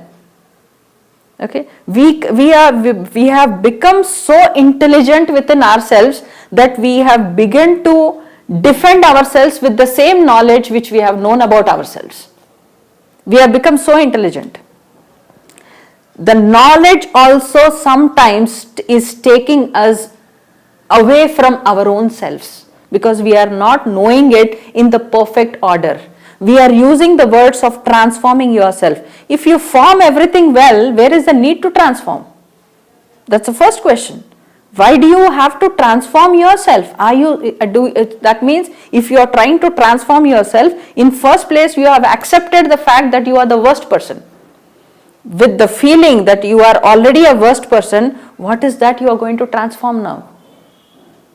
We have forgotten. The minute we are saying we are the worst people and there are so many things we have to transform, that itself means you have forgotten the beauty of you actually. A being, anybody, it could be a mineral or a plant or animal or human, any form. Every being on this planet or anywhere in the entire universe and galaxy is, when we say multidimensional, we use the word we are multidimensional. We are that beautiful sparks. We have forgotten that. Why we have forgotten that? Because we are stuck to some technique and we are not wanting to understand the mechanism working in it. Since childhood we have been learning about the anatomy of body. We have been learning about it, anatomy of body. We know excretory system, we know skeletal system, we know digestive system, we know nervous system, all the systems we know. We know that this system is functioning well, those organs are very healthy. Right? And what is making this system work well? Just the food? Just the healthy food? If only the food, if only food has to, eating good food will keep your body healthy and make everything function well, then what's the point of this, the elements which we are talking about? Whether it is earth element or water element or fire element, we need to understand where is this all coming up, right? When we are talking on a point of reaching to ourselves in the first state, reaching to ourselves is the only goal. We are not born with any purpose. I don't really take you to the point of I am born for this purpose and because of this purpose this is alignment has happened, this is how this has happened. I don't believe in all these things. I will simply say there is only one person everyone has to understanding your own self. Your blacks, your whites, your strength, your weakness, your polarities, your entire, if you are talking about truth, understand the absolute truth, understand the paradoxical truth and understand the relative truth. Understand everything. Are you aware of your own system? You are eating food, you are not telling your digestive system to say that yes, digestive system, now you begin to digest the food, you can begin now, I have eaten the food. It is doing its work. This body is not a machine. It is the intelligence at work all the time. What intelligence? What intelligence is working here? We know how these organs have been created. We already know scientifically the basic little science. We already know that every stem cell has the capacity to create an organ inside the body.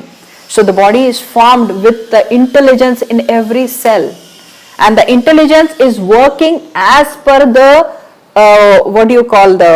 samskaras from the family, from the ancestors, and the country you live in, on the dimension here you live in.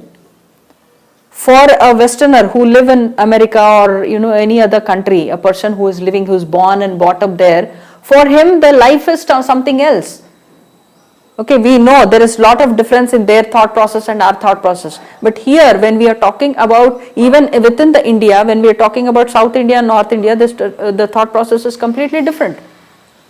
Why the thought process is this way? Why the mind is there inside? We have to understand, when we are talking about self, it is not only the Atma we are talking about, the essence we are talking about. We are talking about our body also, we are talking about mind also, we are talking about the Tattva also.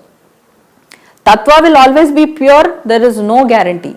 Tattva can be impure also. The Tattva can be dark also, the Tattva can be brighter also. The Tattva can be the positive side of darkness also, or the destructive way of darkness also. You will have to identify. And how do we identify? By understanding your story. What is the story? From where this has come? How am I created? With what knowledge? As a child, when you are inside the womb of a mother, your mother might have gone through a thought process. There's some certain situations she might have gone through. Your father might have gone through some situations. Everything is being transferred to the child through the DNA or the system, through the formation system. It is being transferred. So the minute you are stepping into the world, there is already you are coming with the conflict of you are not able to understand why a child cries immediately when he is born. Because immediately he knows, oh, something I lost. The connection is cut, the umbilical cord is cut and the child is disconnected. And this confusion is already there.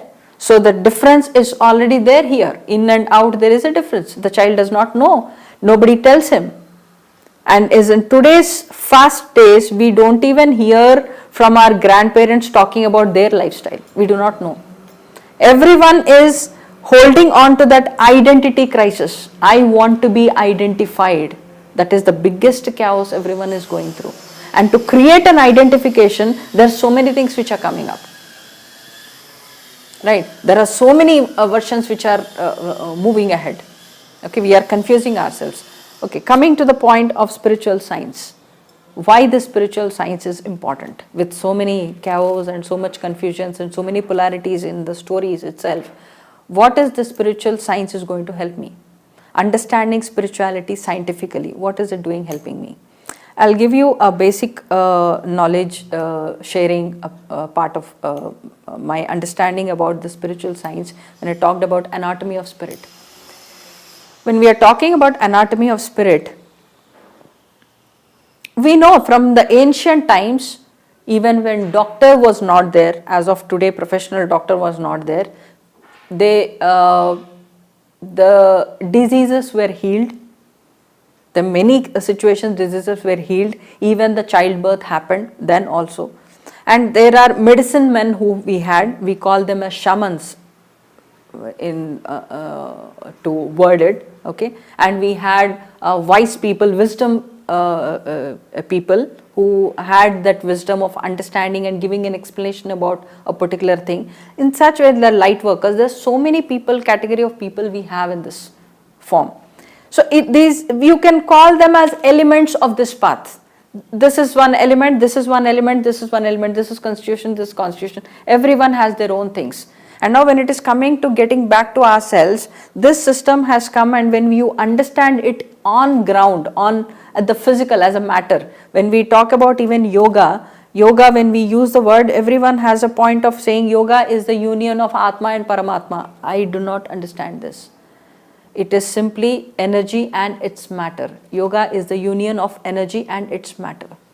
So energy is the essence inside me and the matter inside me. I am already in the yogic way. I'm already an yogi. Everyone is the same.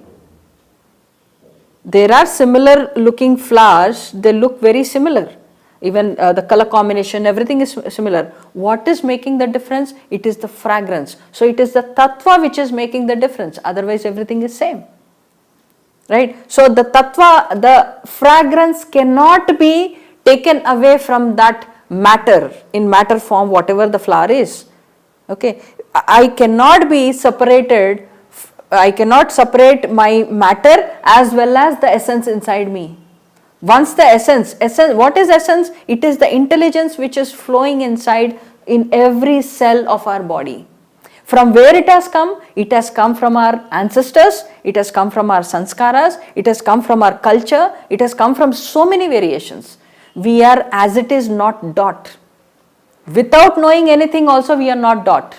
We are already carrying so much information in every cell of our body with of our ancestors or of our culture, of our nation, of our anything. Okay, all this is already there. Now what is this when we talk about the spiritual science with the anatomy of spirit? What is the spirit? Spirit is the will which you have inside, the willpower, what you call, that is the spirit which is allowing the life to flow in. It is this, because you have that spirit, you have that passion inside you, you are what you call the gut feeling, you are wanting to go there, there's a force which is pulling there, right? There's something which is making it happen, right? And now what is happening? We all know about the basic knowledge when we talk about the spiritual science, basic knowledge of energy centers, the chakras. What are these chakras? We cannot identify them physically. We do not know. Physically, it is, we cannot, scan or, diagnose it. We know only the digestive system, nervous system, respiratory system, reproductive system, right? Excretory system. We all know all this. But these chakras we do not know. But before physically we have come to know about these systems, there in our culture, in ancient times, the sages have already talked about the system on the name of chakras. They have already talked there. It is not a new rocket science we are talking right now that, these are chakras, this is Kundalini Shakti, this is that, this and all we are talking. This thing, these things our ancient sages have already given us. Now science have given and labeled it, practically labeled it as this system and that system, the anatomy of body. In those days it was called as anatomy of spirit.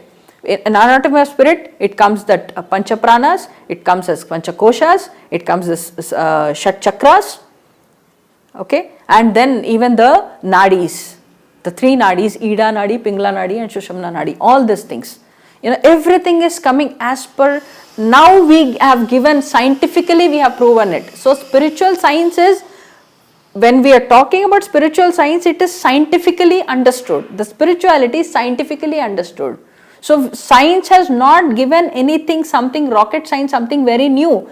All the knowledge which our sages have already told it in spiritual terms, at the spirit level, at the life, eternity level, it has been understood, diagnosed and understood in a very scientific manner.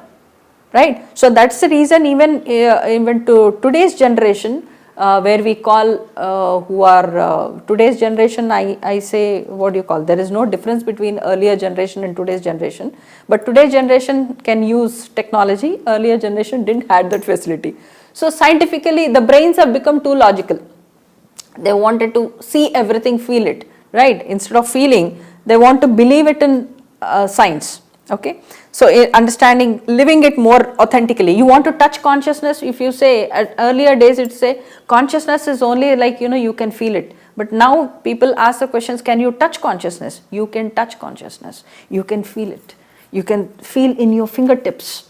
Within your fingertips you can feel what is things. Your fingertips are nothing but they are like steering of the prana flowing inside. They're just a steering. Just with that fingertips you can connect to that intelligence wherever it is reaching, wherever it is flowing inside your body. Okay, so when it is coming to this part of the knowledge, when we are talking about the excretory system, we say Mooladhara. right? We call it as Mooladhara Chakra. When we are talking Mooladhara, it is, we know in Sanskrit it has been given Mooladhara Chakra and Swadhisthana and Manipuraka. These three are called Brahma Granti. Brahma Granti is, we as in our texts say, Brahma is considered as the creator, right? That is the manifestation, the creation part on ground. But as per I already told you, there's shamans who understood the knowledge in a different version. Okay. Now here in this Mooladhara Chakra, what we are talking about the excretion system. That is, everything is coming out now. We are able to see it, feel it. What you are able to see it. Right? By seeing outside, you know this is what you are. Now here comes the statement, whatever is inside, that is what is outside. Right? So this is coming it. Now in Mooladhara Chakra, you are actually supposed to deal what actually this Mooladhara Chakra does. Mooladhara Chakra does, if you ask anyone as a simple language, you say, oh, it keeps you grounded, it keeps you stabilized, it makes your mind calm, it makes your physical body healthy. But I say you will have to deal with all the survival fears you have.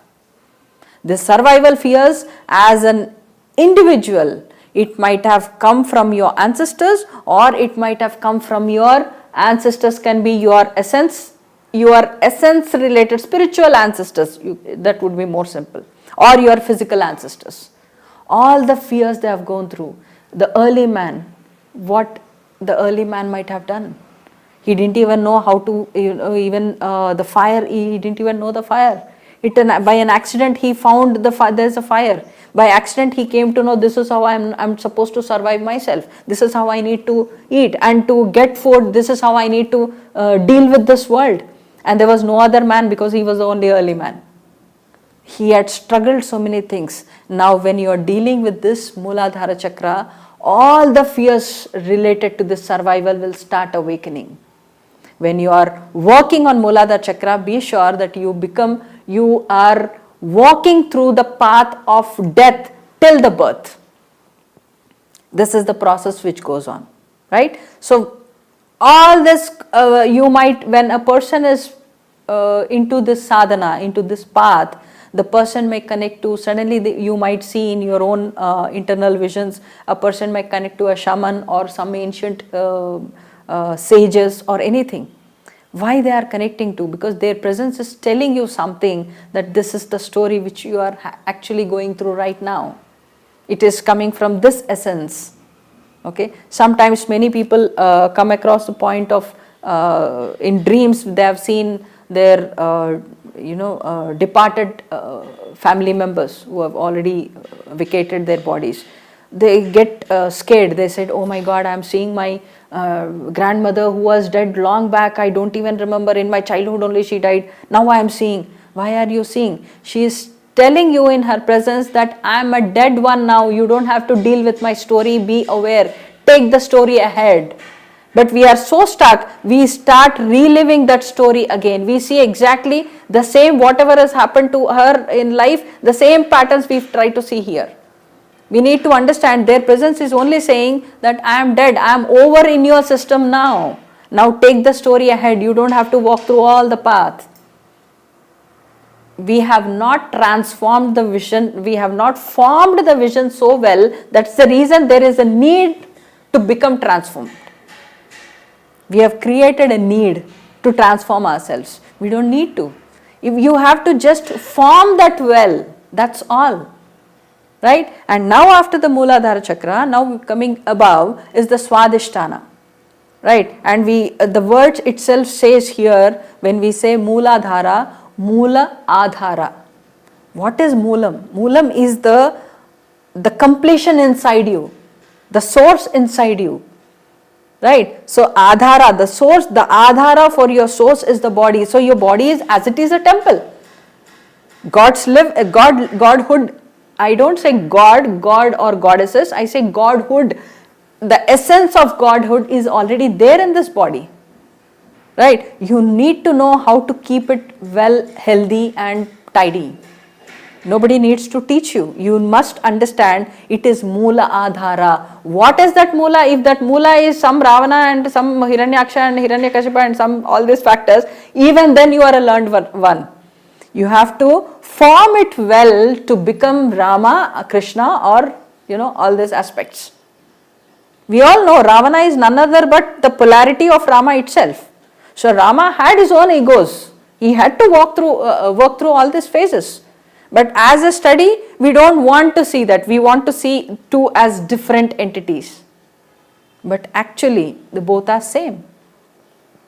Right? It is the power. The Ravana was killed when he is hit in his navel. Navel is the Manipuraka chakra, what we talk about. It is the power center. So Rama had to deal with all power issues. We don't want to talk anything against Rama. We are being tuned into that system. We have been taught since our childhood that Rama is a good person and good hero and is a hero of the story. Ravana was bad. Who is Ravana? Okay, if I shout at people, I will shout at people and I'll say, no, it's the Surpanaka in me has shouted. It was not me. Will you accept? But here you want to accept because that is what you have been taught since last so many generations. It is to comfort our own zones, not to understand why we have been taught in this way, why so much wrong things have come. No, our sages have taught in this way so that we understand through that story that so many polarities are there inside us. We are light as well as the darkness. And the darkness can be all-inclusive darkness or it can be the destructive darkness. We have to identify that. Right? So Moolam and Adhara is what is that Moolam and how that Moolam you are forming that Moolam is all about, it depends on how you have understood the storyline from your ancestors and from your spiritual ancestors or your biological ancestors. Now we are coming from there. That's the reason fears. We go through all the fears. All the fears awaken because the Moolam is very fearful. It is little dark. It is dark. I don't say it is something bad or negative or anything because we have an mind impressions that the minute we say dark, it is negative. We don't want to do it. Okay, it is not about that. When we are saying dark, it is like the aspects we have not known about ourselves. When it is dark, we say we don't want to go there. Why we say that? Because we do not know how the path is going to be. So in the same way, there are so many aspects which we do not know, consciously we do not know about it. That's the reason we say it is dark. Dark is not something always bad or evil or anything. Okay, everything is here in the mind. Right? And now from Mooladhara, when we come above, we talk about Swadhisthana, Swa Adhisthana, Swayam Adhishthanam. Right? The self, from the dot to infinite, everything about the self is seated in this chakra. All your issues. That is why in our anatomy, physical anatomy, in the biology, we talk it as reproductive system, reproduction. You are reproducing yourself. You are not producing yourself, you are reproducing yourself. Right? So that is Swadhisthana, Swayam Adhishthanam. Okay, so that's when that becomes the Moolam. The Swayam Adhishthanam, the reproduction, whatever you are reproducing yourself becomes the Moolam. That what is the situation comes up. Right? Now here you are dealing with your emotions, because you have to deal with your fears. There are so many knowledge related, knowing about yourself. How am I producing myself? What is that I am coming up? Okay, entire picture. Before, it is like a pre-final exam. Before the final exam, you are just making it ready, confirmed, so that yes, before that last manifestation, last final exam, you know that you have learnt everything. You are not missing anything. That's the stage. And then comes the Manipuraka chakra. Manipuraka chakra is where we say the digestive system. Manipura is all about jewels, the village of jewels. What is the jewel in life? Jewel is the gold or jewel, the whatever we call, it is the extraction of whatever we have understood about life, about your journey, your entire journey, whatever you have learned, everything is there. All the power games. your lust, your power, because it's identification. Now here, what are you digesting?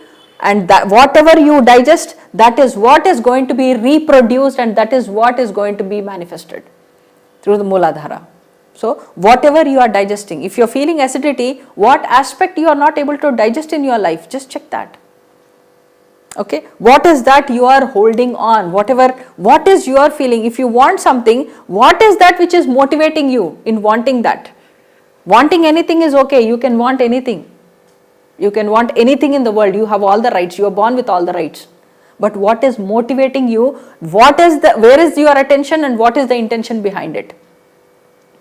Everything, you have to digest every aspect. Here when you are digesting, you have to be courage enough. Courage is not a word where you talk about physical bravery, it is the intellectual bravery also.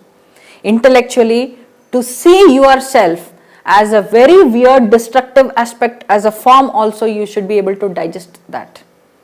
If you are able to digest that part of yourself, you are forming it perfectly. The digestion happens very perfectly and the reproduction happens very beautifully.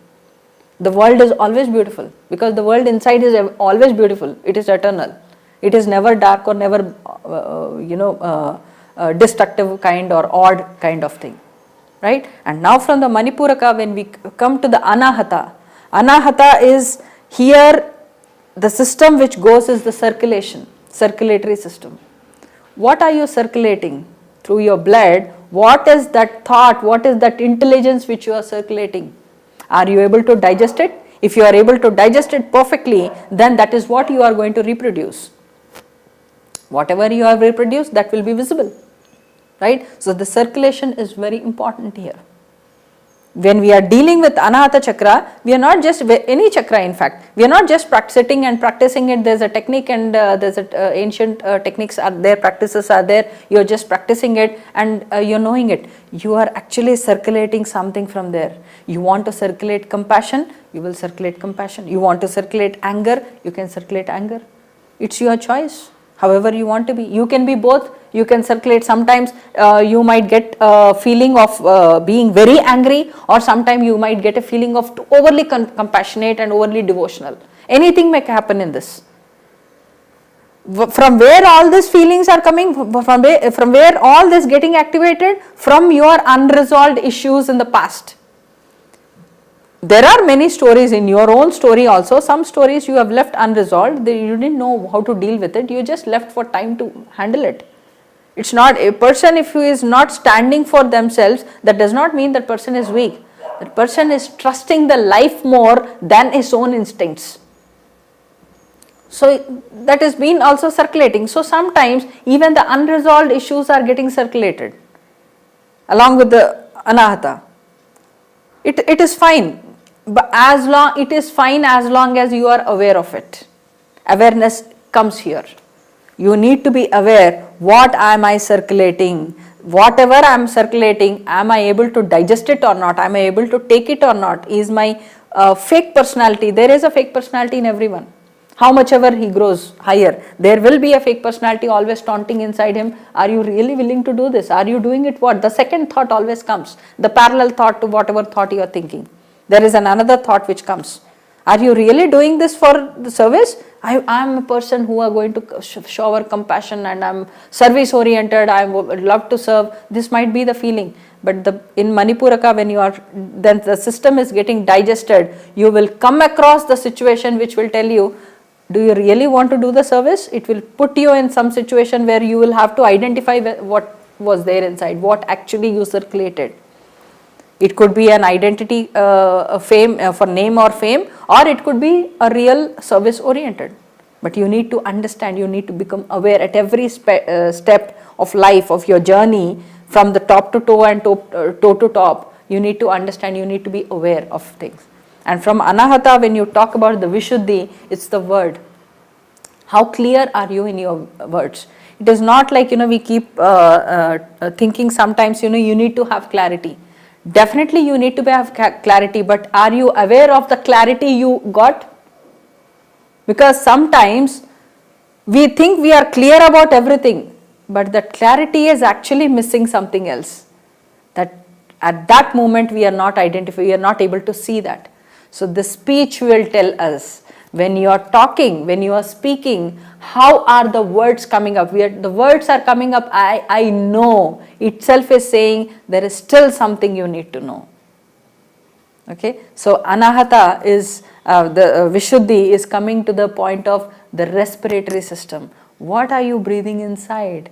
Voice is audible, you are able to hear the speech, but the behind there is an air element which is passing along through, which is entering into your circulatory system, your anahata, your feeling mode.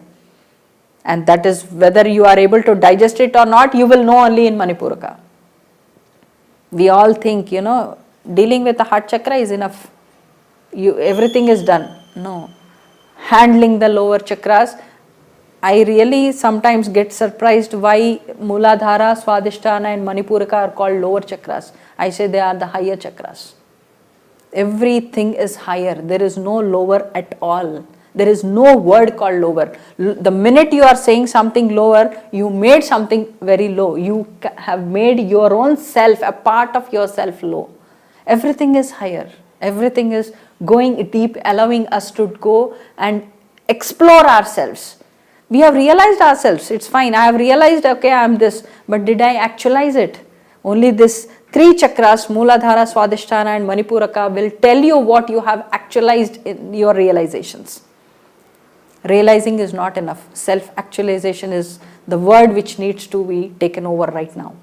Right? And when we are breathing in, along with the breath, what is that word which is entering and entering the role of entering the space of circulation, your feeling space, your heart space, where anahata is the space where your essence resides, your essence. That is the reason you say, when you like a person, you say, I've given my heart.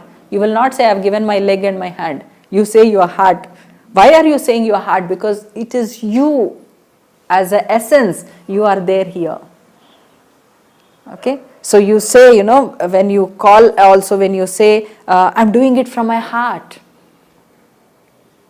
Okay, it is because of that. So when you are breathing in, when you are expressing a word, how clear are you in your expression? How you know that this expression is this, when you are uttering a word itself, there is a recheck inside going on. Are you sure of whatever you are speaking? If you are sure, then it's fine. Okay, and now from the respiratory system of Vishuddhi chakra comes to the Agna chakra. Agna chakra is all about the nervous system. The nerves are flowing all over the body. Any information coming here, it is called intuition. Intuition is where it is coming from your own silence. It is you in totality. Whatever the thought which flowing inside from the Sahasrara, the crown, okay, from your Brahmarandra, what you call, that is what you are seeing it, and through the nervous system it is entering the body into every part and parcel of the body, and then that is what you are breathing in here, because the respiratory system, that is what you speak about. Okay, the thought comes and you speak about, and that is what is flowing, that is what you are feeling about. So that becomes your circulation, and whatever you have circulated, that is what you will be digesting, and whatever you have digested, that is what you will reproduce, and whatever you have reproduced, that is what will be executed. That will what will be the seeing. So what you are seeing is not a problem. How are you forming your seeing is all matters. You have to form it well. You have to form it perfectly. However you see, even if you are seeing a weird kind of evil kind of animal kind of a person inside the mind, it is fine. You form it well. It is okay. We are nowadays talking about loving animals, but when we see inside an animal, we don't want to accept it. Then what kind of love, animal love we are talking about? Form that animal well inside. Let that animal walk in the perfect way so that the outside animals are very comfortable in your presence. They feel safe. Everything matters inside you. There are so many instincts inside, because the human form has come from so many stages. We have been mineral. Many thousands of years, millions of years back, I might have been a mineral. I might have been a plant. And as a mineral I died, and as a plant I rose again. And as a plant I died, as an animal again I've come back. And from an animal I died, I'm coming as a human. I've traveled so many things. Every being has traveled all these stages. We have not suddenly come as popped like a popcorn, we have not come popped out like just as a human being. We have come across, we have traveled all this. As a mineral, we still hold the strength inside us, the stabilized aspect in us. We have bought from there. And as a plant, we knew how to cherish ourselves, how to grow ourselves, how to beautify ourselves. We know. We don't have to learn all this from anyone in the world. And as an animal, we know how to defend ourselves. We are very intelligent. We know how to defend ourselves, how to scare others. We know everything. And as a human, we have formed all these factors perfectly, and with the intellect, we are bringing into that essence of beautification, of the stability, and walking through the fears. All the fears which we might have had in any aspects of life. We have come from all these matters. We are a combination of all this. How can anybody be small? We are born infinite in this little size of body. Whatever it is, whatever is the length and breadth of the body, we are already infinite. We need to understand. So understanding this spirit inside us in this scientific way, science have already given so many understandings. We have to just listen to it. Whether you listen to your body or listen to your soul, it's one and the same. There is no difference. If you listen to your feeling or you are listening to the soul, it is one and the same. But your awareness comes, the mind has to be aware. Mind has to know the art of forming well everything. If this is done, the picture is perfectly clear. There's exploration. We have come here to celebrate. We have not come here to learn any lesson here. It's a very a confusing statement which we have been here that, oh, this karma is still there. You have to learn your karmic lessons. That is when you will stop attracting this. No. You have come here to celebrate life. Every moment is a celebration. Every moment. Even if your fall was a celebration. As a child, when you fall down, did you cry? Did you take it as a trauma or anything? No, you celebrated. You laughed as a child. Remember the child's face inside you who has laughed on your fall, on your own self. Oh, I have fallen. I didn't know how to walk. I have fallen. The child was so happy. Every fall, you know, this is what is going to happen. Now I know how to get up more strongly. So it's a celebration. Life is not about only learning lessons. It's about celebration. How well you want to celebrate life. Celebrate it the way you want. You are the creator. You are not just the creator. You are the aware, awakened essence inside who is creating the presentation of your own beautification. Celebrate it. Spiritual science, when it comes, it is all. This spiritual science can only give us scientifically, give us an understanding of how beautiful every being on the planet is. As a being, you are multitasking, or you are from any dimension. You can be anywhere. You are already there. From so many things, you are already seeing that, as mineral, from mineral to human, you have crossed so many things of life, of nature. You have taken so many things. You know every aspect. What is that you do not know? You have to just become aware. The journey is beginning from the unknown of every being. It is beginning from the unknown to the state of known. And from the state of known, you are as a knower knowing the same known. What you already know, you are knowing it. Unknown can never be known. The word enlightenment itself is an absurd. How can anyone know what is unknown? Because at the state of unknown, you have dissolved yourself.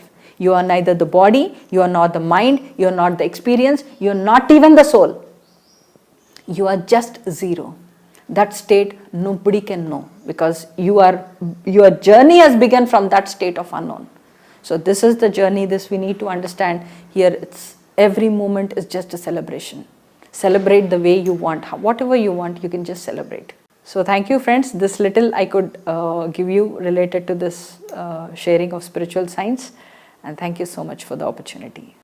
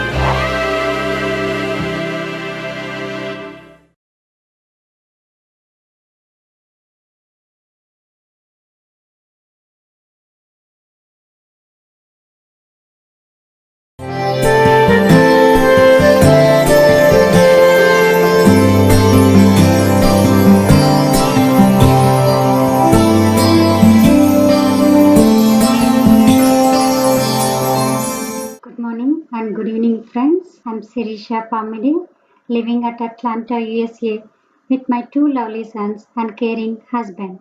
Since 2001, I've been practicing Anapanasati meditation. As a result of meditation, I realized a lot of benefits, changed my thought process, improved my health problems, positive thinking, and most importantly, transformation within me. Before sharing my experiences, I place my humble gratitude to Brahmarshi Pitaama Patriji for introducing a simple meditation technique into my life and millions across the world. I will share my experience prior to meditation and how I come into the fold of meditation. Since my childhood, I always had spiritual thoughts and asking questions within myself like who am I? Why did I born on earth? What are my duties? How does God look like? Also looking people around me though raised within me as why there is inequality among the people. My childhood was very happy, easygoing, like many other kids and mingling with others around me. My mother had five sisters and two brothers and had lot of family gatherings.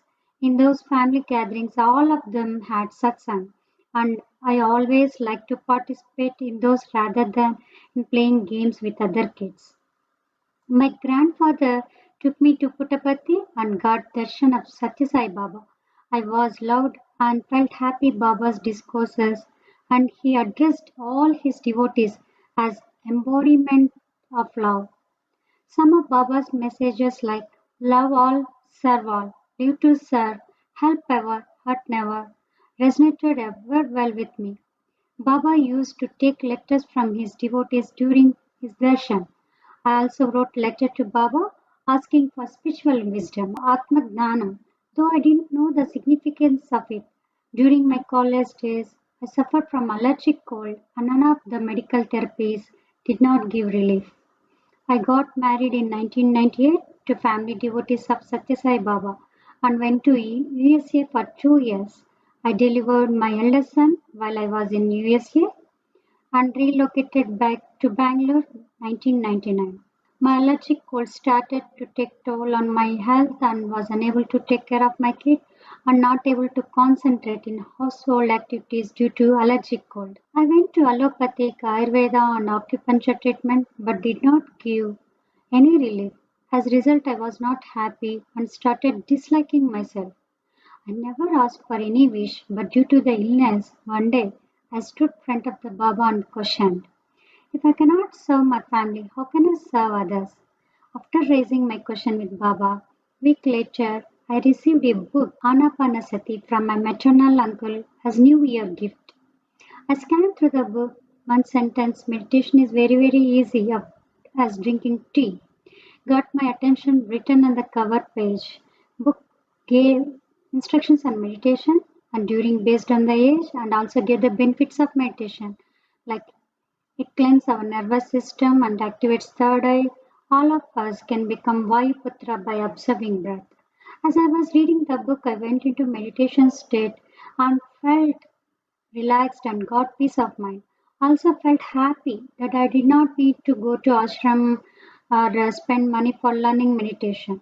In my first day of meditation session, I could feel cosmic energy passing through Brahmarandra top of my head and energy spreading through all my body and especially the points where I got myself pierced by needles in acupuncture treatment involves a piercing of needles through the body and during meditation I felt energy at the same point. With these experiences in my first meditation session I felt that I could heal all my health problems with meditation sitting at home. I got to know about Patri sir visiting one of the houses in Bangalore and I went to meet him. Seeing him, I felt very happy and got my peace of mind and conveyed about me getting into meditation.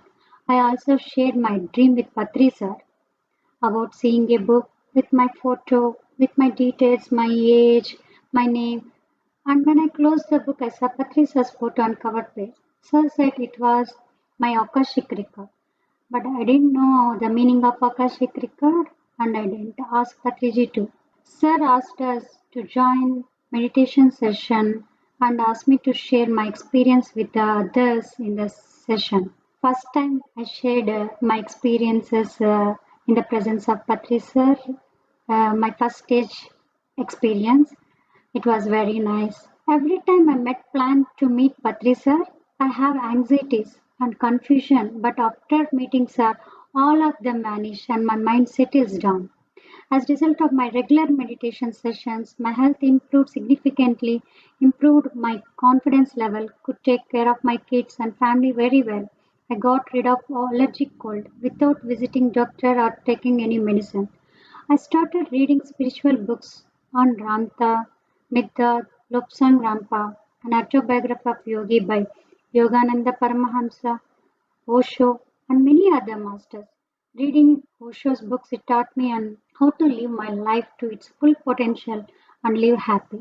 I read a lot of books written by Brahmarshi Pitaama Subhash like Tulsi Dalam, Pyramid Bhagavad Gita, and others. Started subscription to Dhyana Jagath and spiritual science magazines and read lot of books prescribed by Patri sir. Also, I always listen to Patri sir's audio messages. Patri sir always stresses the importance of non-interference, no judgment, no complaints, non-violence, acceptance. I started implementing these to myself and started to understand little bit about myself. I also understood where I was losing my energies and then shifted my thoughts by practicing meditation, reading spiritual books, and participating in spiritual works daily. We went to Chicago, America in 2001 to 2003 and continued with my meditation activities. Also got to meet Patrice's sister Sudha Koduri and shared my experiences there too. I had my second baby in 2003.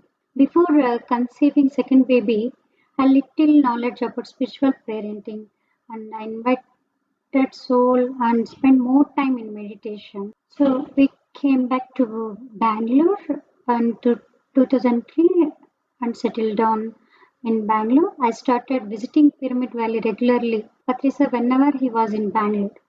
We had spent several hours meditating for Mega Pyramid Foundation in Pyramid Valley along with Sir. We moved to my own apartment in Bangalore and was very accessible to Pyramid Valley and was convenient to often visit Valley. As a housewife, I was busy with my daily routine of cooking food, breakfast, lunch, dinner for family, help kids with studies, take care of my in-laws and taking care of house, cleaning, shopping, etc. I did not have energy or patience to do extra work as my body was not coordinating because of the limitations. I was trying to compare myself with others and started getting inferiority complex, and this was draining my energy, hormonal imbalance, and lead to thyroid issues. However, this time I accepted the issues. As a result of my meditation and reading spiritual books, I realized that these issues come to teach us lessons in our life. This is not punishment. I accepted my health issue. It did not affect me much and started to find the root of the issue and correct myself. Learned how to speak with others, how to be patient, having faith within myself, being courageous, and learn from the situations, no judging of others, and think positive. Knowing we are the creators of our situations, as you sow, as you reap, I was able to realize these spiritual laws through meditation. I was able to improve my confidence level and had abundant energy to do extra work apart from my household work. Since 2006, I started to actively participate in PSSM, Pyramid Spiritual Societies movement, collecting the articles for magazines, uploading spiritual content into website from home. I was able to pick up computer skills from my friends with ease and contributed towards lot of back-end work for PSSM websites. Ever since I started doing meditation and attached to PSSM, whenever I think of meeting Patrisar in person, prior to that I get Patrisar in my dreams. That happens even today. I had volunteered for GCSS, Global Congress Spiritual Science workshops and Buddha Purnami programs conducted every year in Pyramid Valley, Bangalore. I had started conducting meditation sessions in my apartment complex. Wherever I went, I used to distribute pamphlets about meditation and its benefits. I heard about PSSM conducting trips to various holy sites across world, and they had planned visit to Egypt. As had lot of responsibilities within the family of taking care of my kids and in-laws, I got lot of questions in my mind of not going for the easy trip. As I was watching secret documentary video by Rhonda Byrne, after that I manifested it through in myself to visit pyramid. After that I spoke to Sir about my eagerness to visit Egypt and at same time having responsibilities of taking care of my family. Sir asked me, will you go now or take another life to visit Egypt?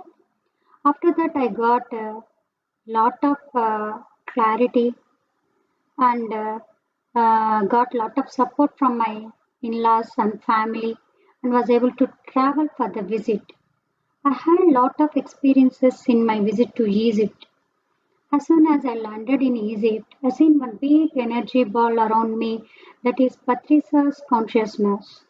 Throughout my trip, when I entered into Giza pyramid and meditated in King's Chamber, I immediately connect with my higher consciousness or Purnatma.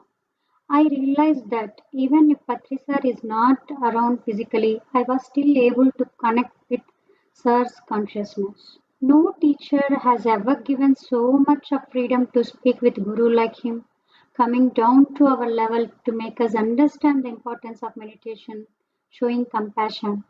We can learn lot of things and improve our spiritual wisdom observing Patrisar, how to eat, what to eat, when to eat, what to say, what to see, how to speak, how to mingle with others, how to serve others. There is a lot of healing that takes place in his presence. I feel state of bliss while being with Patrisar. I was lucky to taste Patrisar's cooking whenever he visited my parents' house in Bangalore. He is my role model, hero, friend, and my guide. After staying in Bangalore for 14 years, I had to move to Atlanta along with my family and had big shift in my life. I had strong attachments and memories with Bangalore, Pyramid Valley, parents, friends, and had to leave them and travel to Atlanta. As I was reading Surrender Experiment book by Michael Singer, I realized and understood about what we surrendering to situations and the universe will show the way. With this learning and detachment in attachment shown by Patrisar, I accepted the situation and surrendered to situation and happily moved to Atlanta. Started my new chapter in Atlanta, and universe gave me lot more gifts, reaching even higher heights in my spiritual journey to achieve Aham Brahmasmi state. I've been experiencing oneness and living in present moment. I was very lucky to be among pyramid meditators, and my cousin in Atlanta started attending meditation sessions in their meditation centers. I felt it was all Patrisa's blessing that I could still be connected to my activities of spreading meditation in USA, and I also have a lot of masters around me in Atlanta. We purchased new house and moved in there around 2019, gifted by universe. I started a lot more activities and got busy with one-on-one sessions for people across USA and Canada. In 2019, with blessing of Brahmarshi Pitaama Patriji, he inaugurated Siddhartha Pyramid Meditation Center in my house. We have meditation sessions every week where others can join us for meditation. My spiritual journey has been reaching new heights and been more active in activities than before. My husband was involved in finding a place to construct pyramid in Atlanta, and we had gone around Atlanta every weekend to find suitable place. Since then, we have organized several meditation sessions, one-on-one spiritual sessions, guided meditation sessions, full moon meditation sessions, wisdom sessions, and celebrated 4 days Mahila Dhyana Chakram USA in December 2019. During the pandemic, I have become busier with a lot more spiritual activities like digital meditation sessions. Also, I was tasked as lead organizer to start first inner journey for US Masters. Working closely with Balakrishna sir, I had coordinated selection of masters with help of other masters for inner journey and was able to get more than 200 participants for the first session.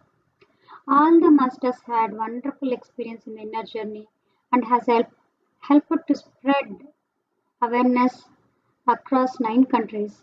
During 60-day inner journey meditation program, we conducted 35 wisdom sessions on various topics. I'll continue spread meditation across USA and work on building pyramid at Atlanta and other places. Currently, we are conducting 21 days of meditation to strengthen our resolve for coming up of pyramids across USA. I would encourage all the women watching this program to join PSSM organization and spread the awareness of meditation. This will help the families and communities around. Women play important role in spiritual and materialistic life, and it's more important to guide the family on the right path for spiritual realization. I like to thank my Guru Brahmarshi Pitaama Patriji for guiding me all throughout my life and giving us wonderful opportunities to spread meditation across USA. I like to thank all the masters who have guided throughout my life. Thank you, Sai Krishna Tej, for giving this opportunity. I would like to thank Mahila Dhyana Mahachakram and PMC English channel, giving me an opportunity to share my experience with you all. Thank you all. Namaste.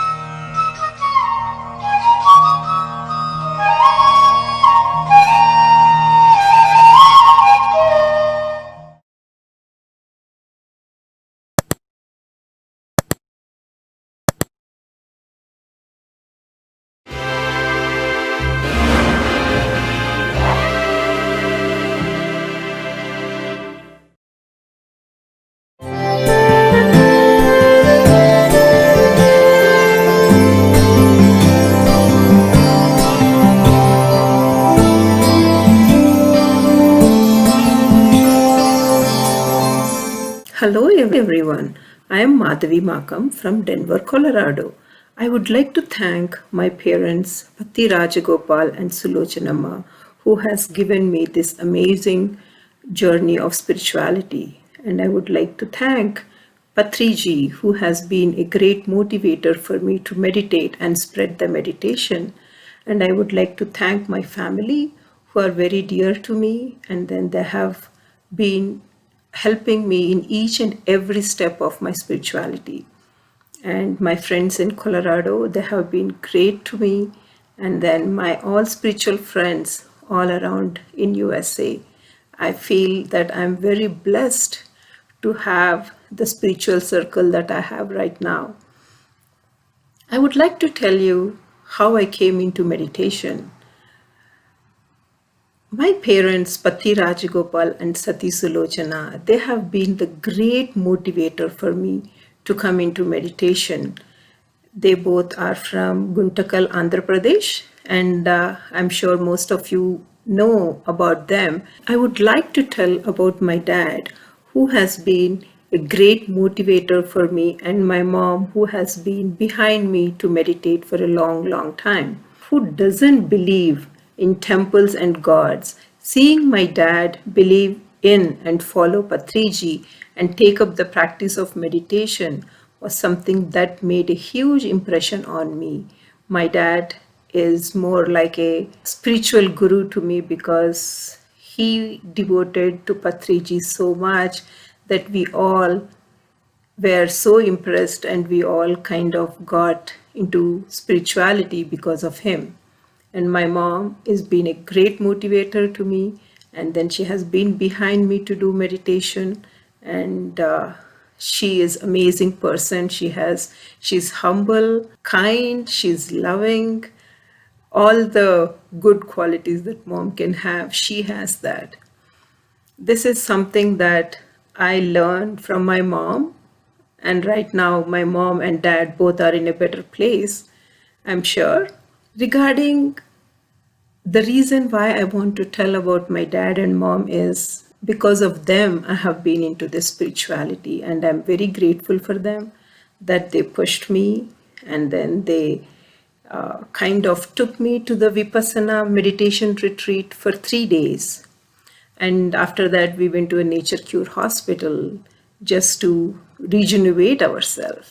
When I was visiting India, that was my last journey with them.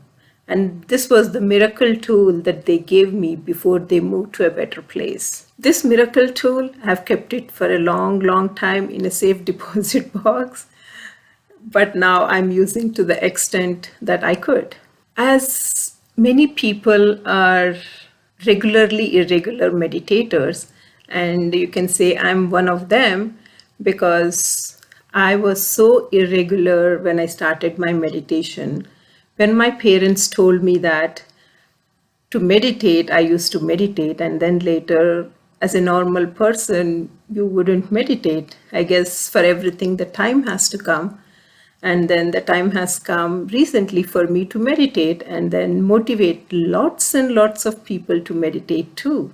I would like to tell something about my journey in my life. I'm born and brought up in Guntakal, and then I cherish that place because obviously you always cherish where you are born and brought up, and I was very fortunate to have a luxurious life with my parents, Patti Rajagopal and Sati Sulochanamma. We didn't have to go out anywhere to get any groceries or anything. Just we had to go out to shop for ourselves. That was the only reason that we used to step out.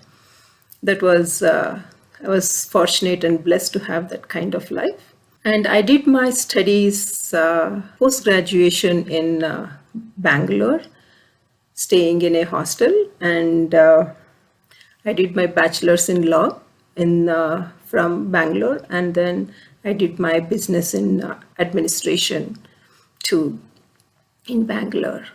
After marriage, I did move to Boston, and in Boston we had very good life with lot of friends and then social life. My journey of meditation started when I was in Boston. My parents visited us in Boston when we were all having good family of like one daughter and then a son.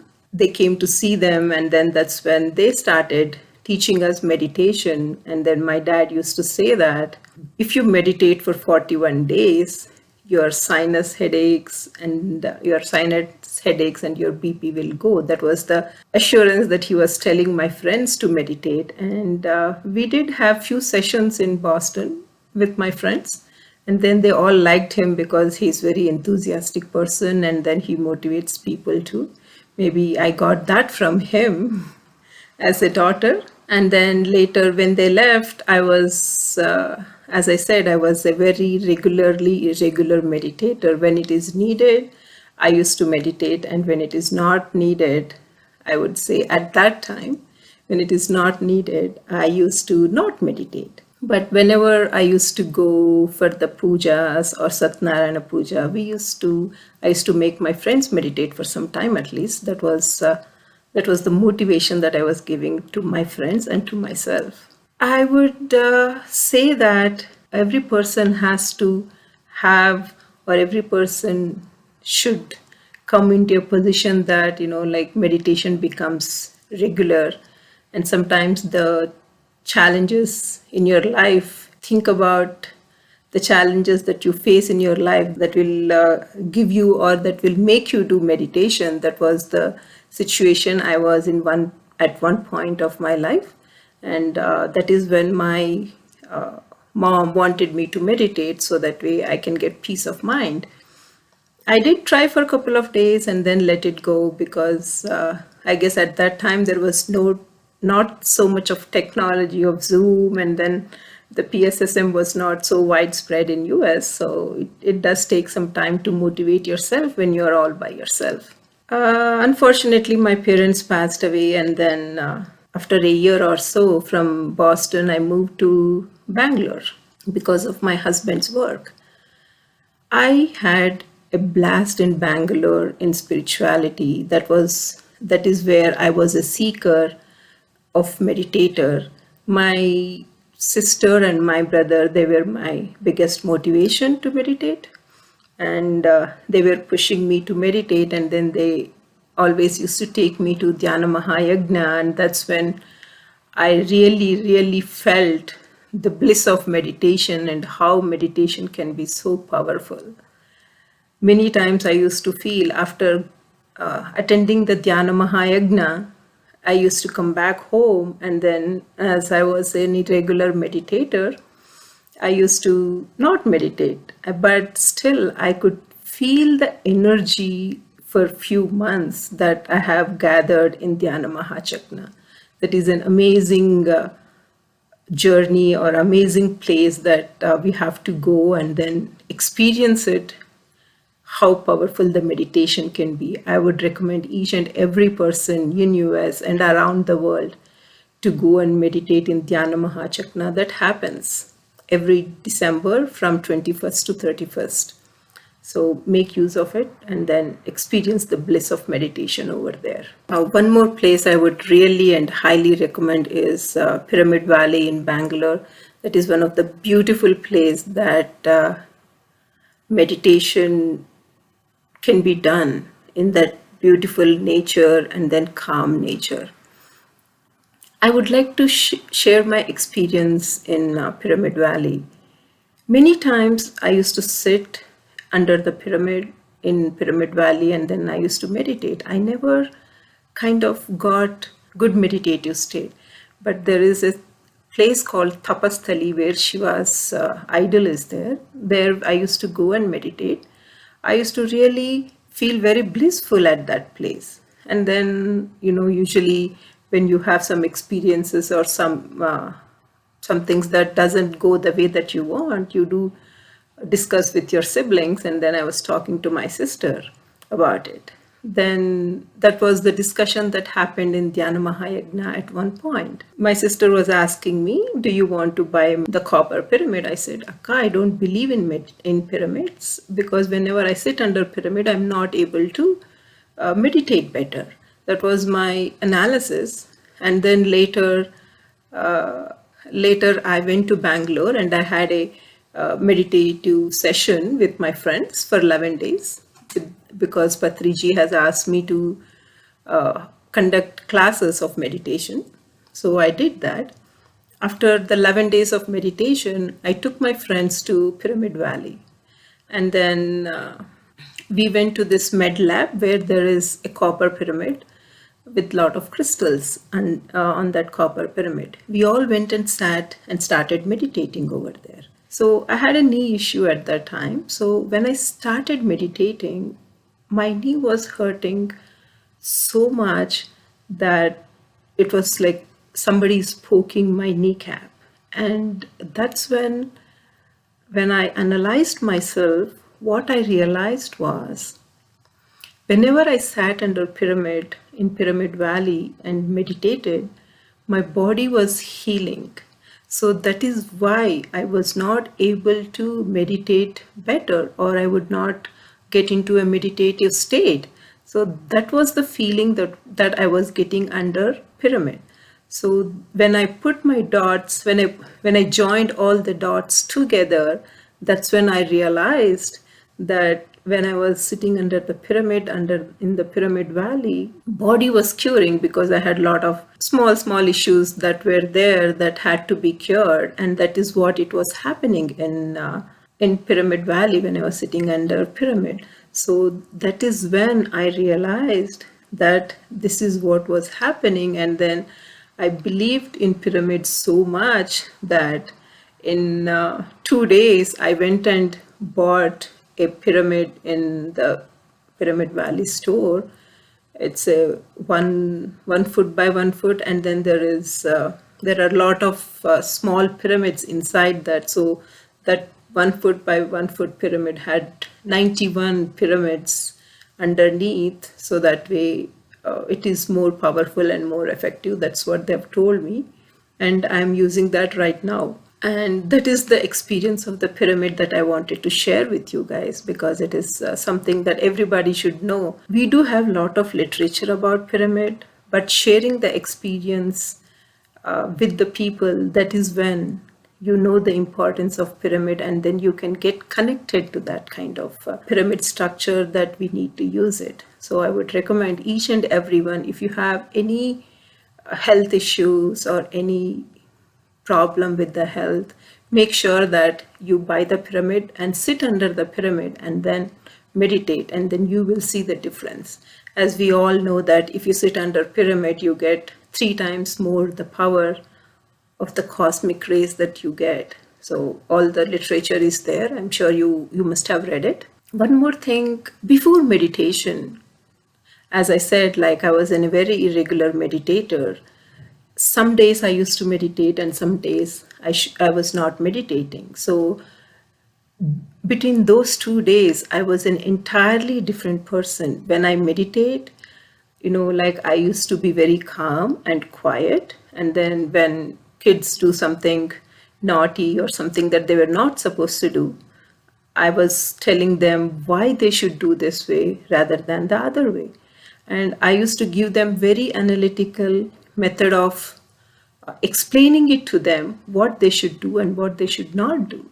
So that was the day when I meditated. But when I don't meditate, that was the day that I used to just yell at them, and then it's like, why are you doing this kind of thing? And obviously we all do, because we are all humans and we have emotions. And when you meditate, your emotions will come under control, and then you can give a better and sensible answer. So that I have done for a long time, and still the time hasn't come for me to meditate regularly. In Bangalore, I stayed about 7 years, but the journey over there was really amazing for me to spiritually grow as a meditator. With the help of my sister, brother, and my sister-in-law, everybody meditate. That was the greatest advantage for me to go into the path of meditation, because whenever we have the conversation as a family, they all used to talk about meditation, and without my knowledge. I have to sit and listen to them because it is something that they all believe in and they're all passionate about.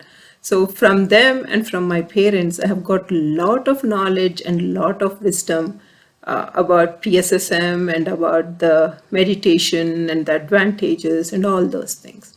So that is something that I got it from them. I would like to tell one incident about meditation. My sister and brother and sister-in-law, we all as a family, we go to a nature cure hospital just to regenerate ourselves. So at that time when somebody sees and then, they do talk about meditation, how important it is, that then I used to just sit and listen to them, what they were talking about. One day there was a smart guy who was trying to give my sister hard time about meditation when she was explaining about meditation. I think he was just being a smart person. So that is what he was trying to be smart. And then I stepped in and then I gave him properly about why meditation is important and why you should do. And then that guy just kept quiet and then he started acknowledging the importance of meditation. And at that time, my sister and brother, they were saying, I thought you didn't believe in meditation, but you did support us and thank you for that. I guess when we talk about meditation at home, you may think that the kids are not listening to you, but they are listening to you. And when the time comes, I'm sure they also will start meditating. Just my 2 cents that I wanted to share with you guys. I just want to tell you a little bit about before meditation and after meditation journey. Before meditation, there were a lot of negative thoughts and I was a pessimist and then I was complaining about everything. Why this is not, why me? So that was the question that I was asking every time. Why me? Why me? So, that was something that I have asked myself many times when the difficult times have come. Because of meditation and now, there are a lot of negative things before meditation that we can list. As a meditator, I don't want to go back and then talk about it because gatam gataha, past is past, so we cannot change the past. So let's focus on the present. I guess at some point in my life, I need to get the message saying that I should be a regular meditator. So once when I went to Pyramid Valley, I was just talking to a person over there, the meditator, and then I was just sharing my experiences, so how I was I am a good meditator, but not a regular meditator. So she gave me a message saying that once when you meditate and then you take a break, you are going to take the heap. I mean, suppose if you are 10% after meditating, you got better 10%, right? Then if you stop meditating, your percentage or your kind of thing will go down to 5 or 4 or 3, it will just go down drastically. But when you are meditating, that drastic step that goes up is kind of little slower. But when you stop meditating, that slope will go down very drastically. So that was the message that I got. And then later I said, okay, if that is something that she's telling me, let me at least meditate for a few minutes. Maybe sometimes, you don't get time or you just find reasons not to meditate. So I said, I should end my day with meditations, if not in the morning or in the afternoon or in the night. So I used to meditate at least for a few minutes and then made my day regularly meditator, I would say. So that was one thing that really I got the message, and then I said, okay, I should do meditation every day. And before meditation, my mind was always chitter chatter. I will be watching movie, but my thoughts are somewhere else, or I will be doing my work and my thoughts are somewhere else because I was not present with the mind of what I was doing. So that was the kind of, I would say, the issue or the problem that I had because as we all know, mind is a monkey mind. And if you don't control it, just keeps on going everywhere, and wherever you want to or wherever you don't want to, it keeps on going there. So that was the chitter chatter mind that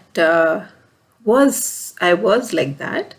And then after meditation, I can completely listen to my inner voice or intuition or anything. And my intuition has become so sharp that if I just focus on something, I can sense what it is or how it is and what I should do. So that is something that I have developed through meditation that has been an amazing tool for me. As a person, I do analyze a lot, and then meditation has given me that analysis power. It has expanded tremendously for me to do the right.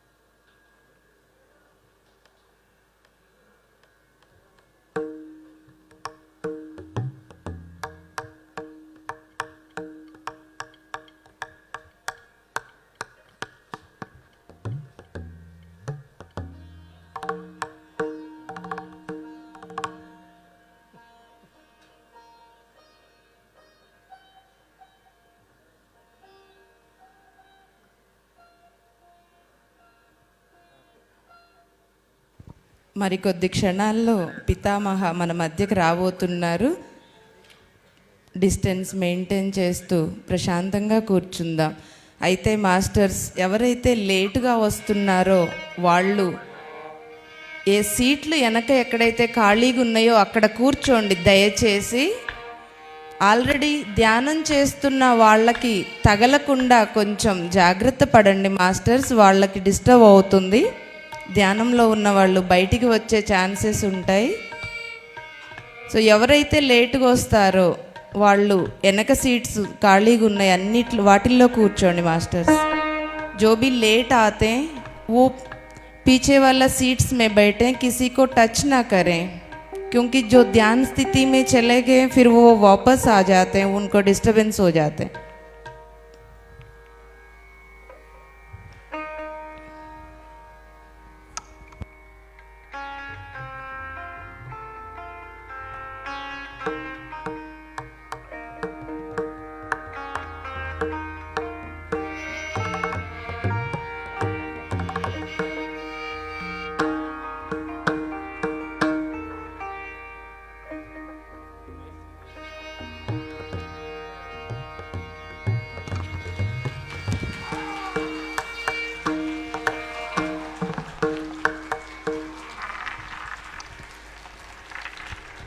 బ్రహ్మర్షి పితామహ పత్రిజీ గారి, శ్రీమతి స్వర్ణమాల పత్రిజీ గారి ఆధ్వర్యంలో తెలంగాణ రంగారెడ్డి జిల్లా Kadthal కైలాసపురిలో PMC నిర్వహణలో జరుగుతున్న మహిళా ధ్యాన మహాచక్రంకి స్వాగతం, సుస్వాగతం మాస్టర్స్.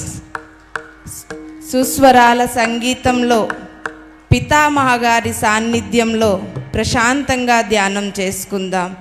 హాయిగా కూర్చోండి.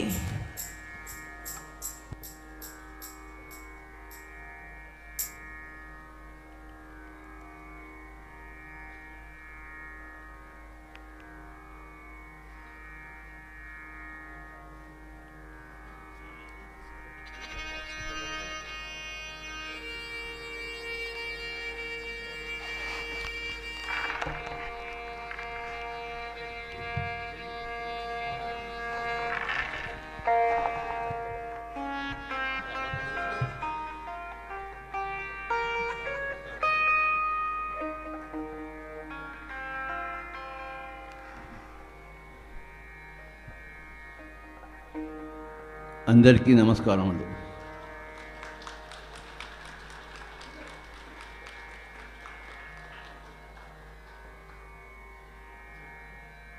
తొమ్మిదవ రోజు చక్కగా ధ్యానం చేద్దాం.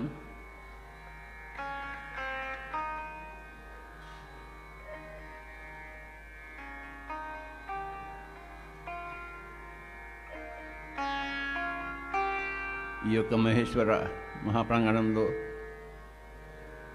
ఇంతమంది యోగులతో కలిసి మనం ధ్యానం చేస్తున్నాం.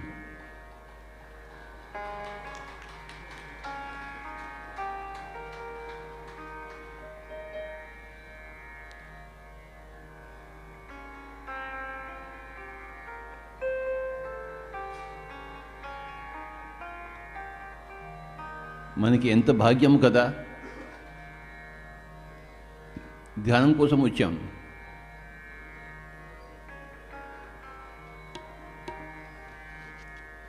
ధ్యానమే అహోభాగ్యం.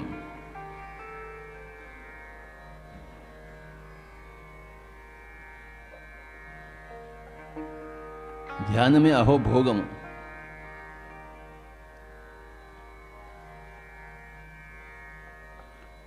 భోగం అంటే ధ్యానమే, భాగ్యం అంటే ధ్యానమే.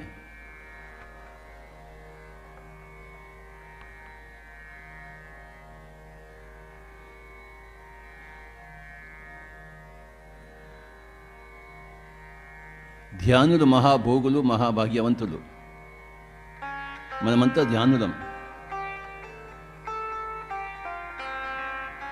We are all meditators. Our passion is meditation.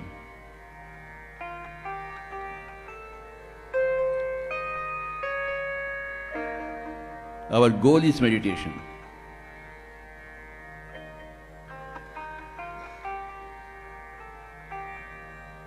Our life is meditation.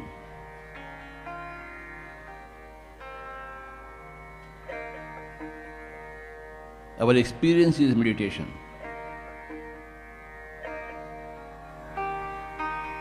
Our desire is for meditation.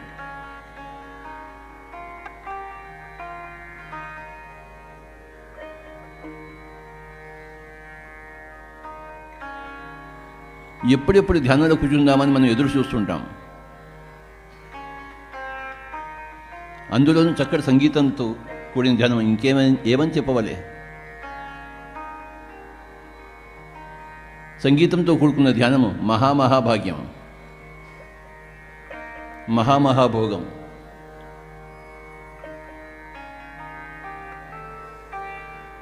ఈ ప్రాతకాల సమయంలో,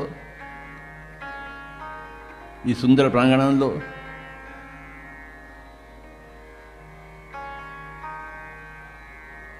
అద్భుతమైన సంగీతం, నాదం,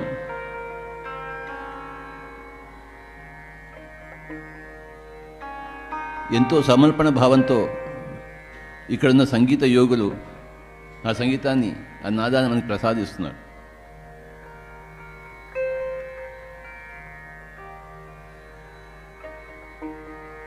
చక్కగా ధ్యానం చేద్దాం.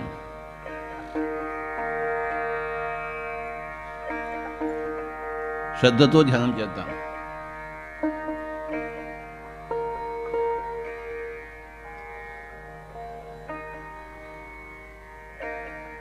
పౌర్ణమి రోజులు ఇవి, ఫుల్ మూన్ డేస్. అంతకన్నా భాగ్యం ఏం కావాలి? పైన పూర్ణ చంద్రుడు ఉన్నాడు, కింద మనం కూడా పూర్ణం కావాలి, మనం కూడా పూర్ణ చంద్రుడం కావాలి.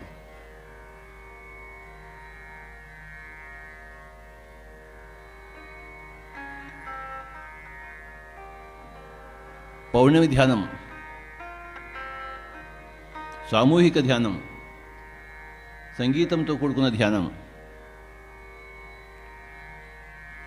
పిరమిడ్ ప్రాంగణంలో ధ్యానం, యోగులతో కలిసి ధ్యానం,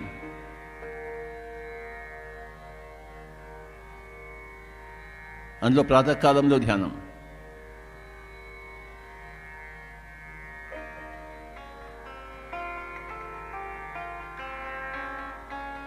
మన జీవితాలు ధన్యమైపోయాయి.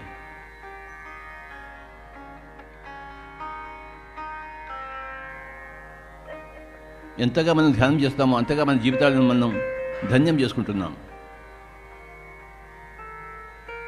ध्यान द्वारा ने धन्यता. कृपया कोई भी आंखें न खोलें. उच्छ्वास निश्वास के साथ एक होकर रहेंगे. उच्छ्वास निश्वास में लीन हो जाएंगे.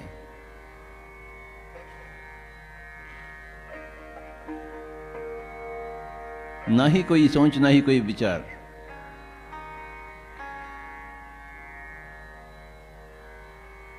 मन बिल्कुल शून्य हो जावे. हम ना रहें.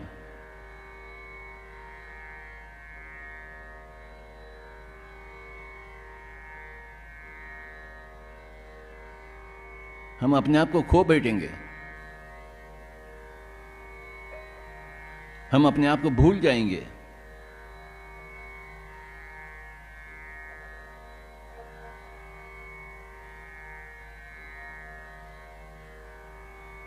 हम शरीर नहीं हैं, हम तो आत्मा हैं. आत्मा तो सर्वात्मा है. ममात्मा सर्वभूत आत्मा. We are that, not this. तत्वमसि श्वेत कहतो.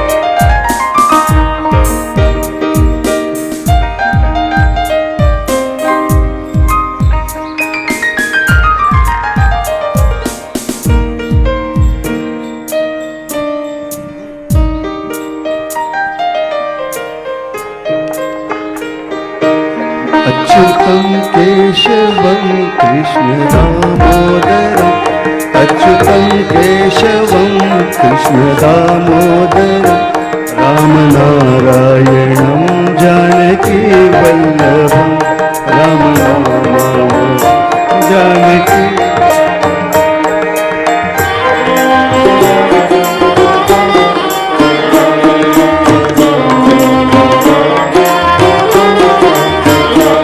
अच्युतं केशवं कृष्णदामोदरम्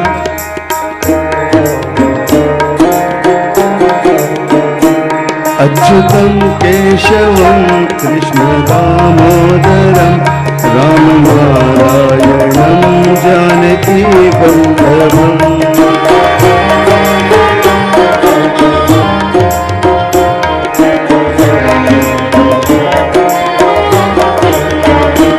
अच्युतं केशवं कृष्णदामोदरं रामनारायणं जानकीवल्लभम्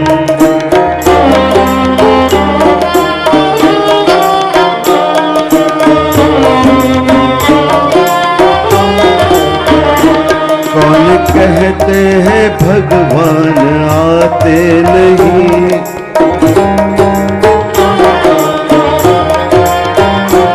कौन कहते हैं भगवान आते नहीं,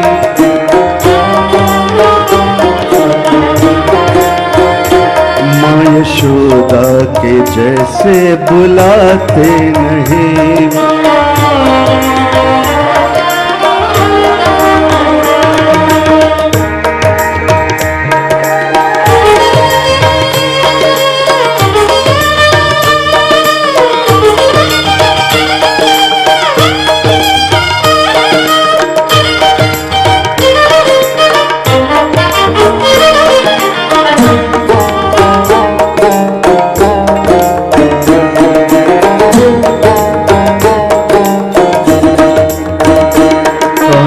कहते हैं भगवान खाते नहीं,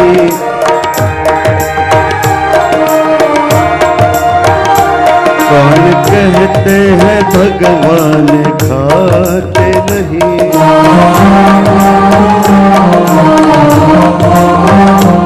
कौन कहते हैं भगवान खाते नहीं,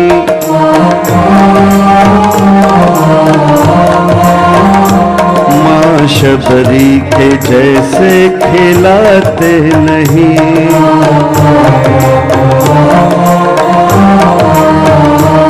माँ शबरी के जैसे खिलाते नहीं।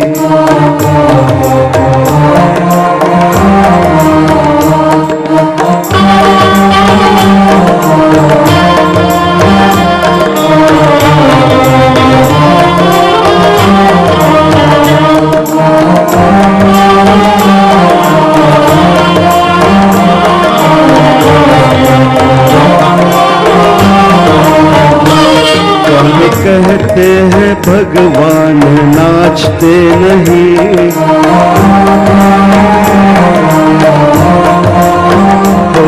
कौन कहते हैं भगवान नाचते नहीं,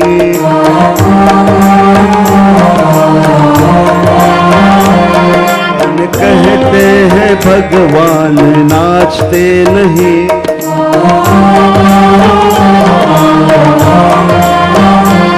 गोपियों के जैसे नचाते नहीं,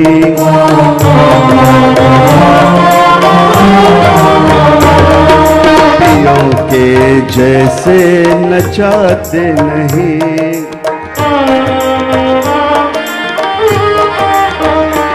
अच्युतं केशवं कृष्णदामोदरम्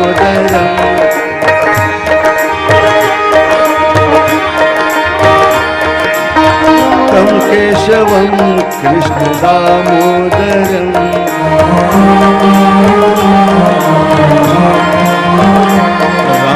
रामनारायणं जानकीवल्लभम्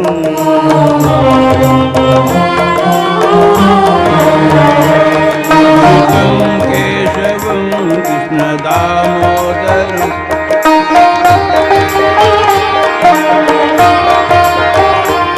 अच्युतं केशवं रामनारायणं जानकीवल्लभम्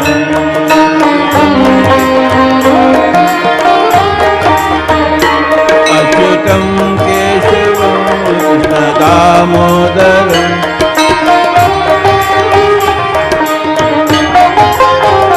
रामनारायणं जानकीवल्लभम्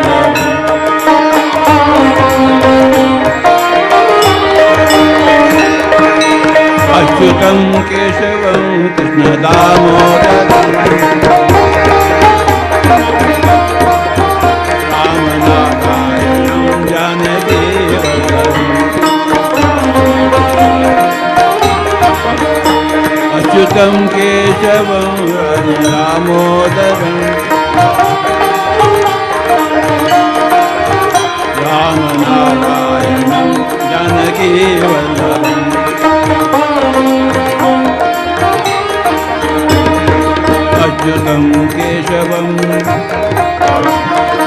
अच्युतं केशवं कृष्णदामोदरं रामनारायणं जानकीवल्लभम्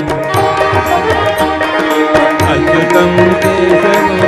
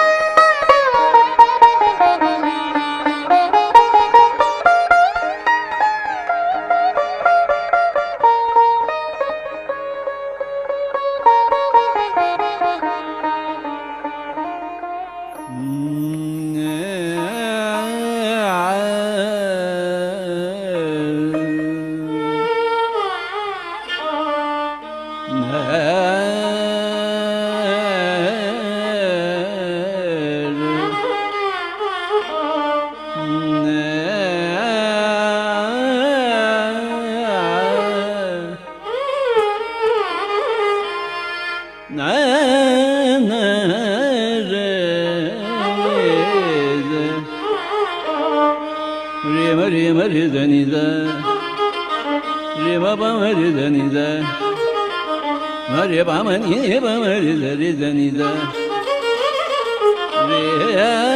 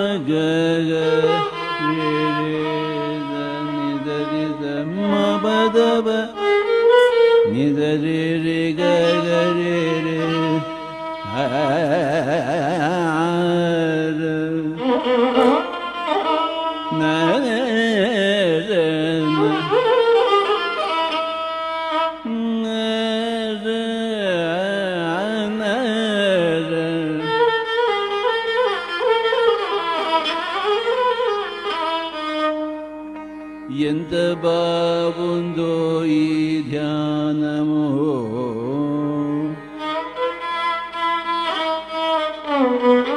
ఎంత చక్కనిదో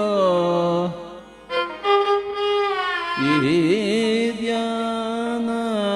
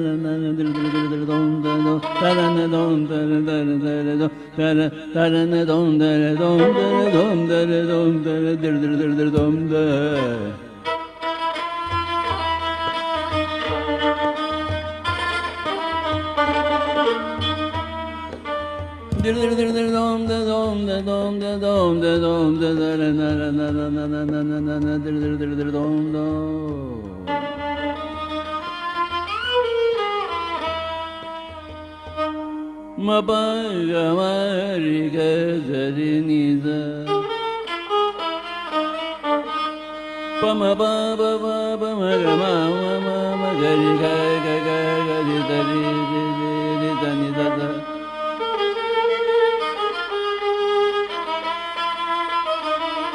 Pa ba ba ba ma ma ma ga ga ga ga ri ri ri da da da da. Da ba ma ma ba ma ga ga ma ga ri ri ga ri da da.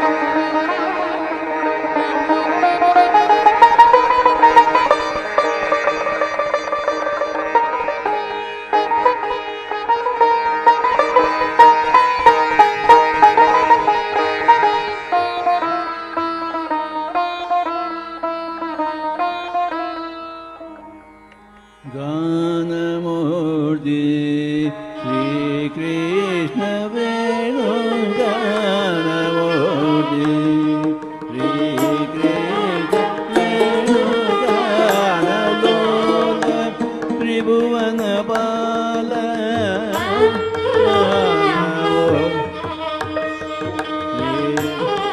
Venu Ganamurti Tribhuvana Bala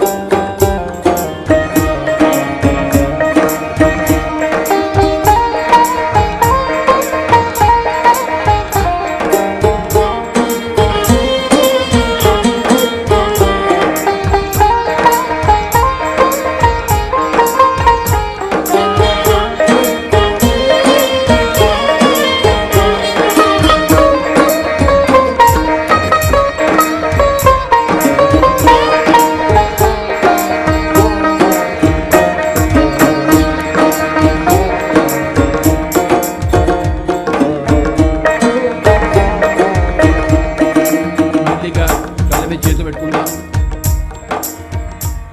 Keep your hands on your eyes for 5 seconds.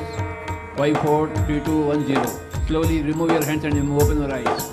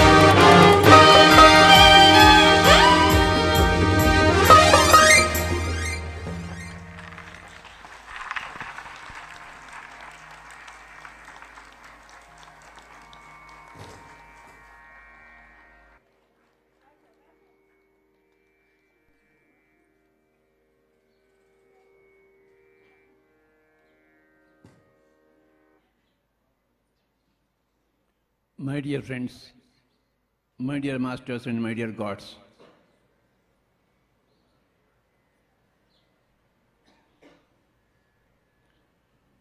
the most important thing you have to understand is that your body, your physical body is your creation. You can bend it, you can mold it in any way you think. Your body is your instrument.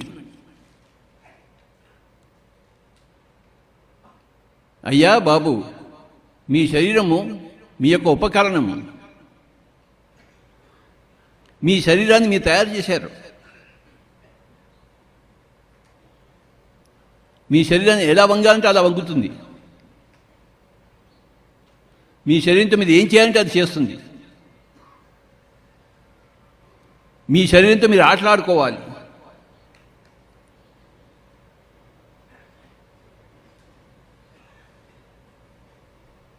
మీ శరీరం గురించి మీరు తెలుసుకోవాలి.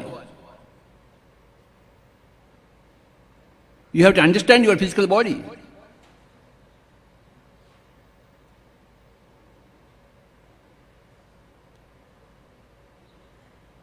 Your physical body is your flute, you play on it.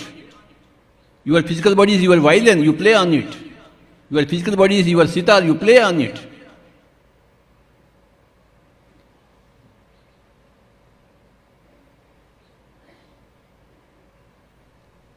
ఈ flute ఎన్ని రోజులు ఉంటుంది?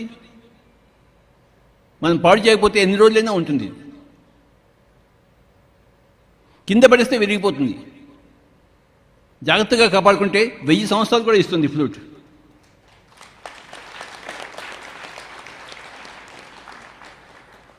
మీ శరీరం ఈ ఫ్లూట్ లాంటిదే. ఈ సితార్ ఎన్ని రోజులు ఉంటుంది? విరగకపోతే ఎన్ని రోజులైనా ఉంటుంది అది. ఆ వైలెన్ ఎన్ని రోజులు ఉంటుంది? How many days violin will stay? If you don't spoil it, it is for ever. మన శరీరం కూడాను మనం దాన్ని చెడు చేయకపోతే అది ఎప్పటికీ ఉంటుంది. అది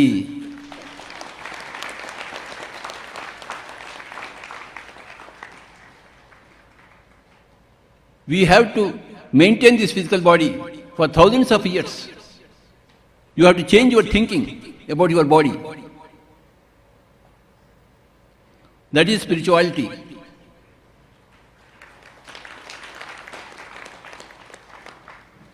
శరీరానికి ముసలితనం వస్తుంది మన ఆలోచనల వల్ల.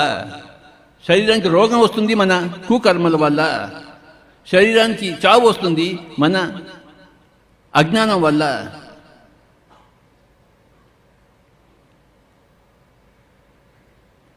మన కుకర్మలు లేకపోతే సుకర్మలు ఉంటే రోగాలే రావు. మన ఆలోచన సరిగ్గా ఉంటే వార్ధక్యమే రాదు. మనం సరిగ్గా ప్లాన్ చేసుకుంటే, సరిగ్గా జీవిస్తే ఈ శరీరం 1000 సంవత్సరాలు హాయిగా జీవిస్తుంది.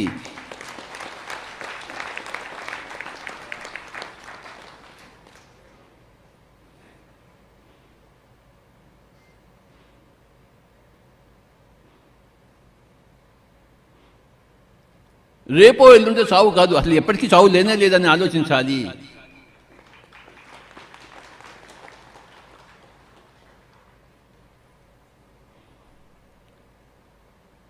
We are the Brahma of the physical body, we are the Vishnu of the physical body, we are the Shiva of the physical body. ఈ యొక్క శరీరాన్ని సృష్టించేదే మనము, దాన్ని స్థితిలో ఉంచేదే మనము, దాన్ని లయం చేసేది కూడా మనమే. లయం కావాలి అనుకుంటే, లయం అక్కర్లేదు అనుకుంటే ఇప్పుడు లయం కాదు. ఇది మన శరీరం గురించి మన ఆలోచనలు మార్చుకోవాలి. You have to change your thinking about your physical body.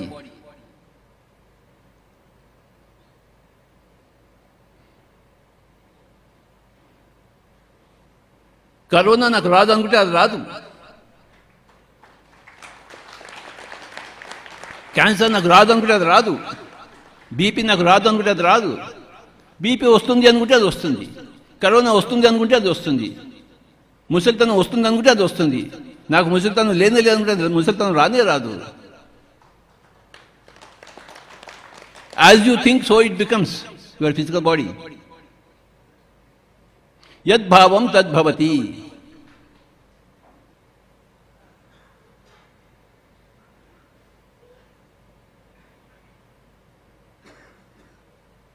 మీ ఆలోచన వల్ల మీ శరీరం వజ్రకాయంగా తయారవుతుంది, లేకపోతే రోగగ్రస్తమవుతుంది.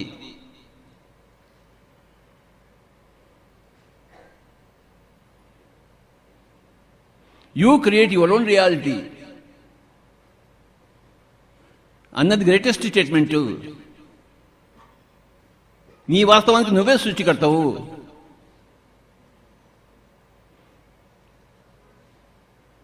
నువ్వు ఎలా అనుకుంటే అలా అవుతుంది.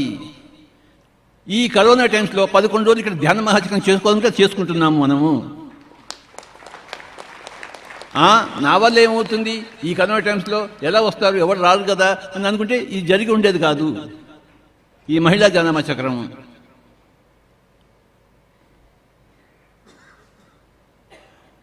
మనం ఎలా అనుకున్నామో అలానే జరిగింది. ఈ మహిళా ధ్యాన మహాచక్రము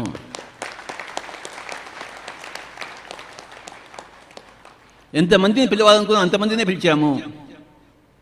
ఎలా చేయాలనుకున్నాం అలానే చేస్తాము. We create our own realities. మన శరీరం కూడా అంతే.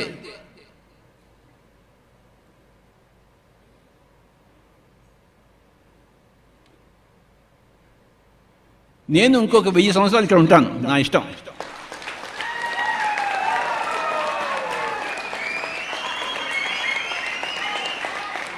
నా ఇష్టమా మీ ఇష్టమా?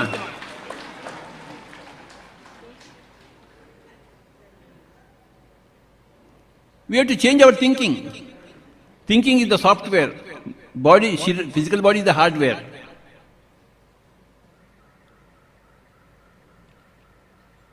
ఈ సితార్ ఉంది, ఒకసారి సితార్ చూపించండి. ఈ సితార్లో ఏ రాగం వస్తుందండి? ఏ రాగం పలుకుతుంది? మీరు ఏది వాయిస్తే ఆ రాగం పలుకుతుంది. ఈ శరీరం కూడా అంతే, సితార్ లాంటిదే. ఏ రాగం అంటే ఆ రాగం వాయిస్తుంది ఈ శరీరం. 1000 సంవత్సరాలు అంటే 1000 సంవత్సరాలు వస్తుంది. రేపే పోతున్నానని రేపే పోతుంది అది.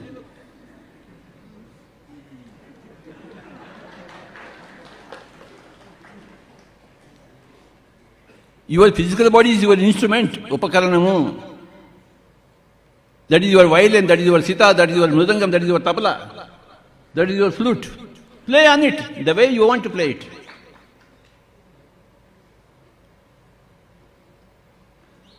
ఎన్ని సంవత్సరాలు వాయించవచ్చు ఆ శరీరంలో, మీ ఇష్టం. మిమ్మల్ని ఎవరు ఆపేవారు లేరు. నేను ఫ్లూట్ వాయిస్తాను, ఎవడైనా ఆపుతాడేంటి నన్ను? ఎవడు ఆపడు. వాడు ఎంజాయ్ చేస్తాను నా ఫ్లూట్ని.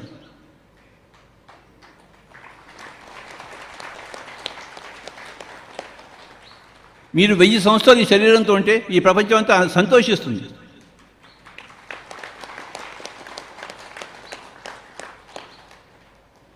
ఓకే, ఇవాళ నుంచి మనం 1000 సంవత్సరాలు పెట్టుకుందాం మనం అందరం. 1000 years for all of us.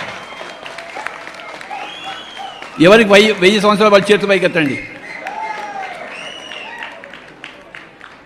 1000 years, 1000 years, 1000 years.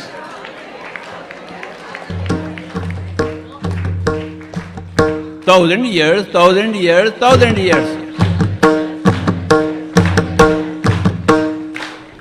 1000 సంవత్సరాలు, 1000 సంవత్సరాలు, 1000 సంవత్సరాలు.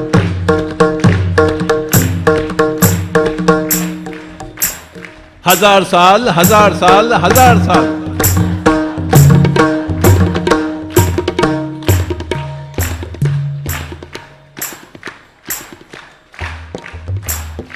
Thank you, thank you, thank you. ఒక 5 నిమిషాలు సైలెన్స్ మీ మైండ్లో పెట్టుకోండి. 1000 సంవత్సరాలు అని చెప్పేసి. Keep in your mind 1000 years for the physical body.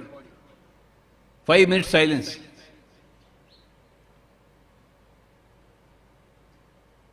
With only one thought in your mind. Yes, my physical body is my instrument. I'll play it for the next 1000 years. I'll maintain my physical body. I am the creator of the physical body. I am the sustainer of the physical body. I'll maintain it for the next 1000 years. No disease will come. No old age will come to me. I create my own reality. 1000 years. Change the software of your thinking. As you think, so it becomes. 5 నిమిషాలు మనం వచ్చే 1000 సంవత్సరాలు ఈ ధ్యాన మహాచక్రం జరుపుకుంటాం. ఇక్కడ మనం ఇలానే జరుపుకుంటాం. మన జీవితం మన ఇష్టం, మన శరీరం మన ఇష్టం. మన శరీరానికి మనమే రాజాది రాజులం.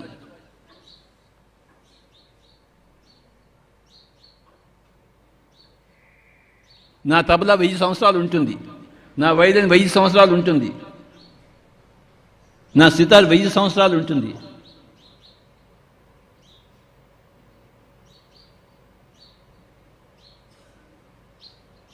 నా కీబోర్డ్ 1000 సంవత్సరాలు ఉంటుంది.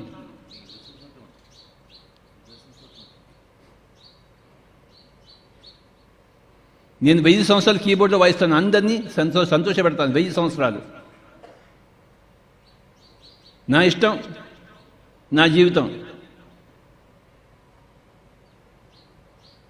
యద్భావం తద్భవతి. Change your thinking, revise your thinking, upgrade your thinking, reform your thinking, revolutionize your thinking.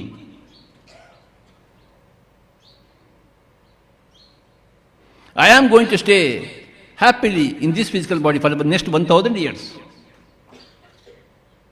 That is true spirituality.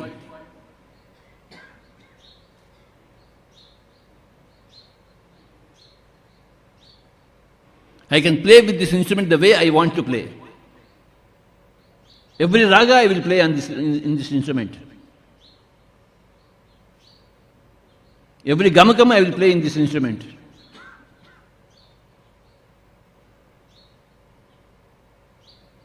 I am the boss of my body.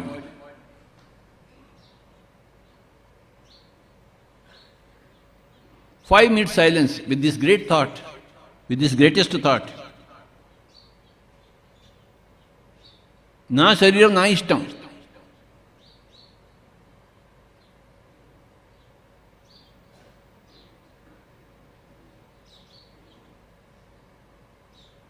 నా శరీరానికి నేనే బాబుని, నేనే బాస్ని, నేనే రాజాది రాజుని, నేనే సృష్టికర్తను. నా దేహానికి నేనే స్థితికర్తను.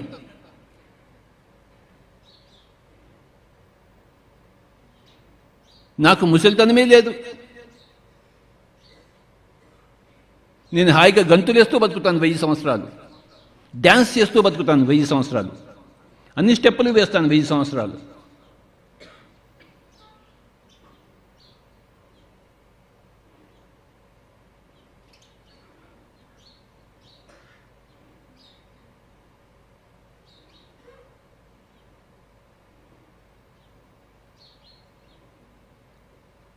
This is 2020. I will stay here until 3020. 3020.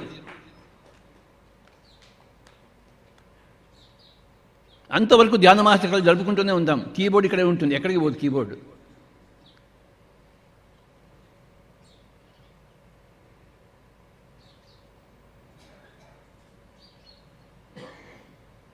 వెయ్యి సంవత్సరాలు హాయిగా, సంతోషంగా, ఆనందంగా, ఆరోగ్యంగా ఎగుడుతూ, పాడుతూ, దుంకుతూ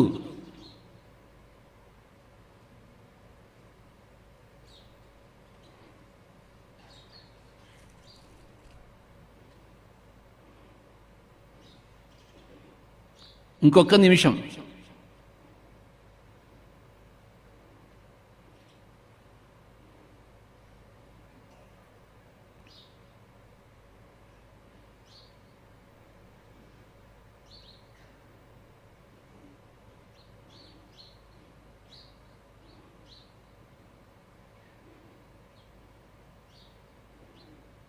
$30 seconds.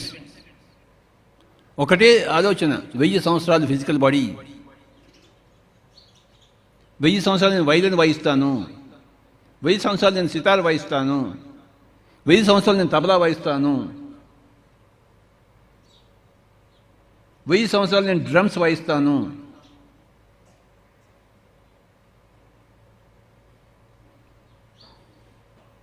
ఇంకొక 1000 సంవత్సరాలు నా పాటలు అందరూ వింటారు, నా ధ్యానం అందరూ చూస్తారు.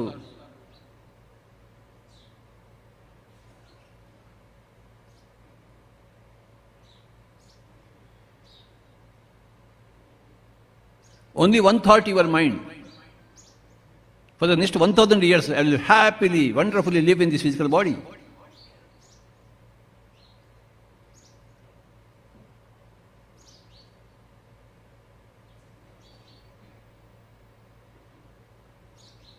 As you change your thinking, you change your life.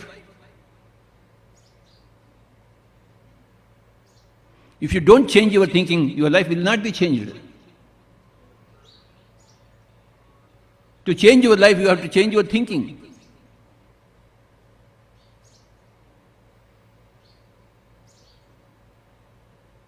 మీ నావ ఎటువైపు వెళ్తుంది, మీ నావ ఎటువైపు తిప్పితే అటువైపు వెళ్తుంది. మీ కారు ఎటువైపు వెళ్తుంది, మీ స్టీరింగ్ ఎటువైపు ఉంటే అటువైపు వెళ్తుంది.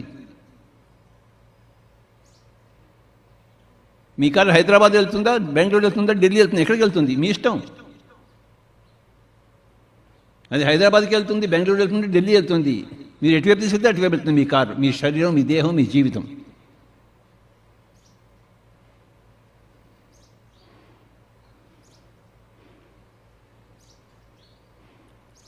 ఒక్క నిమిషం.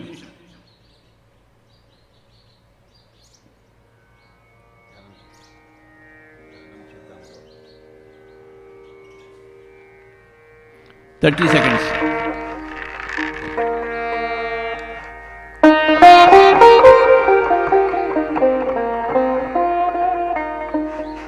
Ten seconds.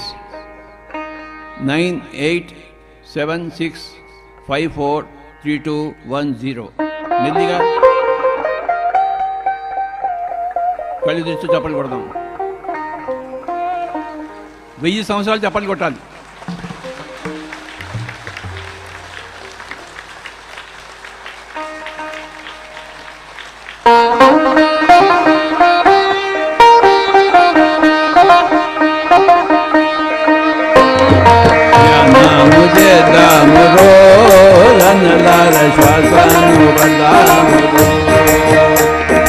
అన్నలారా కలరా అమ్మలారా ఎలారా పిల్లలారా పెద్దలారా దంకులారా పేదలారా జానముజేగా శ్వాసను బలామురో జానముజేగామురో శ్వాసను బలామురో.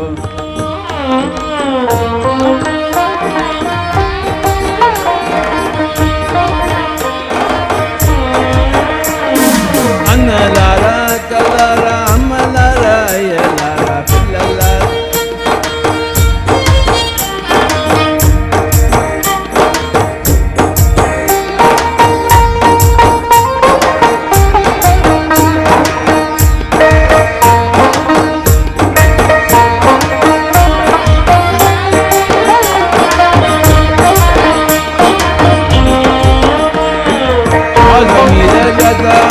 అంతే అంతే ధ్యానమంట, శ్వాస మీద ధ్యాస అంట, అంతే అంతే ధ్యానమంట, కొంత కొంత ధ్యానమంట, ఎంతో ఎంతో లాభమంట, లాభము పొందుదాము రో.